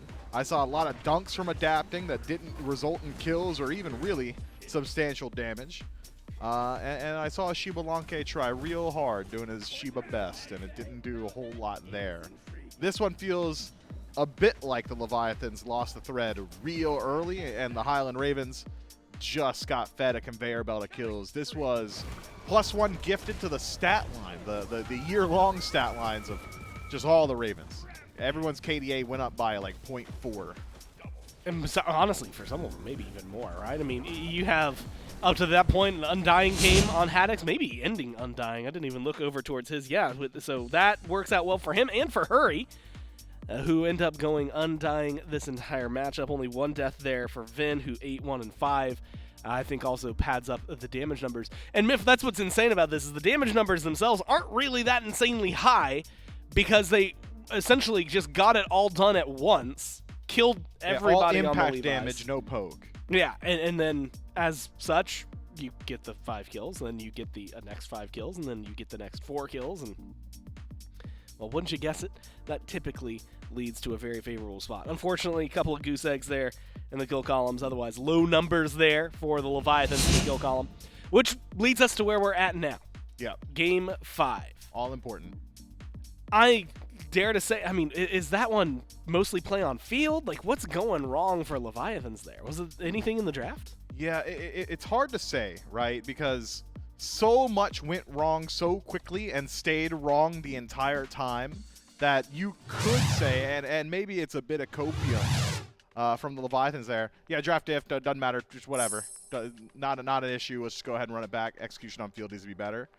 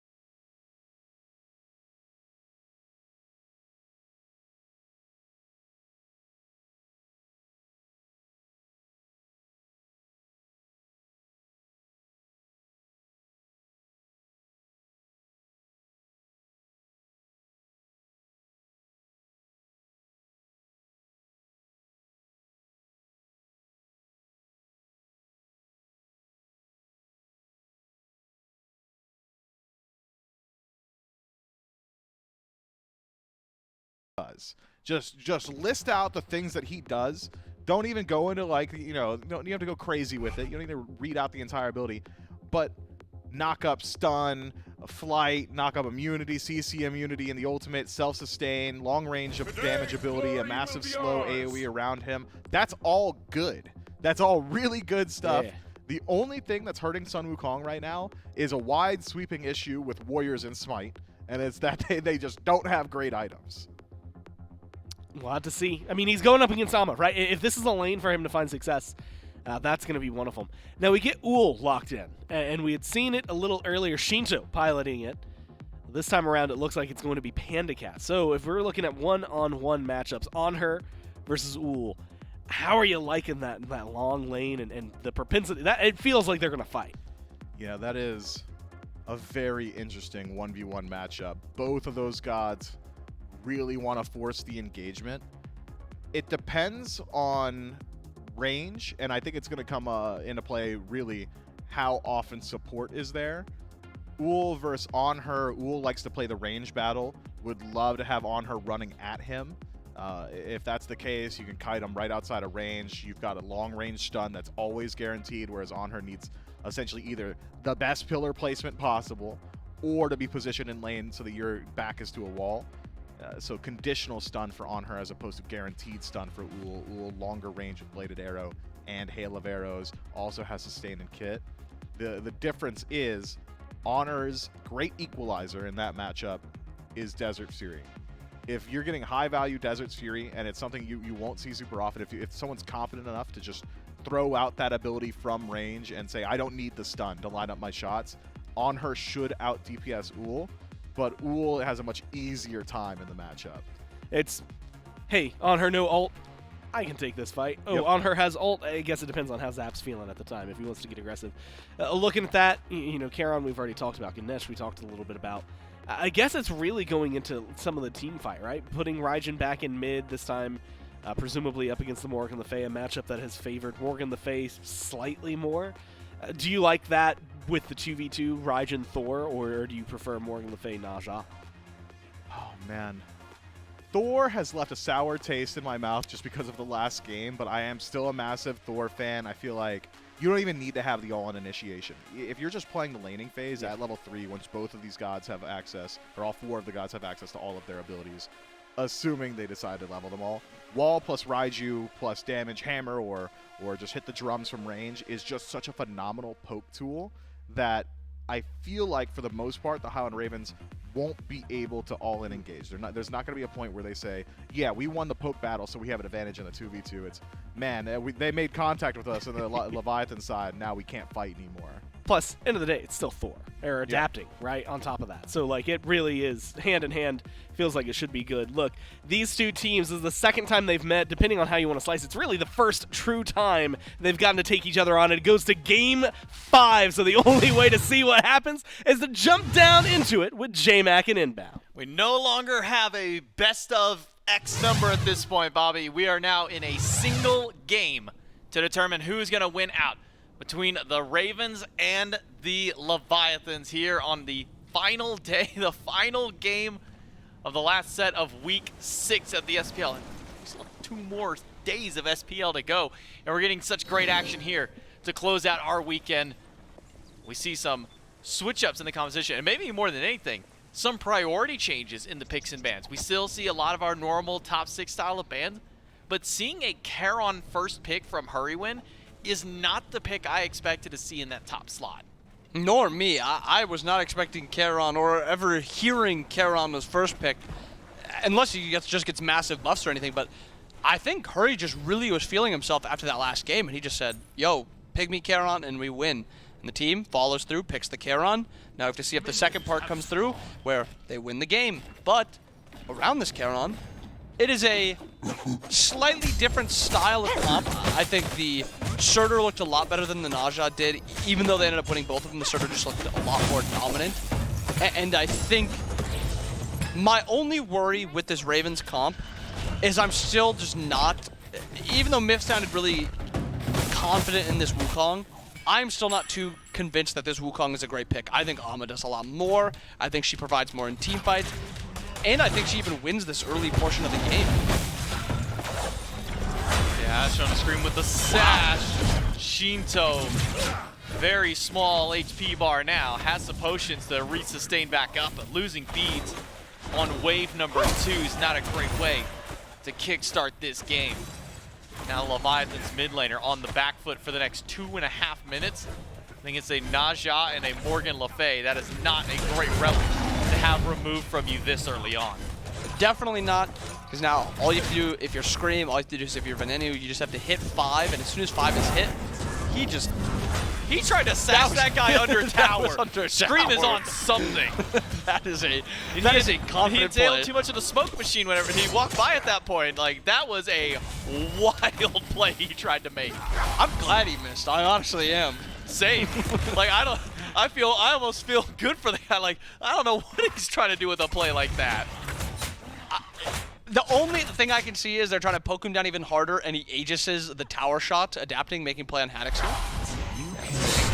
Walls off the escape, but still had the 72 transformations into the Oxform. Haddix goes on the escape, and might as well throw a little bit of spam laugh at him. Thought you had me, your wall just not quite on the mark this time. And it avoided death for Haddix, keeps him alive over at Soul. And a close play, adapting, already trying to make his mark over there. Haddix got low, but he's got that TP, so he can just back, regen his health bar back up. But I think we have to talk about that in solo lane now, is we've not seen a ton of these warriors in a little while. I guess 2 of the warriors we do see, we see Wukong, we see Amma, we see Herc, but we've not seen too many warrior v warrior matchups. And teams have to be prepared for both of these teams, both of these players, to be rotating a lot more, because when we saw Final K on that Hercules, he was teleporting early, he was teleporting often, and we saw Haddix on a mage against that, and he was just never there. So now both teams have to keep that in mind with this teleport. Yeah, I think that's a big point that you bring up, is seeing the warrior v warrior again. I think we saw one of those at the very beginning of our week, but outside of that, it's either been warrior versus mage or mage versus mage. It's kind of just been the solidified meta of the solo lane now, and a lot of that does dial back in from week number 5. That's where we really saw the mage takeover. Let's see how the assassin works out. Scream misses the sash. Ring toss will connect to Final K. He just hits 5 in time to get the ultimate online. Will stun Scream out. Final K should be fine off this rotation. Wow, that was smart by Final K. Try to hit 5. He recognizes he's not going to be able to run away. So he has to hit 5 if he's going to live. He hit 5 and he lives. Scream also trying to make his mark over in solo lane. And you compare it to the rest of these games, and it feels like now that we have warriors over here, it's both teams want to fight around the warriors. It's almost like warriors can fight well early, and you can play around those early warriors. You're telling me warriors can do stuff early? Somehow they can. That's a wild statement. I've seen a whole lot of mages, more mages than warriors. It leads me to believe it may have been the opposite, but I think talking about these warriors and kind of their build paths a little bit. Final K going into the shield, Berserker shield most likely, but Haddix seems to be opting towards a very early Runeforged hammer as opposed to defense. Any thoughts as to maybe what his reason on starting up this item would be? Was curious to see if anything popped off there. Scream was kind of sitting around the corner. Figured maybe we'll give it a second, see what happens, see what transpires. But I think the Runeforge feels really good on Wukong. I think, yes, your survivability goes down a little bit because you either won't have Soul Eater or you won't have the defense item early. But your clear becomes better, your setup becomes better. Your survivability is already very high as Wukong, as Miff highlighted. They actually 1v1 or 2v2 over here. Scream's coming back in. Zapman uses the beads early, but Panda Cat's still holding on to his. Scream brings him up to the sky, and on landing the atomic cooler, waiting for him, impale onto Panda, and the tidal wave comes through, and that's the kill. It's Hurrywin who snags it all the way from the jungle with the ultimate. It's the Highland Ravens with first blood. And that's okay. Another fight, maybe? Adapting, not able to see something. Yeah, it looks like they're a little too far. I was going to say, that's why they first picked the Charon. That reason right there, get him that first blood, get him out going hot. Now, when you see that first blood happening in support, it is a big change because it's a different type of spike. The spike isn't like, oh, this character's going to do a lot more damage. It's the opposite. It's this character's going to be very tanky. And if we see him back early, he's already got this Thebes finish, and Ronnie doesn't. And he's also got that first blood now. Golden hand, 600, 700. If he gets another 100 gold, he backs. He's going to have his med upgraded at that point, too. And this is going to be a really big support differential. We really have been seeing the heavy cryo from Wrong U to upgrading that meditation. Usually it is that level 7, level 8, or I think best way to put it, that second back more than anything. So we'll see if Hurrywin mimics that on the Charon here once more. Zapman is able to pick up his buff. And seeing the duo lane that was established here, you have Uller versus an On Her, feels like a very classic matchup of the duo lane. I'm honestly surprised we're not seeing more fighting between them. It's an exciting matchup to watch too, because it's probably one of the highest skill matchups you can have. Both of them have pretty hard skill shots to hit. Yes, there is some semblance of one-shot potential on both of them, but they need a little bit of farm for it to actually happen. And I think it's we don't want to fight too much right now until these supports leave the lane. Once the supports leave the lane, I would be surprised if they continued to not fight. But Ronnie already coming back over here.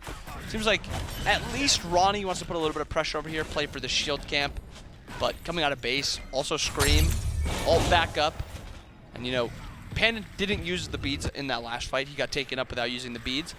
So he's still a little bit safe, but he's gonna want to get back to base, get that trans finished so he can start spiking a little bit. Because that's what both of these dual lanes are. They're trying to get those spikes, the dev spikes for On Her, the trans spike for Panda, and then the Thebe spikes for the supports. Now, maybe paint me a bit surprised here though, inbound. It's not a Runeforge hammer for Paddock. Oh! He goes Frostbound instead. Now Frostbound, not quite the same that it used to be. It used to be just keep hitting in hands and they're just gonna stay slowed. Now it's an internal cooldown with it. Still does the same thing, but now it's in an AoE when you hit it. What's the reason for a pickup like this compared to going for the more standard of the Runeforge? I know this is a popular pickup for Wukong, but I've never been a big fan of it. It's like you have slightly better all-in potential onto the enemy ADCs. As we're talking about that and seeing that in solo lane, a near one-shot onto Venenu in mid, beads don't even come out because the damage from Shinto from adapting is enough to just kind of kill him through his ultimate. So a nice little return kill. Maybe Scream finds him. He does not find Shinto in the jungle, but a nice little return kill there. And another fight over in solo lane. Addicts wall off. He's got ultimate. He's got enough HP to his name thanks to the help of that Frostbound, as well as that tier 1 breastplate keeping him alive. But all that was done without adapting his ultimate. Now he speeds from the sash, misses the hammer on Scream.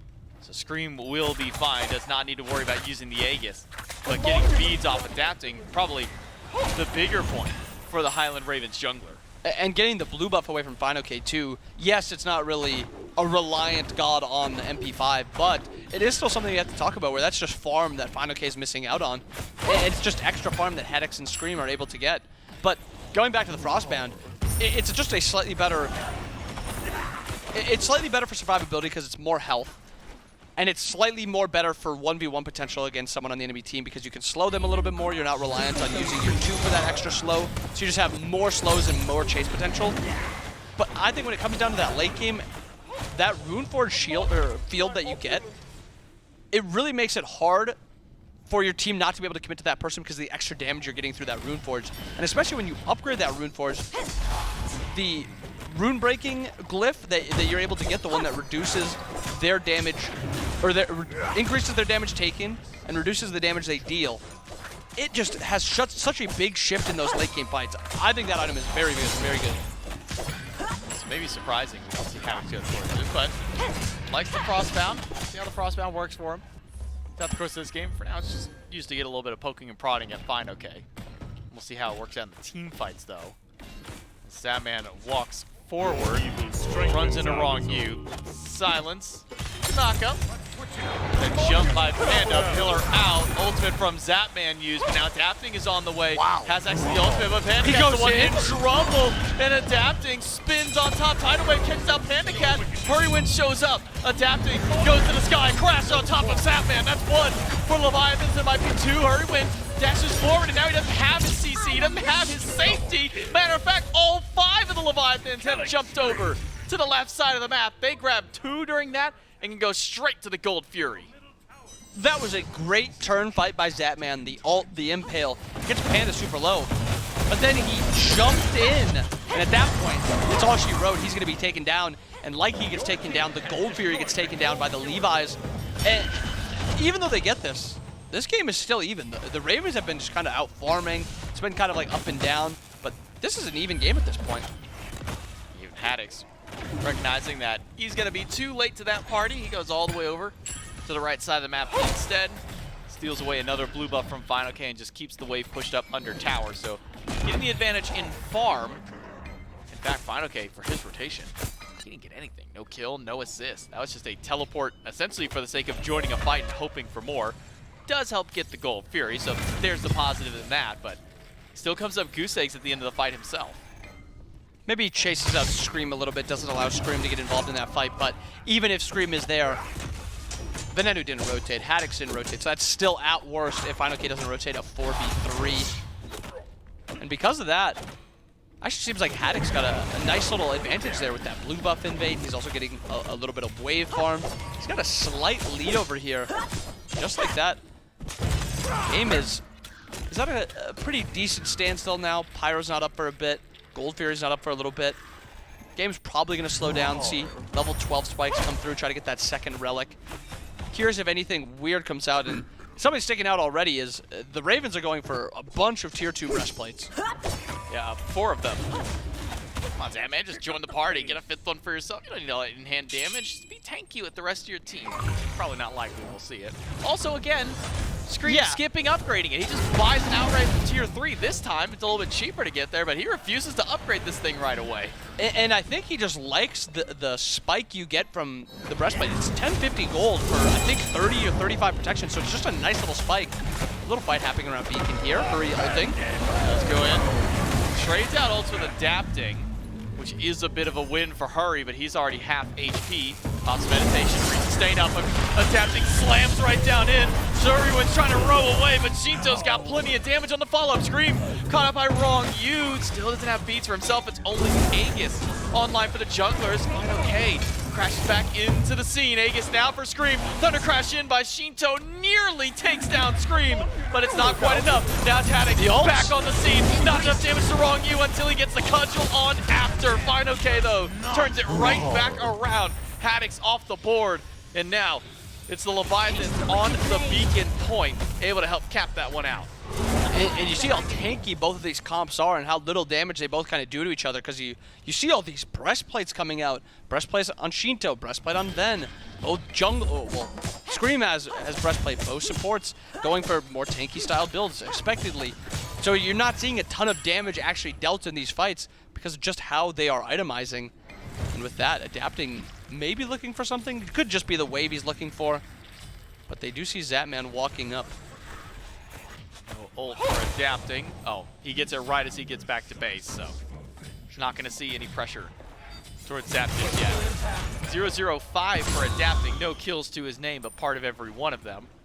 Meanwhile, it's Shinto at 4-0-1. He's been the one getting all those kills, and what a nice and juicy bounty now afforded to his name. The Highland Ravens struggling a bit to get to Shinto. In fact, Shinto's been so comfortable in these fights, he's under-crashing aggressively almost every time. And I think that's a good highlight to have, because who on the Ravens is going to be able to take down Shinto, really? The Nausea's not really itemizing to be able to kill him. Yes, Haddix has the Frostbound, but that's not really going to help killing through the breastplate. So it comes down to the entire Levi's, or a lot of the Levi's team has to be killed, or Shinto's going to have to really disrespectfully dash in for him to get taken down. He's already got that early lead, as you said, 4-0-1. He's already 3 full items deep, and he's already upgraded that breastplate glyph too.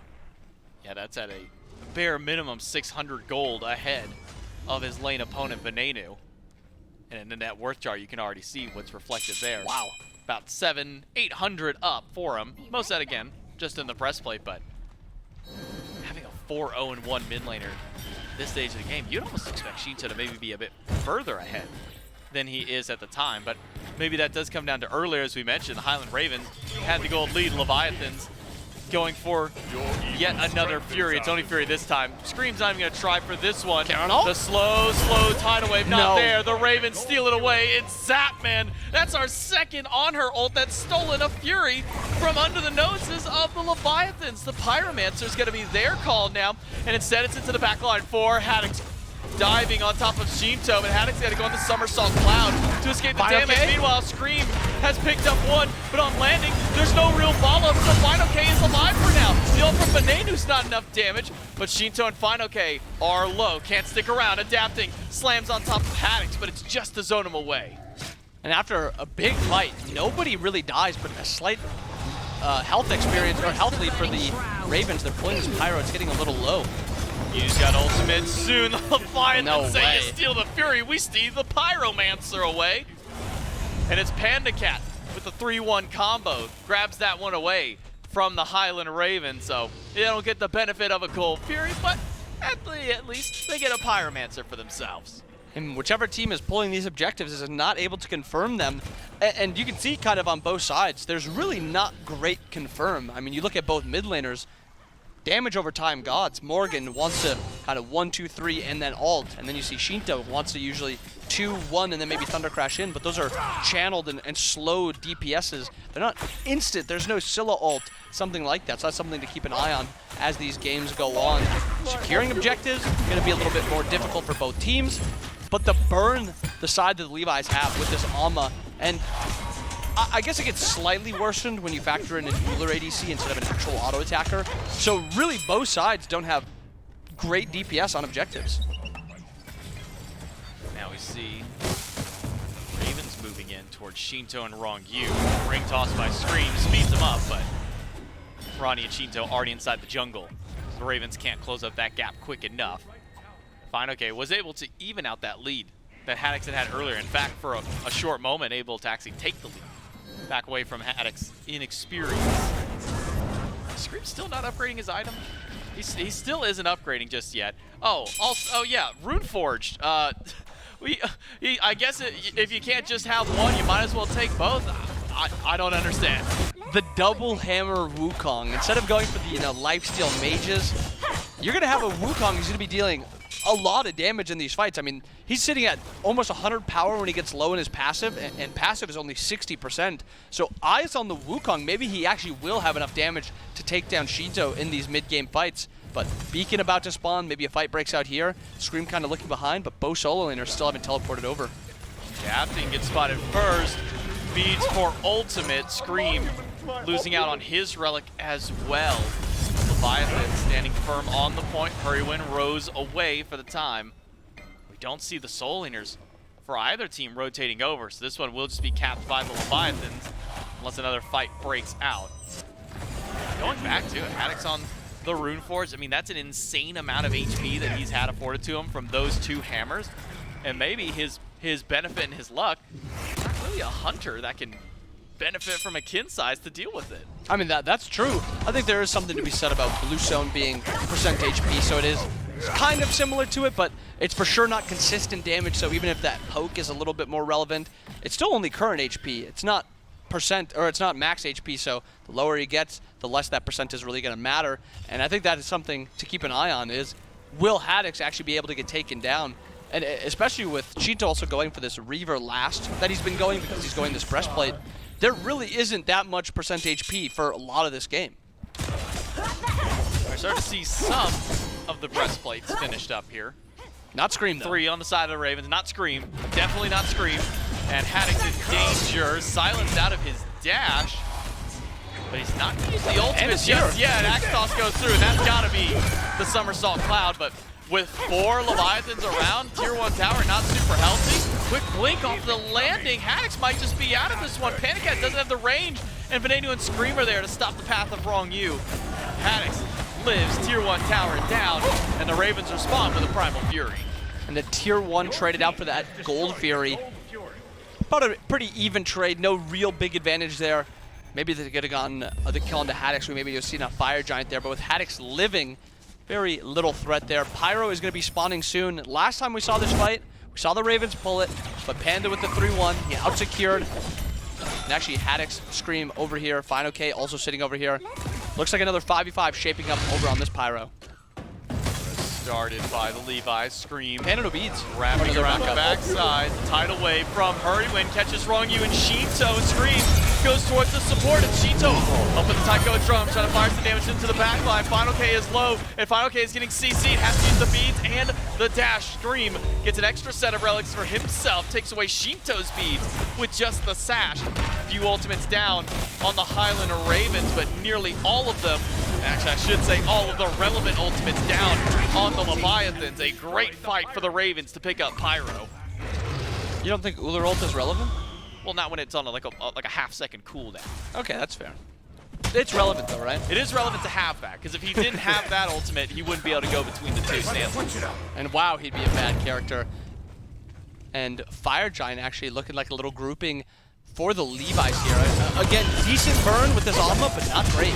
Secure was been a problem for both of these teams around the objective. Leviathan have the fire down to half, but Haddix and Hurrywin are going to start the fight now. Hurrywin's ult should be coming up soon. Haddix up into the cloud, staying alive for the time, forces the Levi's off, but the Ravens are going to pick it right back up. Now it's forcing Leviathan to jump back into the fight, and they have done so already. Fine, okay, ultimate on the 3, gets the tidal wave out, adapting in the sky, adapting on the ground, and he's doing a lot of damage to Zapman and the rest of the squad. The entirety of the Ravens has to back away, but Venenu takes one with him, and all the while, the Leviathan pull the fire back out, and Scream does not get Shinto, but they also can't get Scream. The Leviathan's got to run because Haddix is back to full HP, and Hurrywin is going to be the one to chase him down. And the stun on Nirvani, the slow, the Wingblade pickup does mean he's going to be able to get out. Actually, it's not even a Wingblade, he's just able to get out. A 5v4, 4v4 happening here.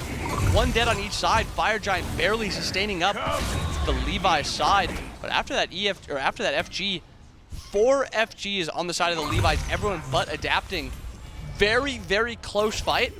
But I think we have to highlight the disengage potential that this Levi's comp has is extraordinary with this Amaterasu. And you see Fine on the Alma go right back in. They say, oh no, now they're on Fire Giant. Now I've got to step forward. And he held on to the ultimate that entire time as the Ravens were pushing in and saved it for just the right moment to close that fight out. A 1-for-1 trade, but losing Adapting, not the end of the world, especially with how much damage Adapting did in that fight. Yeah, I mean, Adapting is the reason that fight goes as well as it does. If he doesn't land when he does, where he does, and hits as many people as he does, we're talking about maybe more than just Adapting dies. I mean, Shinto barely made it out. Maybe he dies. Panda maybe gets taken down also because he has to get peeled out also, but because of how Adapting played that, how he landed, it's actually a really good fight for the Levi's, and they get 4 Fire Giants. But big point here. Somebody's finished their breastplate. Oh, he finally does. He did. And he upgrades it all the way to the glyph. So we're at 4 breastplates for the Ravens, 2 finished for the Leviathans, 1 on the way for Spectral? Wrong You. Could be Spectral with Zapman going into crit once more. Zapman has just loved his Demon Blade. He has. And his Hunters, nearly every single one he has played, it's either been a 2nd or 3rd item pickup. And it's for no, I mean, it makes a lot of sense. If you see how much damage he's actually doing in these fights, a lot of it comes from that Deathbringer crit. I would not be surprised if last time when Final K does pick up that Spectral to, you know, stop the Naja's crits and Zapman's crit alike. But with this, game's kind of, you know, stalled out a little bit. They're not trying to rush down this left Phoenix too quickly. Still got a 1.5 on that fire.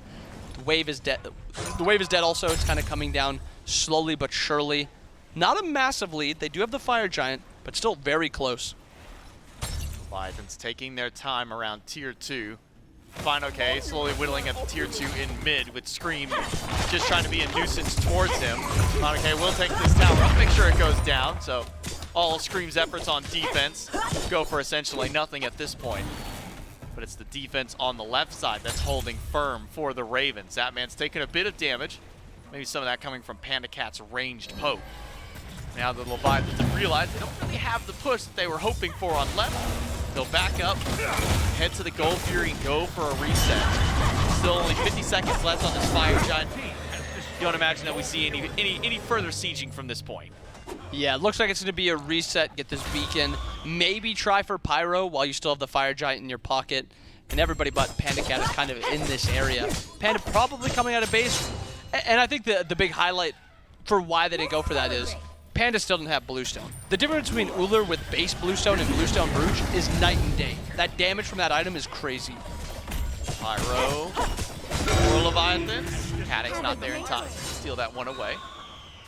So will get picked up into the pocket of Final K, but now with the beacon going down, We will have Titan spawning up in about 15 seconds to start marching down the left lane. So that does leave open some option for a fight to break out around fire. We've seen some teams where they want to play up with the Titan, get that push, especially if it's on a good side like this, but we've also seen other teams just ignore the Titans, let them do their own thing, and head over to fire. Doesn't seem to be the call for Leviathans. They'll march up the left side of the map, clear out what jungle they have, and then start setting up for the impending fight that will happen there, but the Ravens aren't on the same page. They're the ones who are head over to right for the time being. And the timing is a little bit off. The Titan isn't going to meet here until Fire Giant is spawning, so it seems like they want to try to pressure them down this lane so they can't actually threaten this Fire Giant. Scream so far the only one here. Final K playing up a little bit, but he does have those beads available. Looks like a fight might break out here. Okay, dash. Hurrywin throws away. Joins in with their Titan. Panda taking a little bit of poke. Scream sash onto Final K, but instantly Final K turns back. Hurrywin goes in with the ultimate, but it's only going to clip Panda Cat, who beats and jumps away. Shinto's ult does a lot of damage to Haddock and force him to somersault Cloud out. And now the Highland Ravens on defense, while Leviathans knocked away at their walking Titan. And with Titan dead, and the enemy has to deal with their Titan, they back off and they try to get ready for this Fire Giant.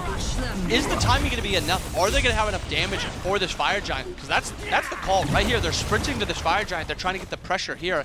Haddox, though, knowing that's an option, has already reset, walking out of base. Not great ward vision, I think, is a big highlight. There is very few deep red wards, so they don't know where they're going to be.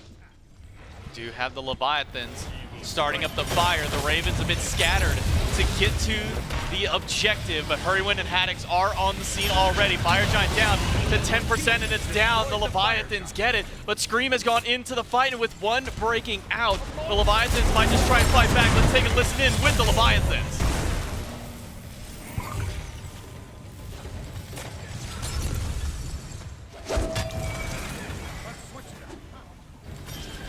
As soon as the fight breaks out, it peers out instantly. Scream's ult doesn't quite get the value that maybe the Ravens were hoping for, but Leviathans already have their clear game plan. They got fire, head straight over into what their lane is, would be the left lane.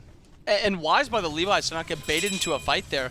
A big thing that teams will sometimes do, which is a bad play, is to fight after getting a Fire Giant. No Shinto ult, no Final K ult. They're a little low on ult here, and as you see, Scream's ult is coming up soon, so it could be a risky fight here.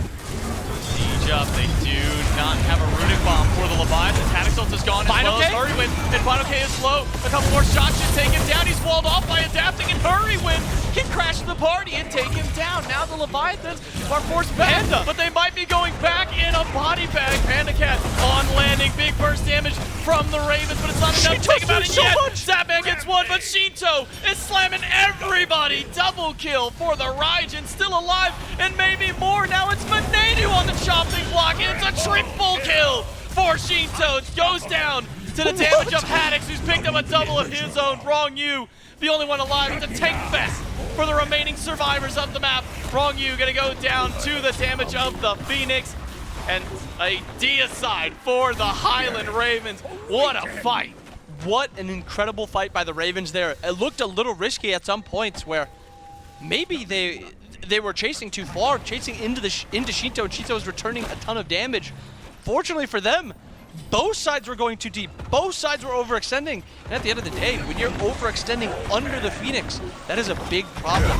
Haddox gets off a ton of damage there, and he actually just gets a 500 pot too, so Haddox is very powerful in these next fights. But just too deep by both of these teams. Take your picks and then play with those advantages. Don't just keep chasing. So now, the Fire Giant that the Leviathans took away. Nobody's got it. Nobody gets the benefit of the buff. We'll be waiting till Enhanced Fire Giant before we see that one around anyone's waist any longer. And just a wild fight under Phoenix. They didn't even get anything for it. What, you got 3 kills? That's cool. The Phoenix is still full HP. It's not like they took a Phoenix and opened up the door, now they're good for another objective. They lost fire too. Took the fight. They all lose Fire Giant. This power play doesn't really mean anything because there's no Fire Giant buff to power them up. Wait, that differential was negative. That Fire Giant was bad by them. They're losing gold by getting Fire Giant. That is crazy. Leviathans are able to grab a Fury, bumps them up a little bit, still ahead right now. 7,000 gold for the Levi's, but 30 minutes in, gold's not meaning as much. Venenu is trying to get some of his gold stacked up to try and go back, get this next item. Highland Ravens have some fight back in them. The help of that Phoenix gives them that second win. I think a big spike we should be looking at right now is also Zapman with that tier 2 Deathbringer. If he gets that finished and he goes into this next fight, you saw Fine doesn't have that Spectral. The only Spectral is on Rongyu. And this is consistent auto attack damage with the build he's gone for. High DPS. The only slight problem is he's not going to shred the tanks with that kin size, but really good objective damage. He's going to have near one-shot potential onto Adapting if Adapting goes in. So this is going to be a very scary on-her once that Deathbringer is finished. Levi's trying to sneak over to right Phoenix. Hurrywin's there. He knows that there's a team waiting for him. Leviathan's walking up. It's slowing this game down. The Highland Ravens defense the last time through. And we are so close to that next Fire Giant spawn. A play like that would have been risky for the Levi's. Risky indeed it would have been, but a free Phoenix before going for that Fire Giant, especially when it's going to be an EFG, would have been a really nice call by the Levi's. Might as well look for it. Still got a little bit of time before this Fire Giant is actually spawning. Kind of at a little bit of a standstill here. People want to get their wards down. As you can see, a lot of wards around this Fire Giant pit, and both teams backed for actually more vision. So there's going to be even more vision, and Ronnie's backing for probably even more vision. So we're going to have a lot of wards around this map, getting ready for this EFG. As we wait for next fire to spawn in, the Ravens starting to group up. Ward vision is going to be important around this fight. Leviathans are slow to get to this objective, waiting for it to spawn back. The Highland Ravens now going to group themselves up, going into this matchup, essentially dead even at the fire. The Ravens held firm on their last defense. Can they find their way to the objective for the Leviathans, or can they maybe find the fight ahead? Scream grabs Rongyu for a moment, but it's turned right back around. Not the ideal target for your Naja to pick up. And he's just kind of fishing right now. And I think this is what makes Scream really scary on this Naja, is he's fishing for anyone. If he thinks that he can bring up Ronnie and kill him with follow-up, he'll do it. If he thinks that it's just worthwhile trade, he will do it. He doesn't care if he dies because of it. And that's kind of what's so threatening with him and with Naja as a whole. But right now, a little bit of it just clearing waves in mid. Both teams not wanting to risk too much. Maybe playing for some spikes. See, Adapting still has that party punch. A lot of the other players on the Levi's side are fully statted out. Zapman puts up the obelisk, maybe getting ready for fire. No, not yet, not yet. Just keeping eyes on the enemy team. The Ravens have control in the pit. Deathbringer's up for Zapman. And now Adapting able to go back and pick up his Heartseeker. So 6 slots for everyone but the supports on the map. The supports have been having such impact plays. Rongyu, Hurrywin have been so crucial for both of these teams during this game. One good ultimate from either support can completely sway the game and really turn the tide of one of these team fights. But we are really tangoing around this Fire Giant. It's been up for a couple of minutes, but neither team ready for this pull yet. And Final K kind of wrapping around, looking to actually try to find something here. And this is a setup that happens a lot where Soul is trying to find a flank, and it looks like it's going to pop off soon. Final K waiting for his chance in. Haddix has spotted him out, though. Right away. What is Scream doing all the way on the other side? If he gets spotted out, we could see the fight break out on the right-hand side of the map. Scream now rotating back over. He'll be able to join his team, the Leviathans, still biding their time. And I think somebody we should keep an eye on in this next fight is Haddix. But he just dashed in. Goes in. Hurrywin, ultimate already. The Ravens have lost out on one ultimate. Now it's Adapting up to the sky. We can take a listen on the Ravens. The team fight breaks out.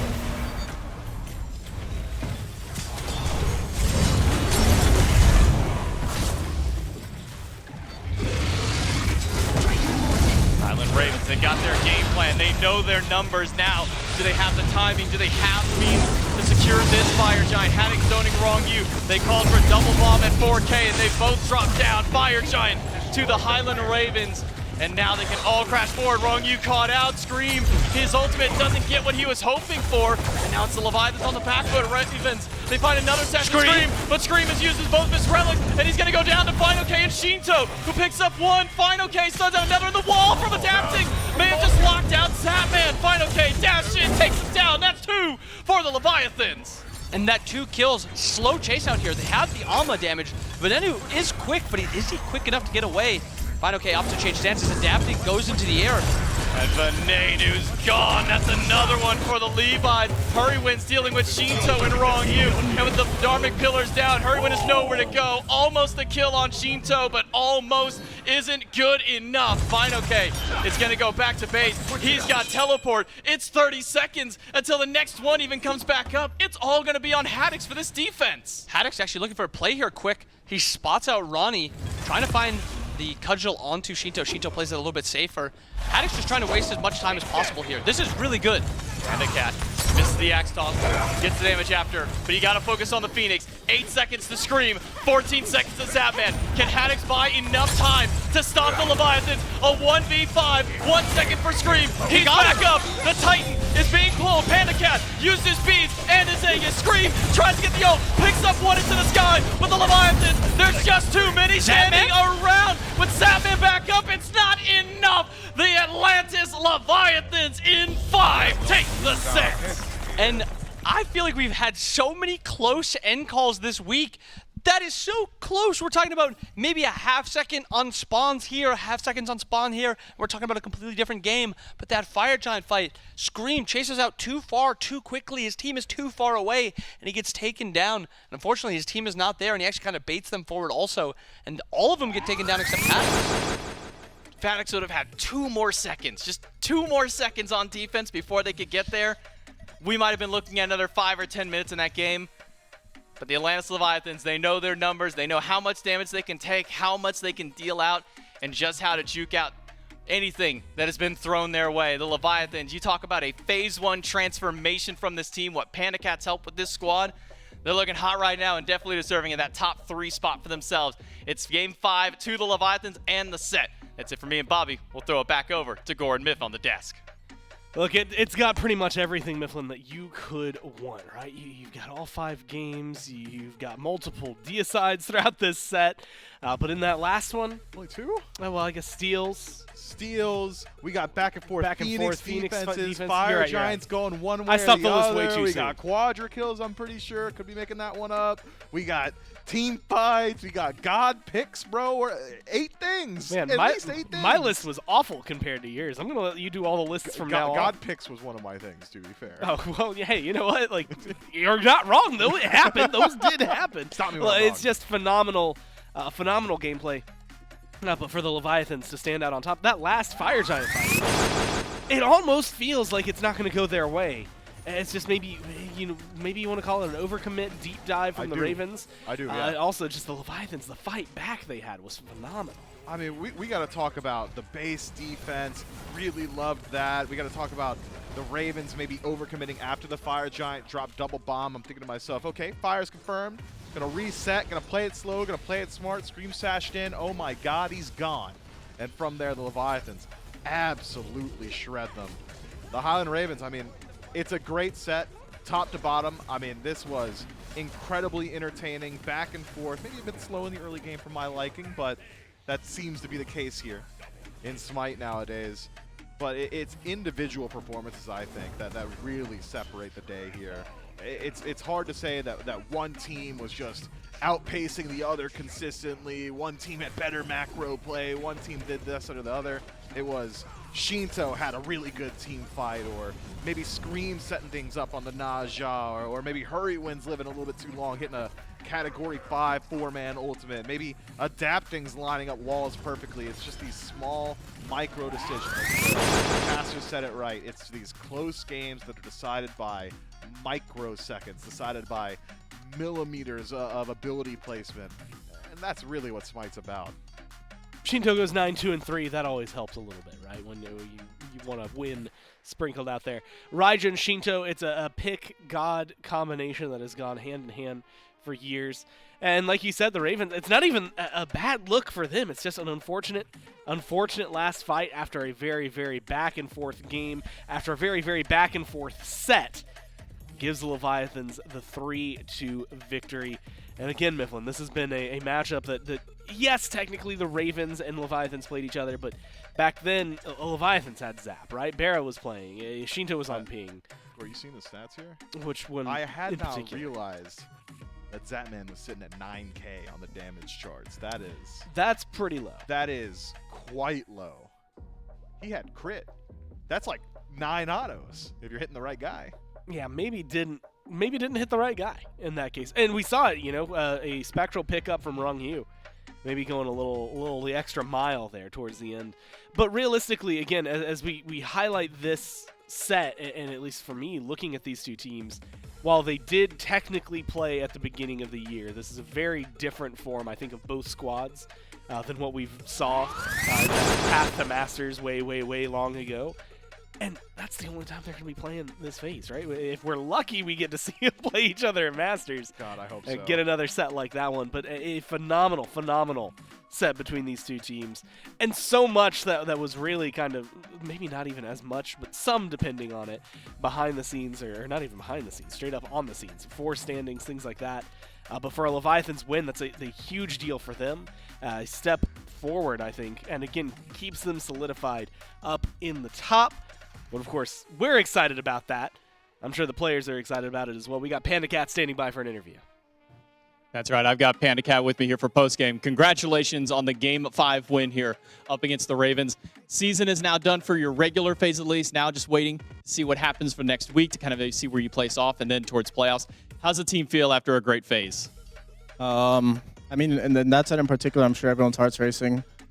That was probably the closest end I've ever experienced in my life. I don't know. I'm in the air, then Shinto's telling me to end the game. I'm nausea ulted, and that was like super crazy. So for that set in particular, I'm sure everyone's very energized, very excited for the win. As for the season, I'm sure these guys are happy. Obviously, I mean, I was able to turn them around from, I don't know, 6th place or whatever they were before I joined the team. But, everyone's hopes are high for the Worlds, for, playoffs, Worlds, and everyone's just really excited to be in the position to win. And tell me about your experience in particular. Take a little bit of time off playing the SEC for a bit, pulled back up now into the SPL, back into your carry spot, new support for the squad. How do you feel after a big phase with this team? I feel, I guess accomplished for lack of a better term. I feel like when I rejoined the league, I had a lot of things that I needed to do, big shoes to fill, and I think I've done my part for these guys. And overall, I'm really happy. It's kind of, went exactly how I expected it to go. I expected to join a dominant roster that meshed really well with one another. And that's kind of just what's been happening. So I'm happy. There's a few allegations at the start of the game of maybe a little bit of zapophobia coming from, some of the other players out there. Will you say you more than overcame the fear here in this set? I'm still shaking. Still shaking. Guy, what can I say? Locks in the honor, sits in my tower the whole game, and what can I do? No, I mean, I've never really had any fear of playing against Steve. Steve's obviously gotten the better end of our matches in the past, but he's always just a great opponent to play. He plays relatively smart. A lot of times he does some questionable things, but you can never know what you're gonna get when you're playing against Steve, and I think that's it's a good quality and a bad quality. But for me in particular, it's a lot of fun because sometimes he just shows up and pops off and really, it's like a wake-up call. Like, dang, he still got it. So, no zapophobia. He is my son, but respect to him. Well, Panda, congratulations on your big win. Congrats on a great phase for yourself and your team. I'll let you get back with that team to celebrate, and we'll throw it back over to the desk to close it out. That's right. They close this out 3-2. If you're still reeling from the interview. He sunned him live on air in a 5-game set that went like 5 hours. He sunned him. You gotta hold that, bro. That man might got the record, but Panda Cat got the last one. All right, that's crazy. Unfortunately for I guess Zap in this case, he doesn't have a chance to like rebuff that for a while, because that is again the last time these teams are going to be playing this phase. Still have Saturday and Sunday next week, but of course this is how things shook out. Couple of 3-0s, 4 in a row, and then today 9 games. Gladiators unable to push the Hounds to that Game 5.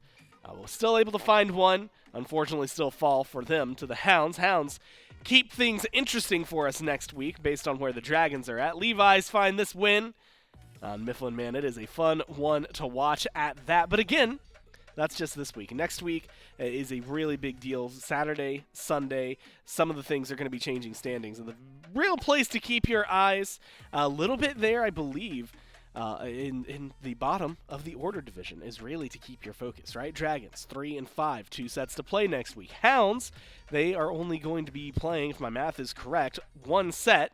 That 1 set is against the Dragons. If the Dragons lose both of theirs, which I believe the other one is against the Warriors, if I remember correctly, then we have a whole different conversation over in the order division.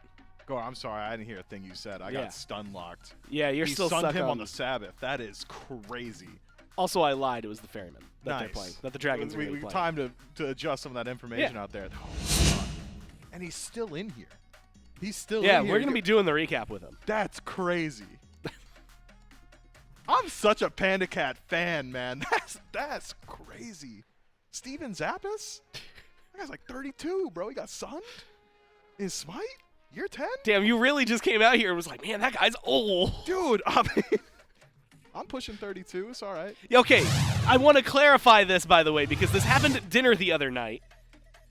Mifflin's version of pushing 30 is that he is 25. You round up. You round up. You hit 5. You round up. And I have it on good authority from old, I'm going to, Miff, just to tilt you, I'm going to call them Smite greats, Dulcin and Aggro, who did not stand by that when you said it. Yeah, what do they know? Yeah, well, and also there might have been some drinks that had been had by that point. And you had said 25. Round something. Dude, I'm turning 30 in like 2.5 weeks. I'm the one who's whatever you said. Yeah, you're pushing 30. I'm pushing 30, that one. That's the phrase you use. There's next week's schedule. On Saturday, again, a big one, Dragons, Ferryman, Warriors, Kings. And then maybe the biggest one, depending on how Saturday goes for the Dragons, Dragons and Hounds. And then, of course, to round things out, the last set of the Road to Worlds will be the Warriors taking on the Gladiators. That's going to get us through next week. Then we have a little bit of downtime, right? A couple of what we call them media days, but that always sounds a little more boring than hanging with the pros. Hanging with the pros, playing with fans.